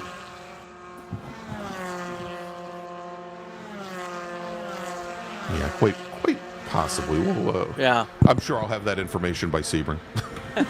Very good, very good. We're at 17 to go here. The gap between second and third place now 2.6 seconds this time by. And then the gap back from third to fourth is 4.8 seconds.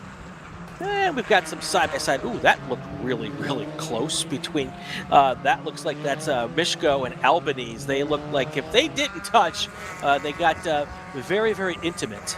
Yeah, so again, where we saw Mishko lose positions to Albany's, and it looked like then he fought back, and we saw just a lap ago as Mishko had cleared some lap traffic, he'd opened up a gap to the 177 car. Once again, he finds himself sandwiched between these two teammates as they come through here. And wow, that might have something to do with it as Mishko runs very wide coming out of turn at number 6. We'll see if Trey Ayers can take advantage of it on the run down towards the hairpin.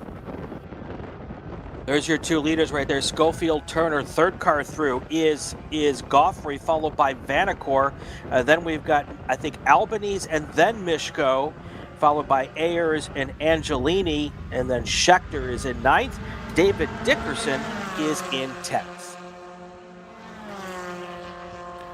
And we saw a good little fight yesterday. Is now Trey Ayers looks like he wasn't able to get it done going into the hairpin, but on the way out of the hairpin, I think he's going to be able to motor by that car. Saw a great fight yesterday. Kind of reminded me of some of the Mid-Atlantic Road Racing Series races, Brian, that I watched between Sam Schechter in the blue number 55 machine. He is running 9th right now.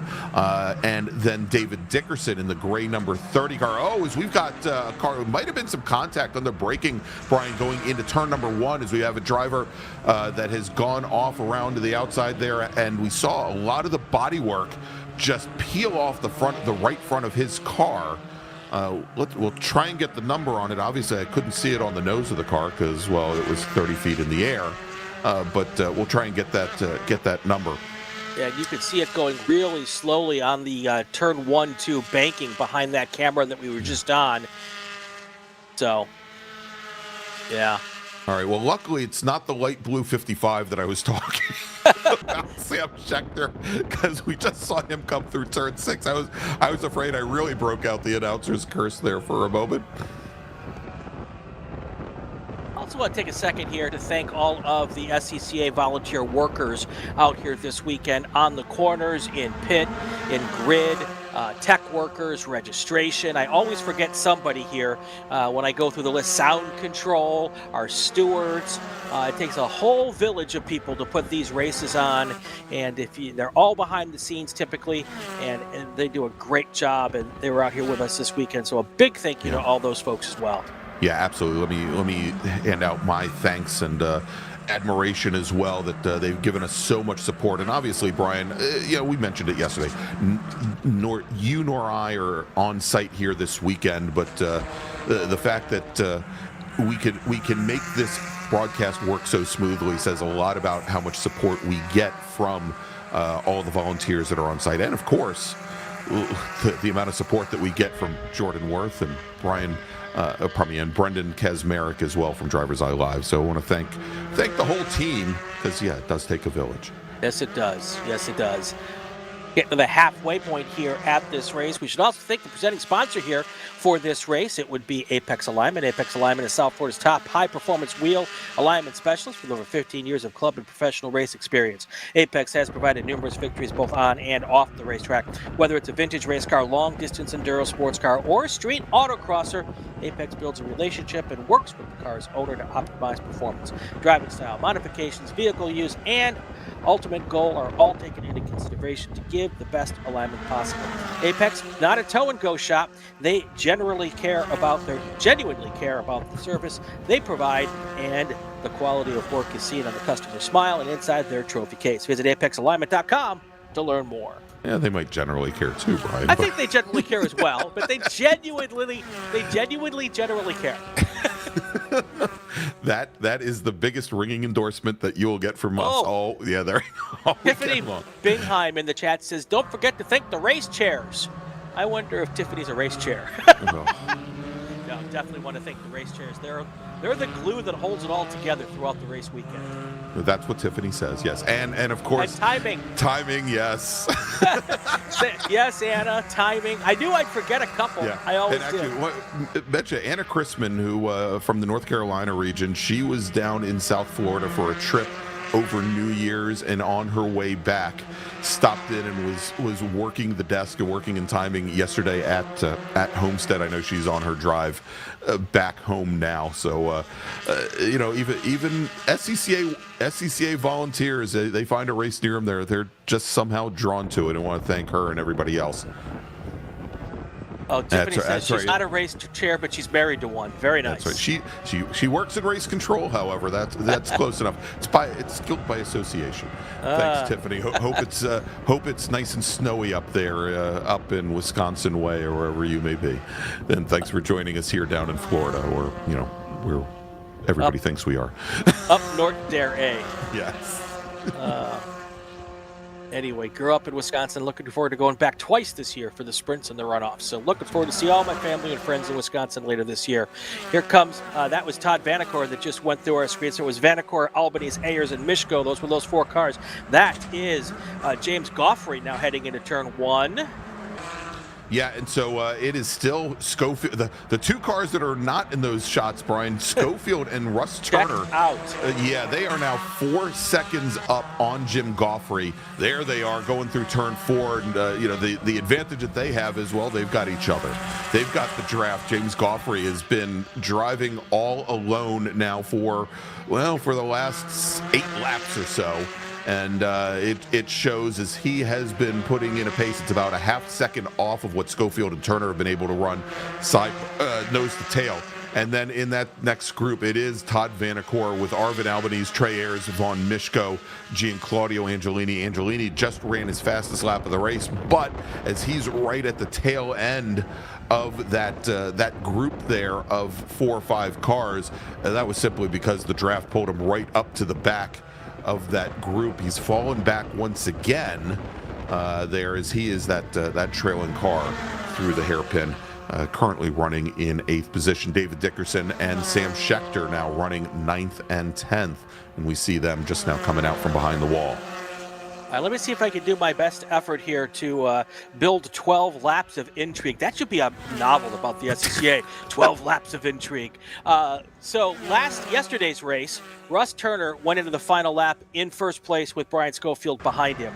Yes. I bet you a Coke at the next event that Russ Turner will not be in first place going into the final lap on this race. Well, actually, Brian, if you're and there was I saw in the chat after the race, and even producer Brendan Kaczmarek says that it appeared as though Russ Turner may have, I don't want to say let Schofield go by with a lap to go in the hopes that he would be able to use the draft to get by, that he didn't want to be the lead car coming out of the hairpin on the last lap.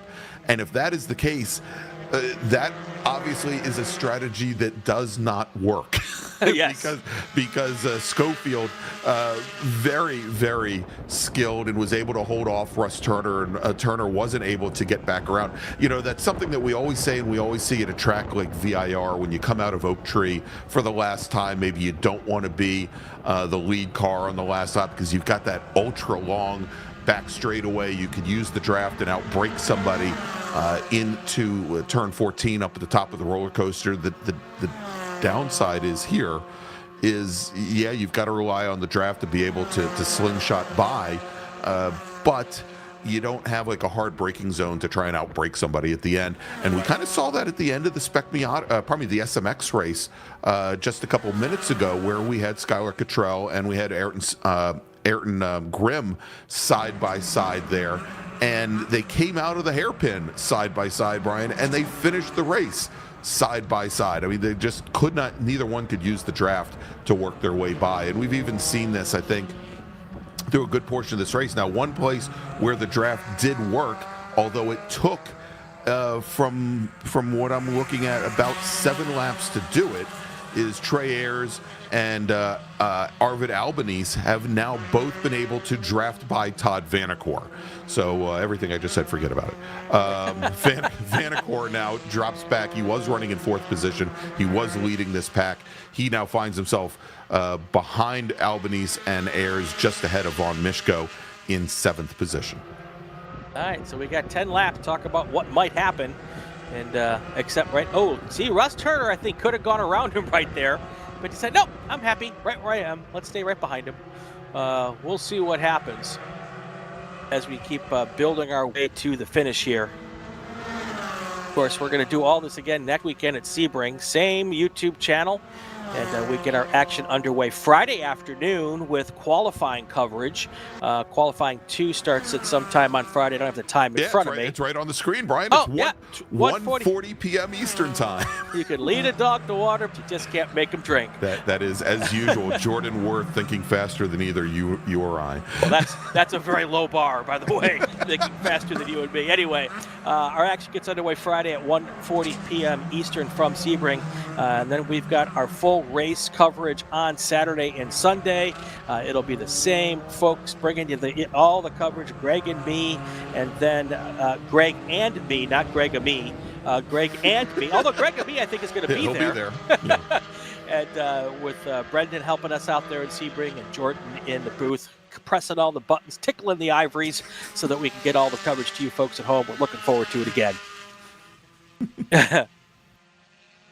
Yeah, not a high bar when you're wondering who's going to be quicker on than you and me. And you know, Brian, if we keep and we've got a driver that has gone around a little bit further back in the field. Let's get the number 29 or maybe. Oh, you know, I think that might be hey, is that the 20?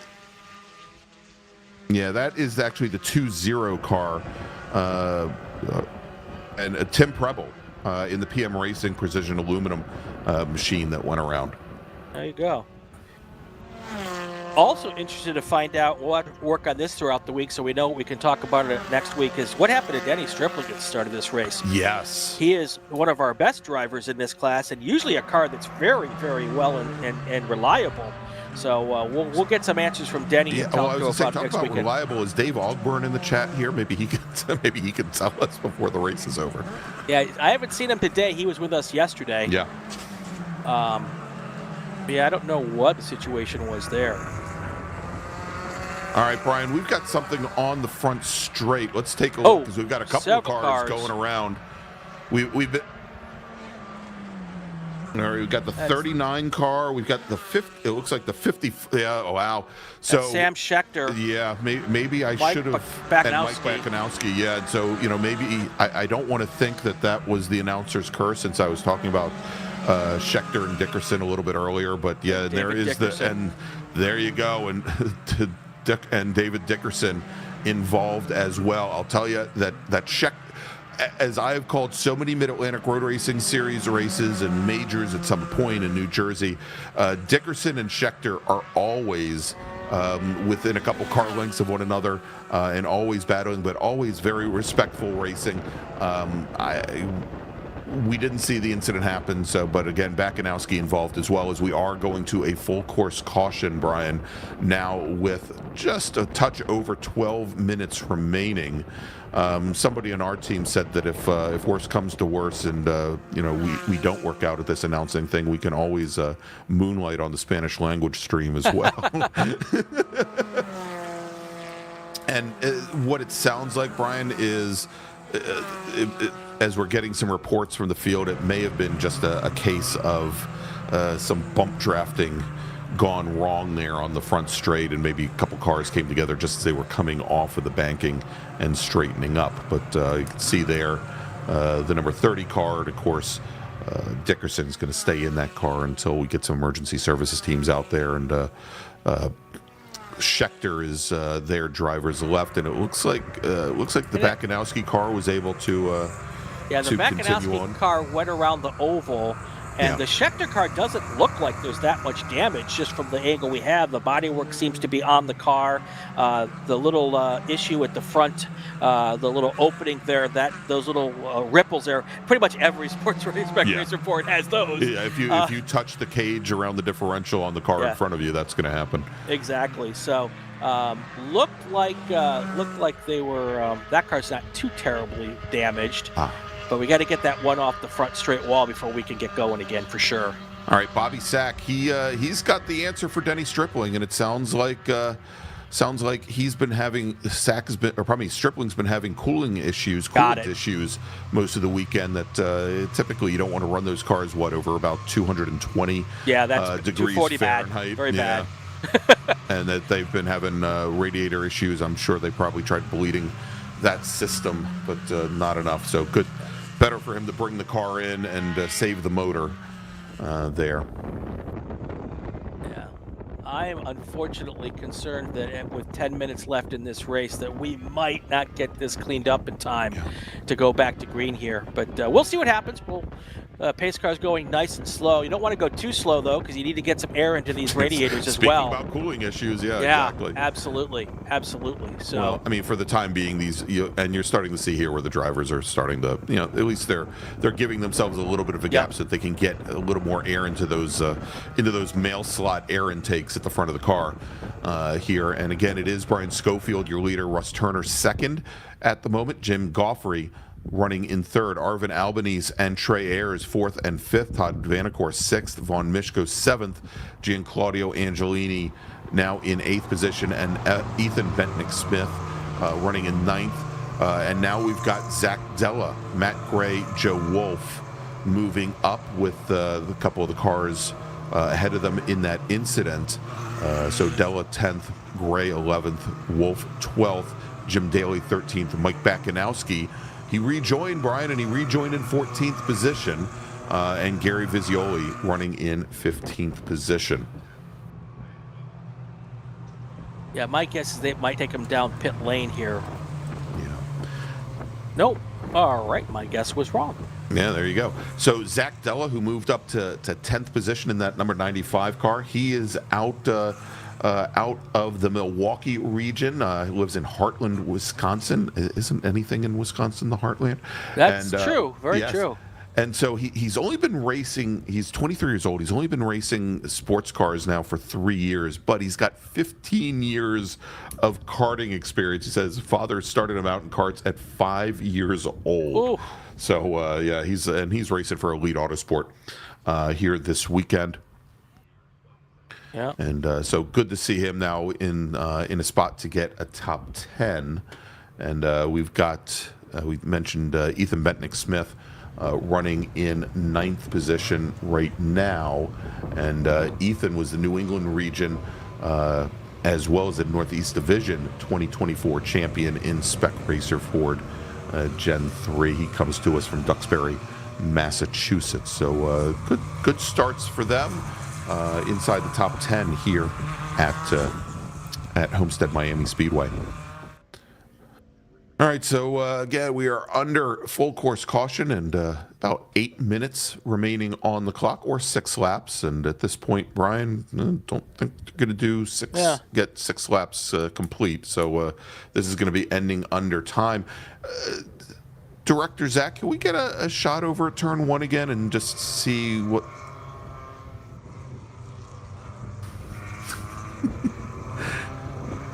over at turn 1, so we can see what the status of the cleanup is. Yeah, there you go.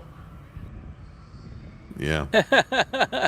I think looking at this right now that we are not going to be going back to green. That's my personal opinion. They don't have a car even over there to pick up that one against the wall just yet. Yeah. So I have a feeling we're done for the day. We're waiting for official word from race control for that to be the case. But, yeah. Been a good weekend of racing. Had mostly clean racing for the weekend. Yeah, absolutely. And that is good to see.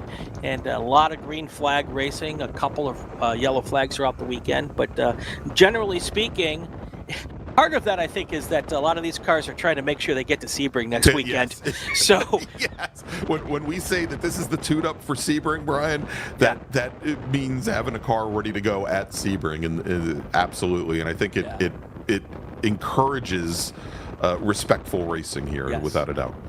Let's hope we can keep that going next weekend as well. And you can see some cars back there weaving back and forth. I don't think there's really any need to keep the heat in the tires, but they are trying to keep the and here comes, that looks like we've got a checkered flag. It's going to come out this by. Yeah, absolutely, Brian. And so as they come around onto the front straight for the last time here today and this weekend from Homestead-Miami Speedway, it is going to be Brian Schofield taking the win. They're going to bring him down the pit lane, obviously, so that they could work that incident on the front straight. Brian Schofield going to take the win for the 2nd day in a row. Believe me, when we get to Sebring next week, nobody's going to remember the way this race ended. We're just going to know Brian Schofield ran the table once again here at Homestead. Russ Turner finishes in 2nd. Jim Goffrey will take the bronze. Arvid Albanese, Trey Ayers, Todd Vanacore, Vaughn Mishko, Gianclaudio Angelini, Ethan Bentnick-Smith, Zach Della, Matt Gray, Joseph Wolf, Jim Daly, Mike Bakanowski, and Gary Vizioli round out your top 15. I think we're going to have to go back and look at the Homestead results from 2 years ago to see if Schofield won these races that year as well. Is that a challenge, Brian? Yeah, we got to go back and see how many in a row Schofield's won. Tell you what, let me do that, because I have the power. If you want to vamp for just a few more moments. Okay, well, I will vamp. Again, let me do a whole bunch of thank yous. First off, Florida Region SCCA, thanking you and all of the higher-ups there for making it happen, getting the DriversEye team and Greg and I to broadcast these races. Really appreciate everything they do. And also, let me just start out there, if there are other regions who want to do this, get a hold of Brendan at DriversEye Live, and we are absolutely stoked to do this more often if you all want to have us come down and do it. And also, all of our race workers, I'm not going to go through all the specialties because I'll screw one up and Anna Crispin will come after me. Tiffany's going to come back at you again, exactly. But thank you to everybody who was involved with this. Thank you to our drivers and crews for a great weekend of racing. And that is a fantastic thing. Do I need to keep talking, Greg? No, I was going to say, when you want to get a hold of Brendan at DriversEye Live, you can actually email Brendan at driverseye.live. So pretty darn easy. No, you don't have to vamp any longer, Brian. So last year here at Homestead, Schofield did not run the table. He took the win in race 1 in the sprint race on Saturday, and Russ Turner took the win on Sunday You want me to go back to 2023? Well, no, I just wanted to know if this was a 6 race streak. So it's a four race streak that he's going to take into Sebring this year. All right. Anything else from you, Greg, before we say so long?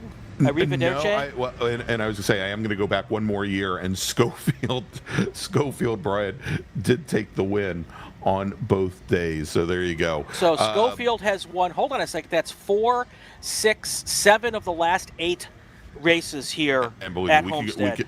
we could go back further, and the numbers will run up because I'm sure he typically runs the table. All right, let's do this. Hey, and thanks Judson also for chiming in. That's Judson Holt, another one of Denny Stripling's teammates, letting us know that he had cooling issues with the car. But yeah, let's wrap things up. And once again, make sure to join us next Friday afternoon, starting at 1:40 p.m. for the kickoff of the 2025 Hoosier Racing Tire SCCA Super Tour, live from Sebring International Raceway. And so for Brian Bielanski. Before you say goodbye, yes.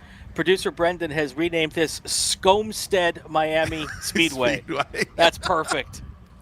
Oh my gosh. All right. Time to say goodbye, Greg. Do it. Absolutely. All right. So for Brian Bielanski, for Jordan Worth, our wonderful director, for Brendan Kaczmarek at DriversEye.live, who likes to rename racetracks on a whim, I'm Gregg Ginsberg, and we'll see you on Friday.